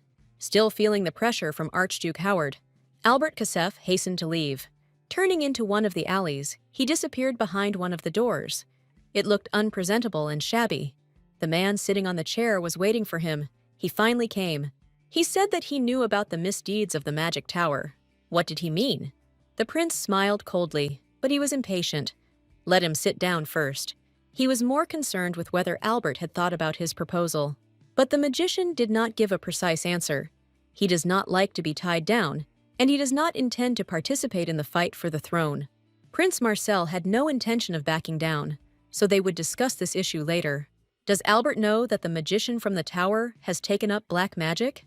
The young magician gasped in surprise, wondering if he could prove what he had just said. If this is a lie, the magic tower will not leave it unpunished. Marcel is ready to vouch on the name of Zacador that this is true. A searing wave of anger rose in Albert's chest. Who was this magician? The young man's impatience and emotionality were beginning to irritate Prince Marcel, and in a cold voice, he again ordered him to sit down. Before he gives an answer, he wants to get the same precise answer from Albert to his question. Does the young mage agree to cooperate with him? Towards the evening, Eliana was in a gloomy mood, and she forgot that they were friends. They were visited by Prince Karis, who chattered endlessly and never shut up. Flint Howard bragged that he didn't touch the house's decor with a finger, and that it was all thanks to his wife. No matter how close they were, Eliana was angry. If the prince had warned them of his visit in advance, they could have received him properly. Prince Karis ignored the hint and laughed. No formalities, he just wanted to visit in peace. When Archduke Howard addressed Eliana by name, she sensed a slight tension in his voice, even though he tried to hide it. Prince Karis wants to talk to him alone. Could she leave them for a while? Archduchess Howard's voice changed subtly. Well, let them talk.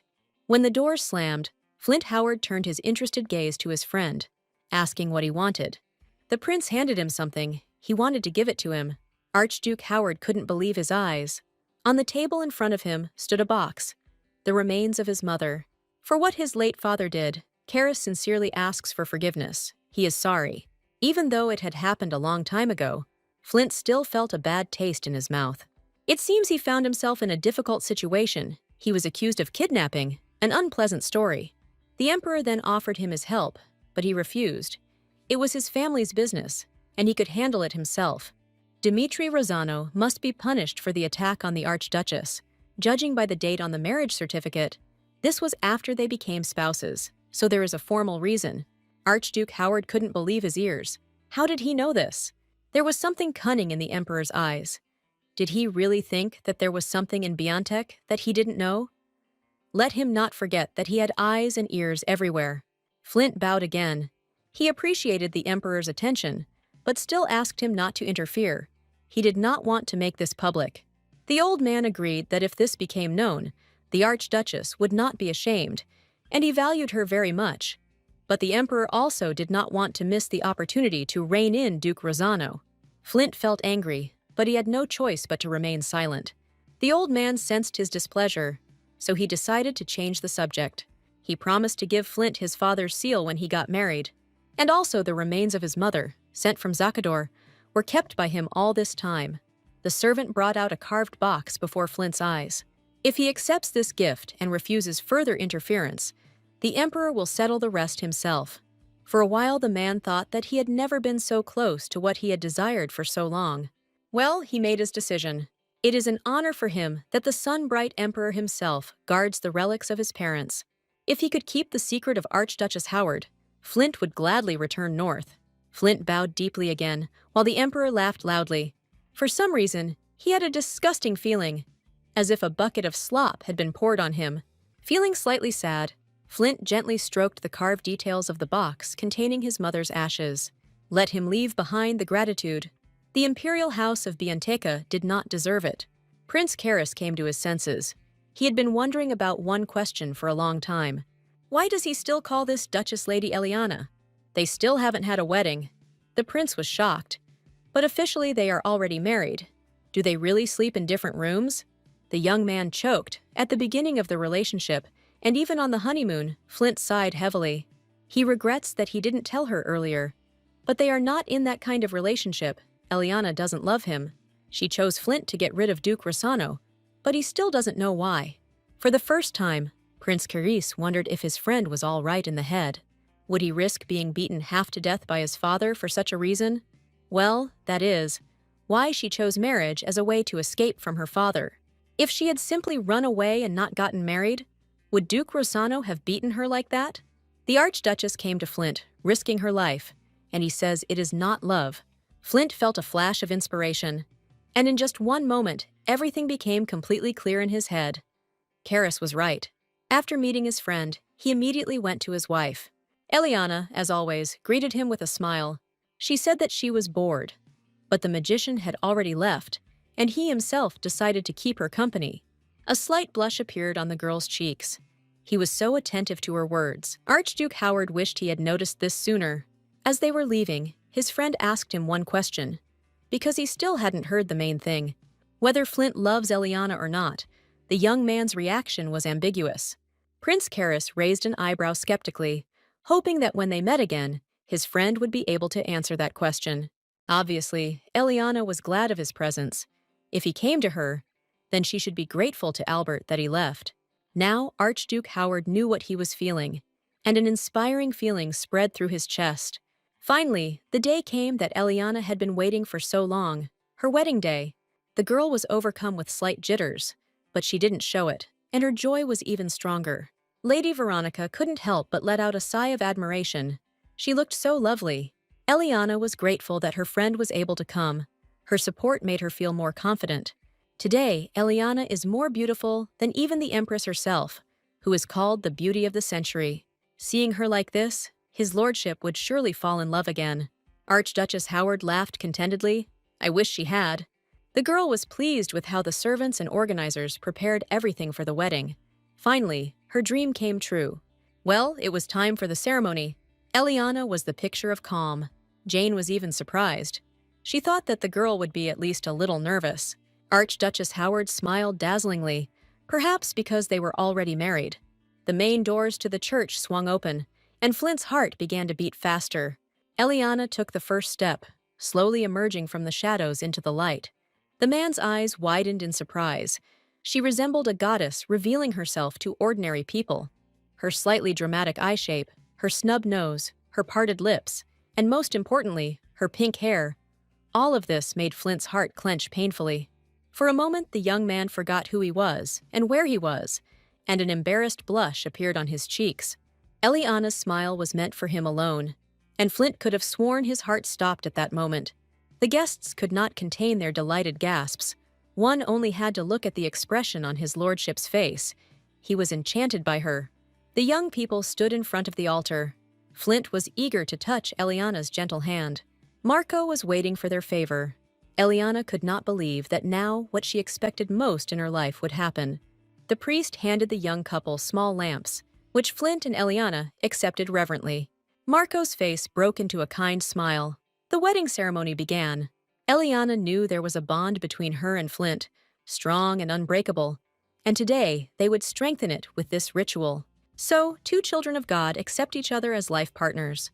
The bride and groom will make a vow before God that they will love each other forever. So, does the groom swear to love his bride forever? Flint never took his tender gaze off Eliana for a second, he swears.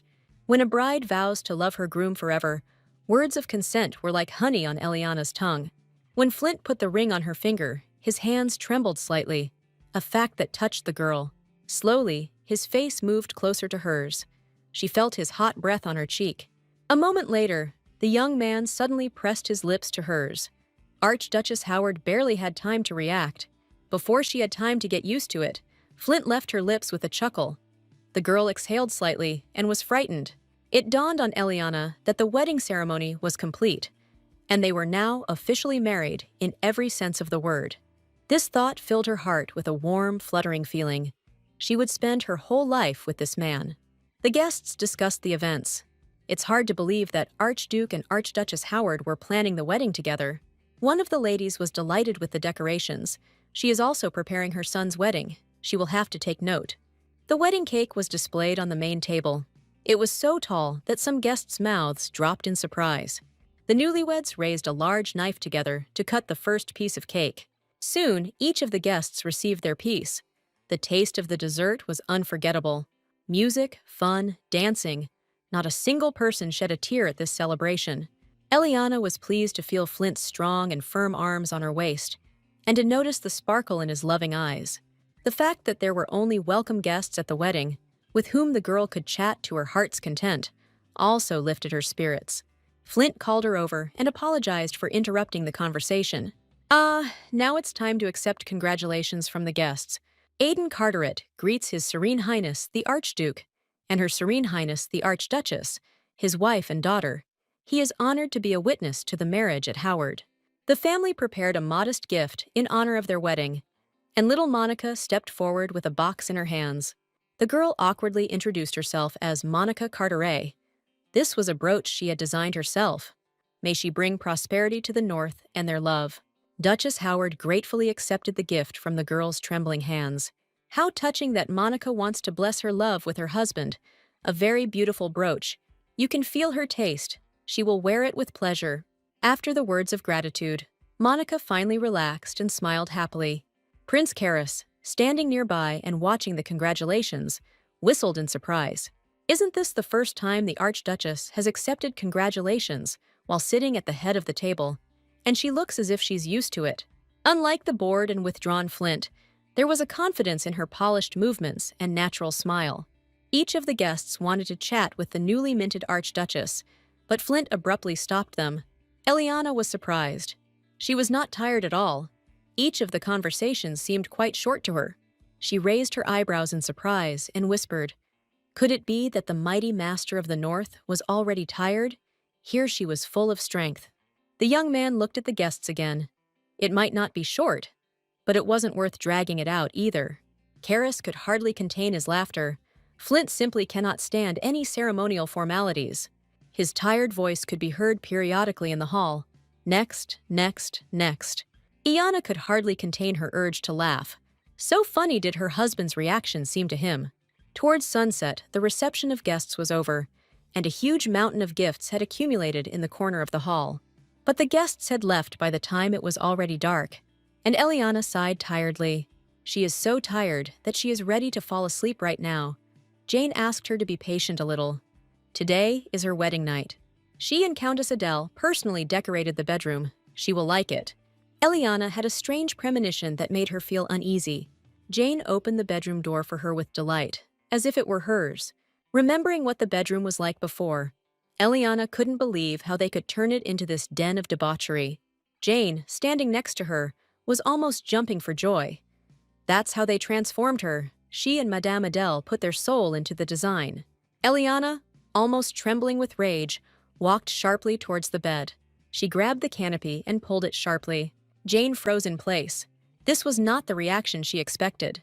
While her mistress was tearing the canopy into pieces, the girl tried with all her might to stop her. Mrs. Adele wanted to buy this curtain, but she couldn't because of the price. She dragged the lady along with her. And now we need to choose some linen, quickly, before his lordship arrives. The maid was gone for just a couple of minutes, and this is what happened. That's not right. Jane tried to wake up. Her ladyship, today is her wedding night. She needs to wake up. Jane touched her shoulder and shook it lightly. Flint, who entered Eliana's chambers almost silently, stopped her. There was no need to wake her up. Hearing the voice of her beloved, Eliana woke up almost instantly. While the young people were quietly talking, Jane hurried to leave them. Alina still looked tired and sleepy. She would drink some water, and she would feel better. Feeling the touch of warm hands on her body, Eliana opened her eyes in surprise. Archduke Howard bowed before her and began to massage her feet. If you rub your feet like this, fatigue goes away much faster. The girl was slightly embarrassed. It felt good, but somehow awkward. They spent some time in silence, which increased the degree of embarrassment. Finally, Flint dared to speak. He would like to ask her permission. Can he call her Leah? Looking at the astonished expression on Eliana's face, the young man explained that he wanted to be closer to her than he was now. The girl had no idea, but what could be closer than two people bound by marriage? Hearing her consent, Flint soared, then let her call him by name. He would like her to call him by a pet name. His name is too awkward. Slightly embarrassed, the girl addressed her husband by name, and Flint responded happily.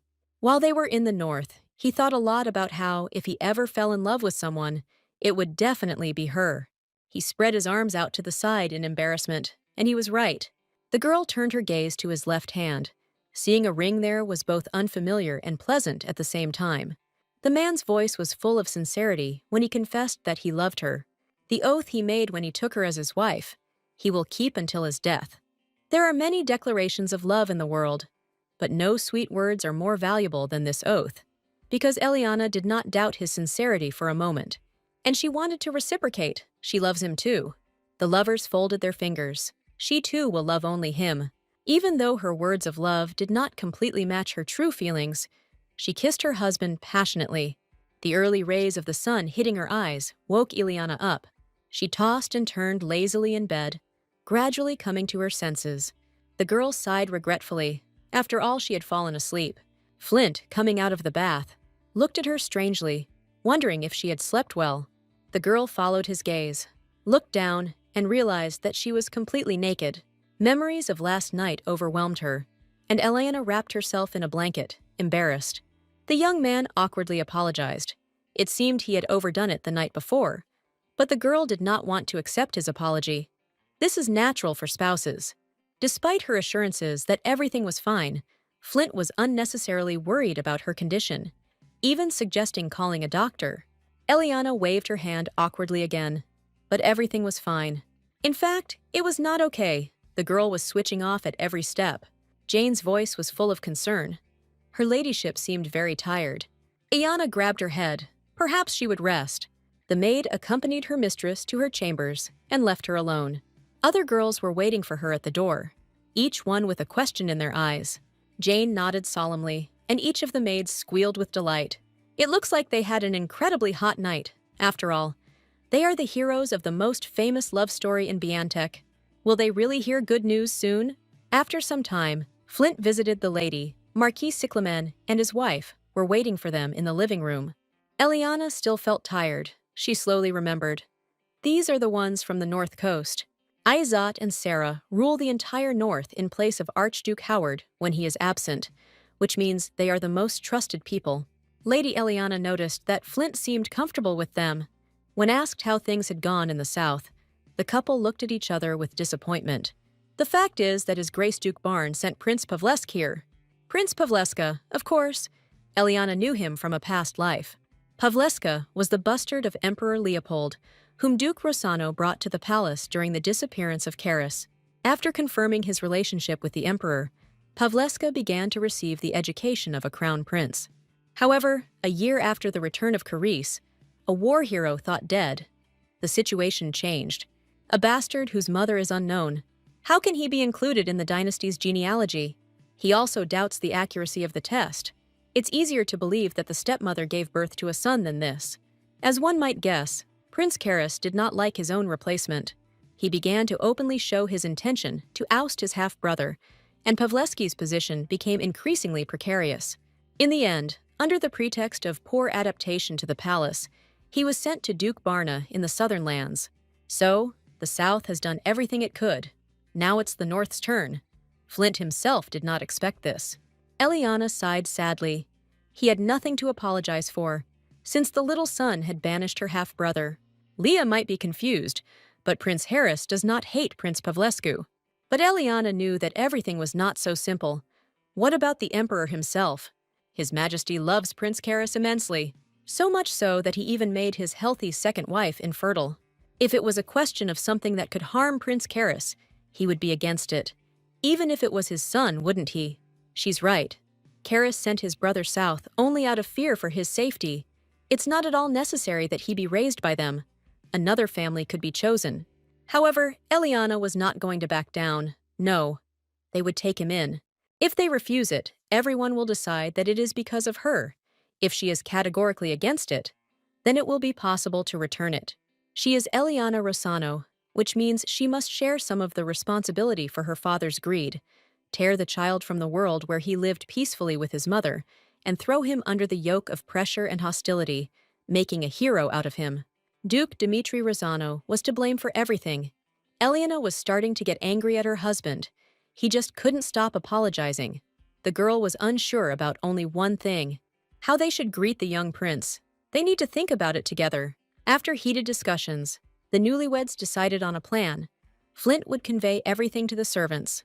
Looking at her man, Eliana was visited by completely different thoughts. She practically didn't listen to him. She wanted to ask if Flint wanted to become emperor. The imperial bastard Pavlesk Biantek, in his past life after the South, the next clan to be entrusted with his upbringing was the clan of Rosanna. To subjugate the young prince, the father killed the boy's mother, and Elian didn't even want to remember what happened next. When Prince Harris lost his right to the throne for some reason, Pavleska, under the patronage of Duke Rossano, re-emerged into society. He emerged no longer as a kind and sincere boy, as he had been in childhood. He became the crown prince, and the throne was effectively his. Prince Pavleska killed his own brother in front of everyone. The scene was bloody and chilling. What did he do in Biantek? The one who killed his brother cannot become emperor. Pavlesk's voice was full of contempt. Why did he need the throne? He only wanted revenge on his brother, who took everything from him. The throne never interested him. And now it's Dmitry Rossano's turn. Shouting loudly, the young man addressed everyone present. He pointed his finger at the man. It was Duke Rossano who had slandered his brother Harris and made him a puppet to seize the throne. Now he must be punished as a traitor. Duke Rossano thought that Pavleska would never know that it was he who killed his mother. The emperor never forgot for a moment that he was the source of his misfortune. Let him disappear. He did not even leave his name in history. After the death of Prince Harris, his supporters again gathered around Flint Howard. And then he had no choice but to appear before Emperor Pavleska. The young man accepted his death coldly and indifferently because he was waiting for his future killer. Flint Howard, having eliminated Pavlescu, also destroyed the entire Rossano family. And then, having ascended the throne, he himself became emperor. A future where Flint Howard is emperor and the Rossano family disappears. That future turned out to be so desirable. But now Eliana began to think differently. Even if he wanted to become emperor, he would not go this way. She will not tarnish her beloved. She will take revenge with her own hands. A rustling sound in the bushes nearby brought her back to reality. The branches of the bush shook, and a furry creature with yellow eyes jumped out from there. The cat looked at Eliana point blank, as if he wanted to tell her something. With a quiet meow, the animal jumped onto the girl's chest. With a smile, Archduchess Howard petted the purring creature. How cute he was! From somewhere off to the side, a capricious voice was heard. "Where is Cheese?" Eliana guessed that was the kitten's name. The bushes rustled again, but this time a man came out of them. The boy's face broke into a smile. So that's where he is. He can't just walk around like this. However, upon seeing the mistress of the estate, the little boy became embarrassed. The woman holding his pet looked gentle, but at the same time alarming. Eliana's lips curled into a slight smile as Archduchess Howard greeted Prince Pavlescu. Eliana seemed to have heard that the prince was about 12 years old. And he is smaller than she thought. Was he starved? The boy refused the cake, shaking his head furiously. Pavleska drooped. He is not a prince. There is no need to call him that. But several years have already passed since he was recognized as a prince. It's time for him to get used to this title. In the South, no one called him that. And the name Pavleska is not used either. She can call him Pavel. When asked if the boy would like to be called by a diminutive name, he became embarrassed. His name is Pavel, not Pavleska. He left the palace and renounced his inheritance. The title of prince was too heavy for him. It seems that he was greatly suppressed in the South, raised in modesty, such is the crown prince's plan. There was a knock at the door, and Flint entered. But he was not alone. Judging by the way the boy addressed her, the girl's name was Charlotte. Her voice sounded angry. She told him to wait calmly. How did he end up here? The boy explained embarrassedly. Cheese ran away. Charlotte raised her voice. She had strictly forbidden him to wander alone, and he disobeyed again. Taking the boy by the hand, the woman bowed. Charlotte Kisef, Paul's guardian. Charlotte bowed, expressing her deep gratitude for having given her and Pavel shelter. Then the girl hesitated, as if she was embarrassed to say it out loud, and a question could be read in the eyes of Eliana and Flint. Pavel was given quarters in the main building. They were grateful for the Howards' generosity, but the outbuilding was quite sufficient for them and Pavel. Pavleska stood next to her, looking down. He looked worried and upset, but he had no intention of interfering in the conversation. The rooms in the main building are given for the prince's safety. His Highness's safety is directly linked to peace in the north, so let him remain in the main building. For some reason, the guardian's voice sounded displeased when she agreed, but Eliana ignored it and suggested that they rest. When the boy saw his own chambers, his mouth dropped open in surprise. It was the first time he had seen such a spacious and bright room. The boy excitedly tugged at Charlotte's hand, which caused her displeasure. His face sparkled with joy. It was better here than in his room in the palace. The girl's face twisted. She squeezed his hand tightly in hers. Pavleska felt pain and fell silent in fear. Then Charlotte jerked her hand sharply, freeing hers from the boy's hand, and moved forward. Plopping down on the couch, the girl looked around the room in disbelief, wondering what they were up to. In an icy tone, she ordered the boy to come to her. Pavel's legs began to tremble. Pavleska sat down next to his guardian, hesitantly and timidly, and they sat for a while in tense silence. The girl then awkwardly patted the boy on the head, regretting that she had yelled at him. Pavleska, who did not receive affection, was glad to receive any. Everything was fine. He understood why. Charlotte's expression changed subtly. She sighed heavily and pulled the boy into her arms. Charlotte Kisef, the eldest daughter of Archduke Barn, like Albert, left the family after discovering her magical powers. They say her talent was so high that she became the personal student of the head of the magic tower himself. She calls herself the prince's guardian. This is a request from a magician or a favor, and in a past life, Charlotte Kisef was a real dark horse. Eliana happily took the first sip of her favorite tea and looked up at the woman. Charlotte, sitting opposite her, looked tense, which was what she wanted to convey to her. She bowed her head slightly in respect, but her voice was cold. Pavel refused the name Pavleska, as well as the title. Therefore, as a guardian, she asks that he be treated like an ordinary child. Paul should not get used to special treatment. It is not his right. The crown prince will show him the way in the future. He may not be a prince, but he must get used to the position of a nobleman. At the Howards estate, the prince's position will be different than in the south. She just wants Pavel not to be hurt by this. Eliana gave the girl a good-natured smile. She doesn't have children, and she just feels lonely, so Charlotte doesn't have to worry. Eliana will take care of him as her own son. The guardian was puzzled. She will accept it as she finds Pavel sweet. But the difference between them is only 9 years. It's very strange to call him a son. The maids were crazy about the golden-haired boy. He was so handsome, and it was a pleasure to dress him up. Pavel enjoyed the attention he received at the estate, but it also made him uneasy, and he made excuses every time, explaining that he was not a prince.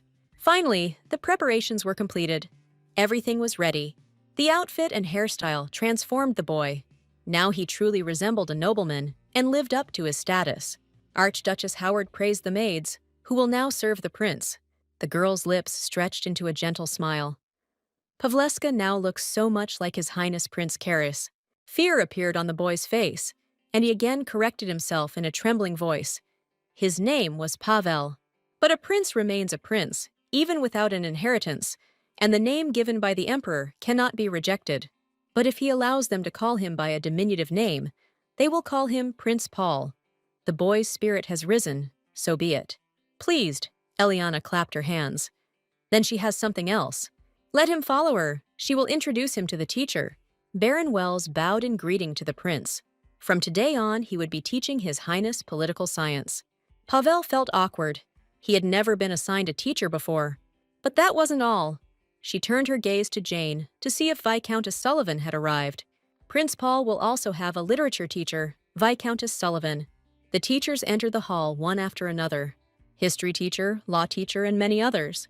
Pavel and Charlotte were confused, not knowing how to react to this. When Pavel's first lesson began, Eliana and Charlotte walked out the door. Charlotte said with displeasure that she would like to discuss something. If we were talking about Pavel's studies, she just had to ignore them, Eliana convinced herself. As expected, the conversation was about Pavel's studies, but the girl's eyes lit up, wondering if it would be possible to add fencing lessons to his arsenal. Eliana froze in surprise, expecting attacks and anger, but not delight. Well, that was no problem. After a few days, Paul already had a sword in his hands. Even though the sword was wooden, Pavel's stance was uncertain, and he didn't know much. The boy's eyes were burning. This was unexpected for Eliana. She thought that Charlotte would be against his training. I would like Pavel to live like an ordinary child, unaware of the complexities of the world. But ignorance sometimes becomes not only a weakness, but also a threat. Eliana never expected to hear her own thoughts from the lips of the girl with whom she had initially butted heads. So, standing shoulder to shoulder with Charlotte, she felt some kind of connection and understanding emerging between them. Following the fencing lesson came an etiquette lesson. Pavel's body was tired after training, so his gait was unsteady. He stood at attention, waiting for Eliana's assessment. The girl was silent for a while, thinking and looking at him with an appraising glance. An embarrassed blush appeared on Pavel's cheeks. Archduchess Howard gently straightened the boy's shoulders. He was slouching too much. You shouldn't squeeze your hand so tightly. It's better to hold it more loosely. Pavel awkwardly justified himself. It happens automatically for him. Eliana waved her hand, sending the boy to the end of the room once again. The boy turned around, his eyes filled with adoration and hope. He awkwardly tried to ask a question, but became embarrassed and hesitated. Eliana waited patiently. Will Paul become like his lordship? Lady Eliana smiled tenderly at the boy. Of course, Prince Paul was already born noble, and he studies so hard, he will definitely become the most elegant prince in the world. Jane came at just the right time. She too might be able to make it work. It might come in handy someday. Pavel tried to read, but his attention was too scattered. He was often distracted. Turning the page, he looked up at Eliana. Surprisingly, the girl did not understand what he was talking about and asked again. The boy pointed with his gaze at the cat in her arms. Cheese is very timid. He even runs away from Charlotte. This is the first time he has seen him like this. Eliana gently ran her hand through the soft fur. It seemed the animals loved her. Even an evil hound or a wild horse becomes affectionate next to her. That horse even tried to kick His Highness Prince Harris. Pavel laughed. Maybe the animals understand that she is beautiful. Archduchess Howard laughed lightly. He just said just like His Highness hers. They are real brothers. Judging by the boy's reaction, Eliana guessed that he wanted to ask her the question again, but was too embarrassed. His voice was quiet. Flint was like a brother to him, and she is her brother's wife, which means she should also treat him like a younger brother. The girl opened her lips in surprise, but the boy was smart. Pavel had already moved further than she had time to explain. This means that Pavel can call her big sister. These words made the boy experience some kind of pleasant feeling that was previously unknown to him. The days passed calmly. Pavel studied diligently, obediently following the instructions of his teachers. When the boy began to call Eliana not Sister Eliana, but Sister Leah, that very event happened. This time there were more monsters than usual. Adele asked for reinforcements, so it looks like Flint will have to go. Unlike the tranquil capital, monsters were encountered frequently in the north. The seasons changed, food was scarce, and they invariably descended from the mountains. Hunting and destroying monsters that regularly invaded the domain was one of Archduke Howard's main duties. For the first time, worry for her husband crept into Eliana's heart when he returned. He only plans to inspect the situation, so in about 2 days. But he can't promise anything for sure. Let Leah look after the estate for him. Soon Flint got ready and left. The girl saw him off with love. She sank tiredly into the chair, finally being able to rest. Not a single day passed peacefully. Even going to bed without worries was difficult. The memory of last night, Flint leaning over her, moaning in her ear, came back to her involuntarily. Her hair was stuck together with sweat, and there was a blush on her cheeks, just a little more. Not very decent thoughts took over the girl's head, and she sank into silence. Duchess Howard shook her head. Although it was her own fault for not refusing him, it was so pleasant. And if her husband is so strong, it's only for the best for her, which means the chances of having a child become higher. By the way, there's a political science lesson going on right now. Shouldn't she go and take a look? She listened. Voices were coming from behind the door. It seemed the lesson had already begun. Jane felt that something was wrong. The atmosphere was somehow tense. Should I announce that her ladyship is about to enter? Eliana instantly became serious. No, it was better to wait a little longer. His Highness should be smarter. The boy shamefacedly justified himself, but the Archduchess said that he was smart. But this is not what the teacher meant. He is too short-sighted. He must never forget the mercy of the sun. Pavel looked up at the man, his gaze brimming with fear and tension. Of course, he doesn't forget. He must remember this to the marrow of his bones and live as if he were dead. This is all that Mr. Wells can teach him. It is for this reason that the Duchess entrusted him with political education. The doors swung open with a bang. Eliana's furious voice rang out. No! She ordered the boy to be taught politics. But he teaches the prince to live like a dead man. She never wanted Baron Wells to teach such a thing. It was surprising that he knew her intentions better than she did. The man backed away in fear, not knowing what to answer. He quickly realized that the only thing he could do now was to apologize profusely. Eliana ignored the man, trembling with fear, and turned her gaze to the boy, to see if His Majesty would like to join Charlotte in the garden. Pavel's frightened expression instantly changed to a smile, of course. Having disappeared through the door, the boy joyfully ran towards the garden. Well, now Baron Wells must say on whose instructions he did this. Lady Eliana doubted that he acted on his own initiative. The man looked tense and even scared, but he was not going to answer. Why is he silent? Is this really the will of the sun?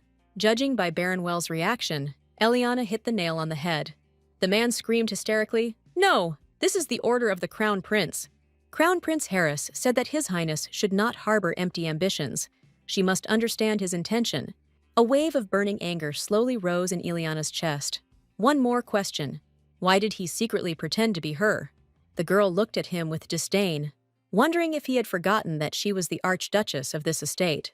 I'll have to tell the Crown Prince that Baron Wells dared to pretend to be a member of the imperial family. For this, property should be confiscated and title should be revoked.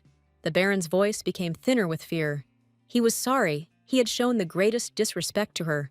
True, he showed her great disrespect. Just now he was insolent with the Archduchess who arrived in the north. It's a kind of local snobbery. She will inform the little son that the Baron is fired. And the reason for the dismissal was that the Archduchess did not forgive rudeness. Realizing that Archduchess Howard had taken pity on him, Baron Wells was effusive in his gratitude for her indulgence towards him. Without answering, Eliana headed towards the exit. Since childhood, her father limited her education to etiquette and culture. Interest in other areas was forbidden. After all, she was no longer a young lady. She didn't need to know such things. So Duke Rossano raised her in ignorance, as a submissive doll. For the same reason, probably, in his past life, he did not give Pavel a full education. She did not want to become the same person as her father. Finally, after several long days, Flint Howard returned to the estate. Eliana's eyes were shining with love. She was glad that her husband returned safe and sound. The monster wasn't so dangerous that Flint needed to interfere, but surely something had happened. The gloomy expression on his wife's face did not escape his watchful eyes. Eliana's look said they were in for a long conversation. Baron Wells, the political science teacher, turned out to be Prince Karras's man. Flint was shocked. But what order did Prince Karras give him? Sadness splashed in the girl's eyes. He said that His Highness should live like a dead man. Archduke Howard frowned. The girl was glad that her husband agreed with her. She continued. Although she hadn't asked him to teach her this, Flint's words made her freeze in shock. Flint Howard avoided her gaze, but firmly explained that this was precisely the quality that Pavel needed. Didn't the boy learn this from being trampled in the palace, which would further humiliate the weak prince? Flint tried to soften his voice, but Lady Eliana didn't want to listen. Enough of defending the crown prince in front of her. Archduke Howard nodded humbly. Okay, then they would change the subject. He wanted to talk about Paul's upbringing. The man was silent for a while, trying to collect his thoughts. Eliana probably noticed herself that the more Pavel grew, the more noticeable he became. Not only for Prince Karras, but also for the Emperor. Does he really want to say that Pavel is in danger? They can protect him. Eliana's voice cut off abruptly as realization dawned on her. Her husband simply does not want to go against the will of the Emperor. Flint didn't even try to prove her wrong. This change in her husband left Eliana speechless for a moment. Exhaling loudly, she rose from the couch. No matter. If he didn't do it, then she would. Neither the crown prince, nor the Emperor, nor anyone else will dare touch the Howard estate. In her chambers, Eliana called over the headmaid. She has a favor to ask of Carol. There's a staff meeting tonight, right? There was determination in Lady Eliana's eyes, and her voice was firm. Then let him announce it there. She is looking for the dark blue flower of trust and wishes to acquire it only from its true keeper. Breakfast was quiet, in the usual atmosphere, but it was too silent. There was only the sound of clink dishes and the scraping of forks on plates. The entire time the couple did not utter a word. Feeling heavy and thinking about her husband, Eliana watched him silently. Flint Howard pretended not to notice her persistent gaze, slowly devouring his breakfast. The girl closed her eyes and leaned back in her chair, shaking her head. She threw down her cutlery, and then Flint asked in a casual tone if she had already eaten. Eliana got up from the table. She had no appetite, and since that day she couldn't look him in the eyes. She hasn't entered the marital bedroom for several days. No, she is not disappointed in him. It's just that when she sees him, she feels hard. Why should he and Pavel live as quietly as possible and below the grass? Late in the evening, Archduchess Howard did not sleep. Heavy thoughts lay like a heavy burden on her heart. Astina jumped onto the balcony as lightly as a cat, and the lady was not surprised by her appearance this time either. If she means that she came to Eliana a few days later, then the girl is already quite surprised. Astina apologized awkwardly. She was a busy person after all, and she was glad that the lady understood. The mercenary jumped from the balcony parapet and quickly approached Lady Eliana. But Archduchess Howard was not at all afraid. The girl's eyes sparkled. But how did she know that she was the head of the Asta Guild? Eliana said that she wanted to meet with the guild leader, and Astina came. She's not the guild leader's replacement. The girl put on a smile and laughed it off. But in her mind she tensed up. It seemed that Archduchess Howard did not want to talk about it. By the way, she is curious about the matter that requires contacting the guild leader personally. The task is simple. Track down the rats from the Howard mansion, with evidence if possible. Eliana makes it sound like it's easy, but she must understand that it's absolutely not. Archduchess Howard spread her arms out to the side, which is why she is addressing Astina. The girl liked her words. She smiled. In the name of Asta, they will catch every last rat. Finally, the mercenary asked the girl if she had lost the sign. Eliana opened her palm, in which lay the hairpin. Soon there will be a branch of Asta in the north. She can go there, show the sign, and then she will have the opportunity to meet her. And also, she took a very significant pause. Today she should go into the marital bedroom. It's not good to leave her husband alone every night.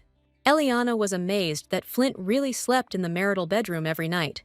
As she walked towards it, with her heart beating fast, she indeed saw a familiar silhouette, but it was quite dejected. Hearing the door creak, Flint raised his head hopefully. Eliana felt a pang of guilt and awkwardly asked how long he had been there. The young man immediately perked up. He had just arrived, hoping that she would stay here today. It seemed that her husband had already fallen asleep, but Eliana herself could not close her eyes. She definitely felt better about the fact that they were sleeping together, but it still seemed a bit forced. But this thought was quickly forgotten when strong and firm arms wrapped around her waist. The fingers of these same hands gently pressed on her chin, turning it towards him.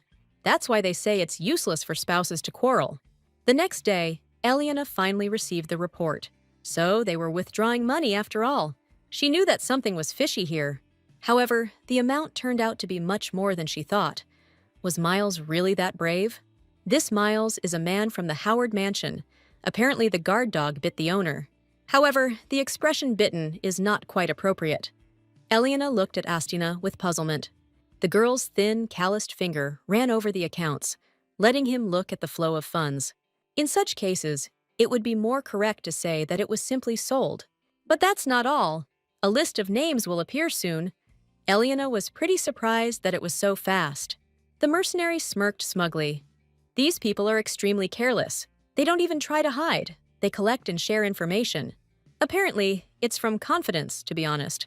Besides her, who dared to touch them? Eliana also smiled smugly. She would take it as a compliment. However, it is possible that she is not interested in this, but she will tell Astina about it just in case. This group is called the Clover. In all of Biontech, they are the only eyes and ears of the living spy network.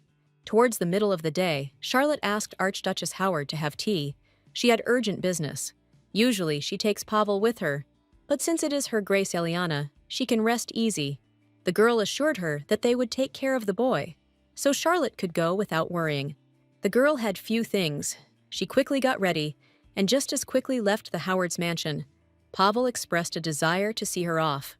A couple of hours later, the boy was sleeping in the gym, tired after grueling training. He was snoring peacefully in a soft chair when a silhouette silently entered the room. The mysterious man quickly and silently crept up to the boy and raised a dagger over his head. A cold voice, full of contempt, made the maid stop walking so calmly around the mansion in broad daylight. So, Her Grace's words turned out to be true. Countess Adele arrived in time. The undercover maid immediately hid the dagger in her skirts. What was happening? She was just about to visit the prince's chambers. With one sharp and precise blow, Countess Adele knocked the weapon out of the mercenary's hands. The weapon slid across the tiles with a deafening screech.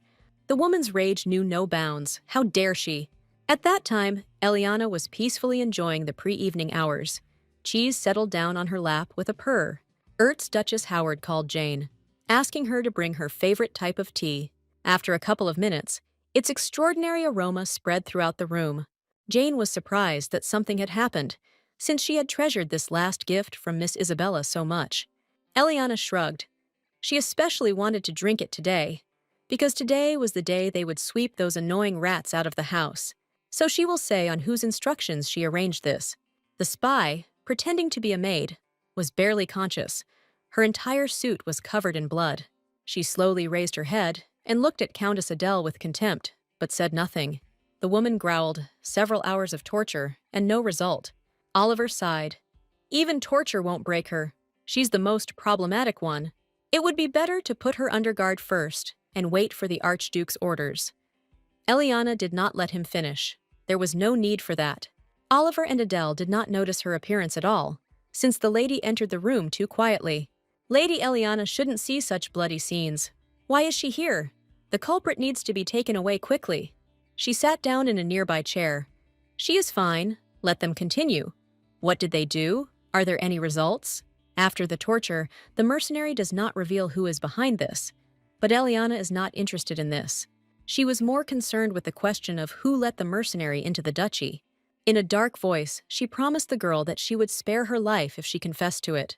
Countess Adele did not agree with Archduchess Howard's words, but Eliana ordered her to remain silent. She already understands that she won't be able to squeeze a word out of the maid, in which case it's better to achieve her goal by showing leniency. If she says only this, Archduchess Howard will not ask her about anything else. It was that simple. Just a couple of minutes of conversation with Archduchess Howard. and the girl's mouth opened. Now the torture chamber was torn apart, not by one scream, but by several. At least she knows who sent them. Someone cried from pain. And someone still had the strength for rage. When he learns that Archduchess Howard has encroached on them, he will not spare her. Not a muscle moved on the girl's face. That was all he wanted to say. So far, such words had helped him. And indeed they, and the one behind them, had apparently greatly underestimated the Howards. Countess Adele looked at her mistress in surprise, but did not utter a word. To see such a cruel picture, and not be surprised where she even knows such methods of torture. Eliana doesn't care who's behind them. She's only interested in one thing: who betrayed the Howards. The front door slammed shut with a creak, and Archduke Howard stood on the threshold, apparently furious. Countess Adele felt that she was unable to utter a word from fear. Forgetting herself, she did not carry out the Archduke's order. Flint came closer and asked in an angry voice what the Archduchess was doing here. The Countess looked down. These people, spies of an unknown organization. They tried to penetrate into the very heart of the Howards, and they captured them on the orders of the Archduchess. But Flint didn't find this a convincing explanation. They could handle this matter themselves, so why drag her in? Eliana considered it her duty to protect her friend. She insisted on it herself. This also concerns her, so she is obliged to be present. Even so, she shouldn't have interfered personally, since he was here. Let him leave everything to him and go back. But the girl didn't agree. She was also a part of Howard, and wanted to see that this matter would be brought to an end. Flint knew he had no choice but to agree. After asking her to wait, he headed towards the captives. Pointing the tip of his sword at one of them, the man demanded that he immediately tell the truth. The spy was afraid, but he turned away, showing with his whole appearance that he would not confess to anything. Well, his choice. There was one more dead person in the room. Archduke Howard wiped the blood spatter from his face in disgust and turned his gaze to the next spy. It was his turn. Trembling with fear, the man backed away, but soon his back collided with the wall. With a sharp swing of the sword, another scarlet flower of blood blossomed in the room. When the man moved on to the next one, the prisoner was ready to tell anything. Archduke Howard couldn't believe his ears when he squealed that Miles had their backing in everything. Miles. The same Miles who has lived in their mansion for more than 3 decades. A shocked breath escaped Flint's lips. It couldn't be. Eliana stepped forward, finally decided to open his mouth. There is something else besides this. If it is valuable information, then death can be avoided. The man gave in. He would tell everything, just so that he would be heard. The one who sent them is the inspector of the Heir son. Everyone present couldn't believe their ears. Eliana cursed silently. No matter how weak their organization was, she didn't think he would even let slip who was behind it all. She looked at her husband, trying to read his reaction, and if he tried to hush this up. But Flint was not so simple either. He had lived side by side with Eliana for a long time and knew her well. Doubts crept into his head that he didn't want to believe. Did she really already know everything?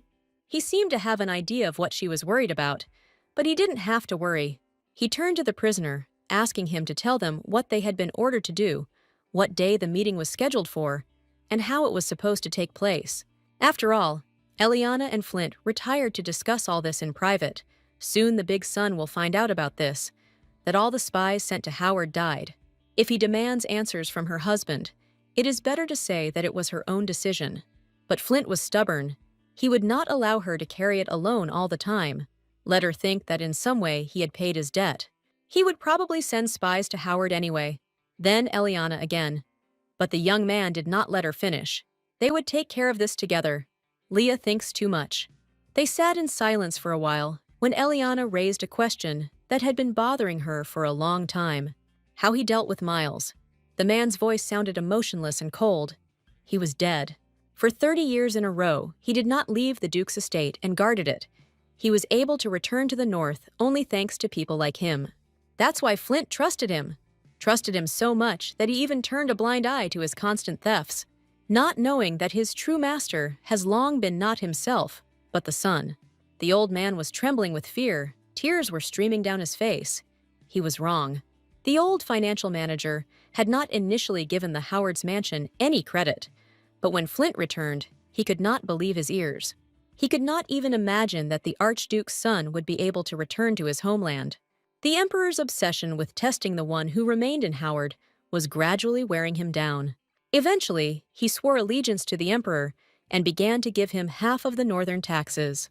The old man sighed heavily, but he had nothing more to say to his master. Archduke Howard turned silently and headed for the exit. He also had nothing to say. Oliver and Countess Adele loomed over the old man, piercing him with a condemning gaze, and that was how the old man's life ended. Eliana couldn't understand one thing: why Flint forgave him. He did not forgive. He gave in to those who were supposed to avenge him. It would have been better if he had taken revenge himself, but he didn't want to. His devotion to Howard was sincere, but it was not him who was the object of it, but his parents.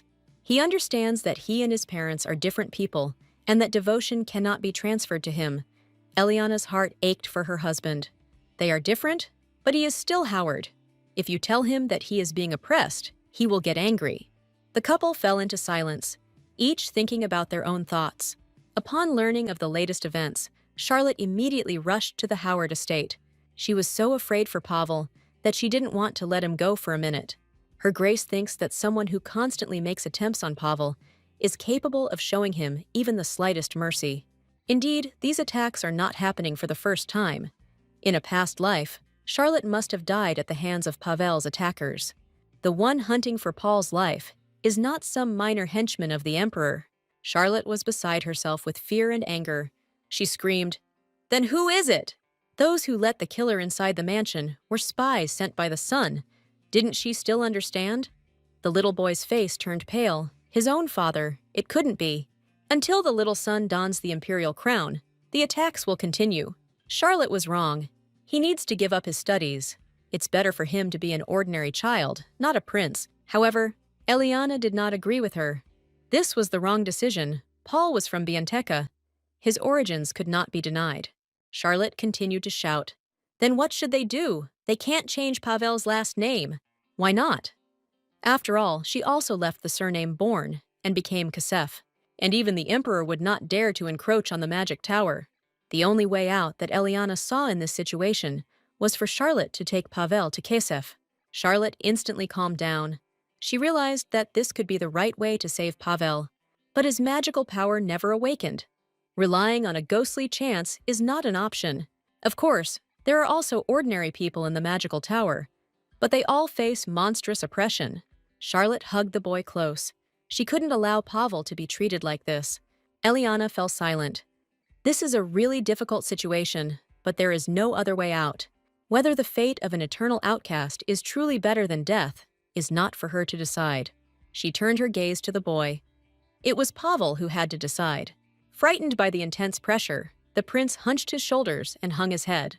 Charlotte was about to answer for him when the boy suddenly straightened his shoulders and clearly said that he wanted to go to Kasef. Gathering all his willpower, Pavel explained that he was not afraid of humiliation, but he is more afraid that Charlotte might get hurt because of him. But as long as his guardian is there and helps him, he will overcome everything. Tears welled up in the girl's eyes. She couldn't find words, and instead hugged the boy to her chest. What a heart-rending scene. Eliana was glad that the conflict was resolved. And yet she cannot understand why she condemned him to suffering in advance. Charlotte avoided Eliana's gaze because there was no other way. The Archduchess did not understand, Charlotte Kasef, the first student of the Magic Tower, how she could be so short-sighted. What was stopping her from taking charge of the tower and establishing her own rules there? Charlotte could not believe that Archduchess Howard had suggested such a thing to her. Eliana doesn't say that it will be easy, even if she becomes the head. Changing the centuries-old foundations is almost impossible. But how can she back down without even trying?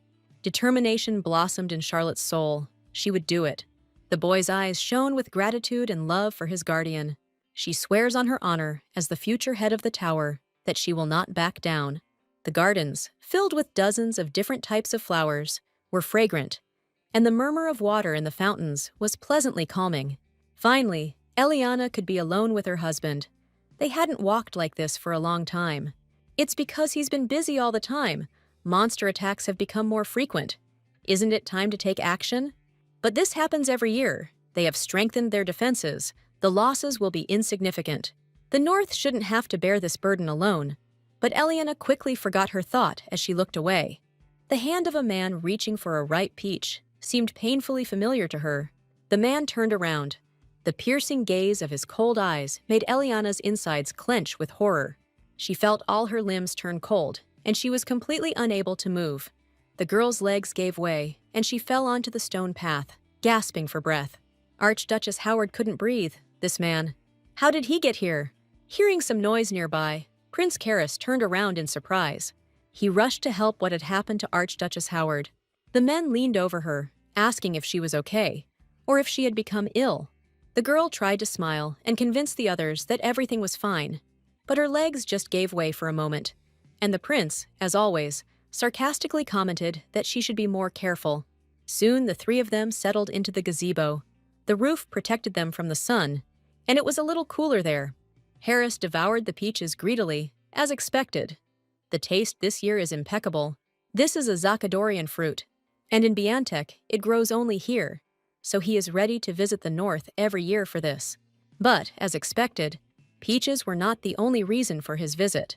The emperor sent Flint Howard a letter, placing an important mission on the young man's shoulders. His task is to receive the delegation of Zakador. The success of the negotiations between their powers depends on him. They will arrive to honor the memory of the late 7th princess, Isabella of Zakador, and the 2nd prince of Zakador will personally lead the delegation. Look how they fussed, kept silent about the tragedy on their own land, and suddenly decided to show up. Apparently, Emperor Alexander had no intention of breaking the peace treaty. Karis wondered mentally why the young lady had reacted to this news with such anger. They had arranged their own wedding so brilliantly that receiving the delegation would be a mere trifle. He would also send people from the palace to help them. Archduchess Howard's voice was cold, and it was curious why such a mission had been entrusted to the Howards and not to His Highness. However, it's even better this way. She should see for herself what their apologies are worth. With His Highness's permission, she will leave, as Lady Eliana must make arrangements for the reception of the delegation. Flint had intended to accompany his wife out of concern about a recent incident, but a friend asked him to stay. Finally, Archduchess Howard turned around and said goodbye, wishing them a pleasant conversation. Judging by the displeased expression on Flint Howard's face, he didn't like the idea of leaving his beloved alone. Prince Karis clutched at his own hair. This time he had gone too far. The Archduke pretended to be indifferent. He didn't understand what he was talking about. He destroyed the eyes and ears of Karis's father. The Emperor was furious, and it took a lot of effort to calm him down. The Archduke continued to keep his cool. He did not know that they were the eyes and ears of the sun. If he had been warned about this, he would have left them alive. The prince's voice trembled with rage, which meant he intended to play this role to the end. Flint knows that his father will not stop. He will send new spies. One can only hope that something like this will not happen again. Since Karis was now unsure that he could protect his friend next time, Flint responded to these words with a sneer. He did not need his protection. It is curious why Eliana, as before, does not feel awe of the sun. In one of the barracks, sorrowful sobs were heard. Karis grabbed his head. He was finished. Anticipating bad news, Countess Adele pierced him with a tense look. What was he talking about? But who knows when this will happen? It's unlikely that his brother's supporters will leave him alone. As soon as he returns, it's the end for him. Soon the rest of the soldiers gathered in the room. They encouraged the prince. Then he should strike first. And if His Highness doesn't decide, Archduke Howard will do everything himself, so let him gather his courage. The other soldiers continued to encourage the young man, as Flint and Adele retreated to a place of quiet. The girl admitted that, to be honest, she considered his death the best way out. But this desperate look involuntarily evoked pity in her. Flint shared her feelings. She must support him, break or stand firm. It was up to him to decide. However, Karis quickly pulled himself together, contrary to their expectations, but Flint knew that doubts still plagued the crown prince. He was unstable, slept poorly, and woke up screaming at night from nightmares. Flint saw how hard he was breathing, how his shirt, soaked with sweat, stuck to his body, but he said nothing. And when Jerez finally returned to Bianteca, the meeting with Pavleska undermined his confidence. He could not raise his hand against the boy in whom he recognized himself. How he wished that this boy would remain a child forever. This would have changed a lot and preserved his piety. Flint was just about to write to the palace, and he himself showed up, very opportunely. Charlotte Kisef departed with Prince Paul for Kisef.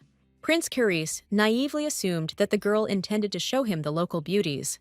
But His Majesty almost choked on his tea when Flint explained that Charlotte was taking him on as an apprentice. He couldn't refuse the future head of the magic tower. Karis laughed bitterly. What absurdity! Of course, it was for the best. But suddenly, he felt so insignificant, outplayed by his own little brother. By the way, Prince Paul gave him a message. Let them tell his elder brother Sherry that he is sincerely grateful to him for his mercy and care. But did he deserve gratitude? Karis felt that the aftertaste of the tea was very bitter to him. A couple of days later, he brought the documents. Time to prepare for the delegation. So it looks like their course is now set. When Prince Karis returns to the capital, he will personally select and send his people to them. By the way, why hasn't the Archduchess acquired a lady-in-waiting yet? Eliana stretched her lips into a smile. She was just thinking about this. The prince offered her his help in this matter. Flint recalled that his wife had a good relationship with Lady Heir. What about her? Eliana would be glad to have Veronica, but getting her would not be easy. She laughed lightly. It's not that Lady Veronica might refuse. Eliana is simply convinced that she was born for more. Veronica Kane was superior to her older brother in everything, but the path to the title was blocked by the law of primogeniture. She did not accept her fate, fought to the last for the right to become the heir, and after the mysterious death of the young count, she still took his place. Archduchess Howard has someone in mind, but her status requires some formalities. Flint Howard knew it, so it was Jane after all. Eliana remained silent, confirming his words. Well, then he would find a foster family for her. The girl was grateful to her husband for this. Karis couldn't hide his surprise. Flint was so accommodating. Eliana discovered that Jane was a direct descendant of an extinct baronial family. Since she has noble blood in her veins, her current status is not a hindrance. It is more than enough. Prince Karis laughed nervously, the two of them. And when had they ever gotten so close? Flint cleared his throat awkwardly. They were married, after all. That was natural. And just recently, he himself couldn't figure out his own feelings. The lady's words stunned Jane, and she will become a noblewoman. The girl threw herself at Eliana's feet, hitting her forehead on the floor, ready to beg Archduchess Howard to reverse her decision. Eliana couldn't understand why she reacted like this. Grabbing the maid's hands, the girl helped her up. Jane is destined to become a noblewoman, and it is not proper for a noblewoman to prostrate herself. Archduchess Howard placed her hands on the girl's shoulders, shaking her slightly to bring her to her senses. But Jane couldn't believe how she, an insignificant commoner, could do this. She would never be an aristocrat. She is not a commoner. The blood of barons flows in her veins. The girl again tried to resist, but the lady abruptly cut her off. Does she really think Archduchess Howard is doing this for her? Jane will become her eyes and her hands. She will help her. Not because she wants it, but because Eliana wants it. It's her whim. And how could she not love this girl? The most sincere, kind, and devoted of all she knew. Would Jane dare to disobey her order? The maid drooped, pursing her lips, but remained silent. Of course, she obeys the will of her ladyship. Jane's induction into the aristocracy was swift, fortunately for the Marquise and Marchioness of Cyclamen, who offered to adopt Jane. From that day on, Jane began to receive an education befitting her position as the daughter of the Marquise, and, at the same time, as the servant of Archduchess Howard. The reservation of the magic gates for the delegation is complete. If we are talking about payment, then everything has already been settled. The issue of increasing tariffs has already been discussed with the managers, and they will come into force next week. The trade guilds objected, but still could not deny that the tariffs were too low. If they had denied it, they certainly wouldn't have had any conscience. And what about the tax freeze? The Howard family's days were spent in endless worries. It was necessary not only to prepare for the reception of the ambassadors, but also to compensate for the absence of workers during their stay. Day and night, the newlyweds filled out a pile of documents, signing here, putting a stamp there. Representatives from the Magic Tower recently visited the lands of Viscount Carteret, but they soon returned. The likelihood of finding magic stones is too small. The girl quickly ran her eyes over the documents. It sounded reasonable. However, this issue will need to be discussed separately, but they will leave it for later, which is on the agenda. Suppressing the monsters isn't just a costly affair. Their outbreak cycles have become unstable. But the northern forces are no longer sufficient. Destroying monsters and protecting the lands is the duty and responsibility of the North.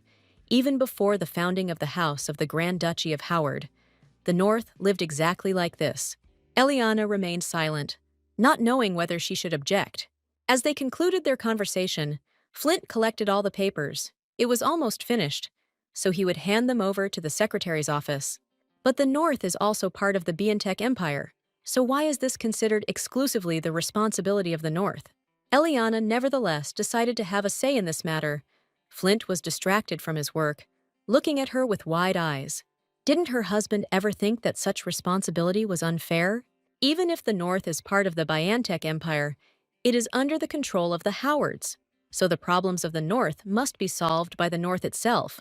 But just because Howard rules the North doesn't make him the ruler, and Eliana was determined to change her husband's mind. Finally, she had the chance to ask the important question. Or maybe he wants to become emperor. He wants to complete the great work that his grandfather did not manage to achieve. The thick bell rope snapped with a desperate crack, and Eliana almost jumped in fright. Fear crept up unexpectedly. She had never seen her husband so angry. The girl froze in place, without moving. She waited for what Flint would say. His voice was gloomy. He doesn't know what his grandfather was planning. Archduchess Howard felt her throat tighten against her will, and she couldn't help but breathe in or out. Flint's sharp cry really threw her off balance. Her hands began to tremble slightly. When the bottle of ink fell to the floor and shattered with a deafening crash, the girl gasped in fear. Flint, who had grabbed her by the shoulders, approached so quickly that the girl again shuddered in fear. "It's good that she's not injured. He'll call the butler here now." Flint walked quickly towards the bell, grabbed the remains of the rope, and pulled. If in the future someone else asks him the same question, let him just get angry. Sometimes strong feelings give words more nobility. A moment later, the butler appeared at the door. Flint explained that he had spilled ink and needed to clean up. A civil war has indeed begun in the kingdom of Kanason. The old king killed the queen and took a new wife, and the son of the dead queen is gathering an army to kill his father. This means that the kingdom of Kanason no longer cares about the alliance between Bianteki and Zakador. Their informants can be recalled. Having folded the small note her mistress had written, Jane walked towards the bird. She carefully tied it to the pigeon's leg and sent it flying. The entries on the intelligence board grew at an alarming rate every day. Rereading the new data and comparing it with the old, Eliana guessed something. Lauren still wanders as before. If Jane has the opportunity, let her try to find out where Princess Levrant is now. However, the girl was worried about her mistress's condition. The bruises under her eyes were getting darker every day. Perhaps she should get some rest. But Archduchess Howard was adamant. Sorting the information was urgent. And besides, only she and the Archduke could do it. She doesn't want to ask Flint for help. Since he already has enough to do, Eliana hardly found the strength to give this answer. She blinked rapidly, but consciousness was slipping away from her. The last thing she heard was Jane's frightened scream. Then the unconscious body of Archduchess Howard slowly slid down the wall. The frightened girl immediately called a doctor, who arrived quite quickly. The verdict was obvious. It was overwork. Eliana needed a good rest. The woman promised that she would prepare a medicine for the lady that would relieve fatigue well, but there was something else. Unfortunately, she has a rather weak uterus. This is not infertility, but it may be difficult to get pregnant. The doctor continued giving recommendations on how to maintain her health when the girl abruptly cut him off. Eliana looked at her with the gaze of a hunted animal. Her voice was firm and cold. Not a word about this to anyone.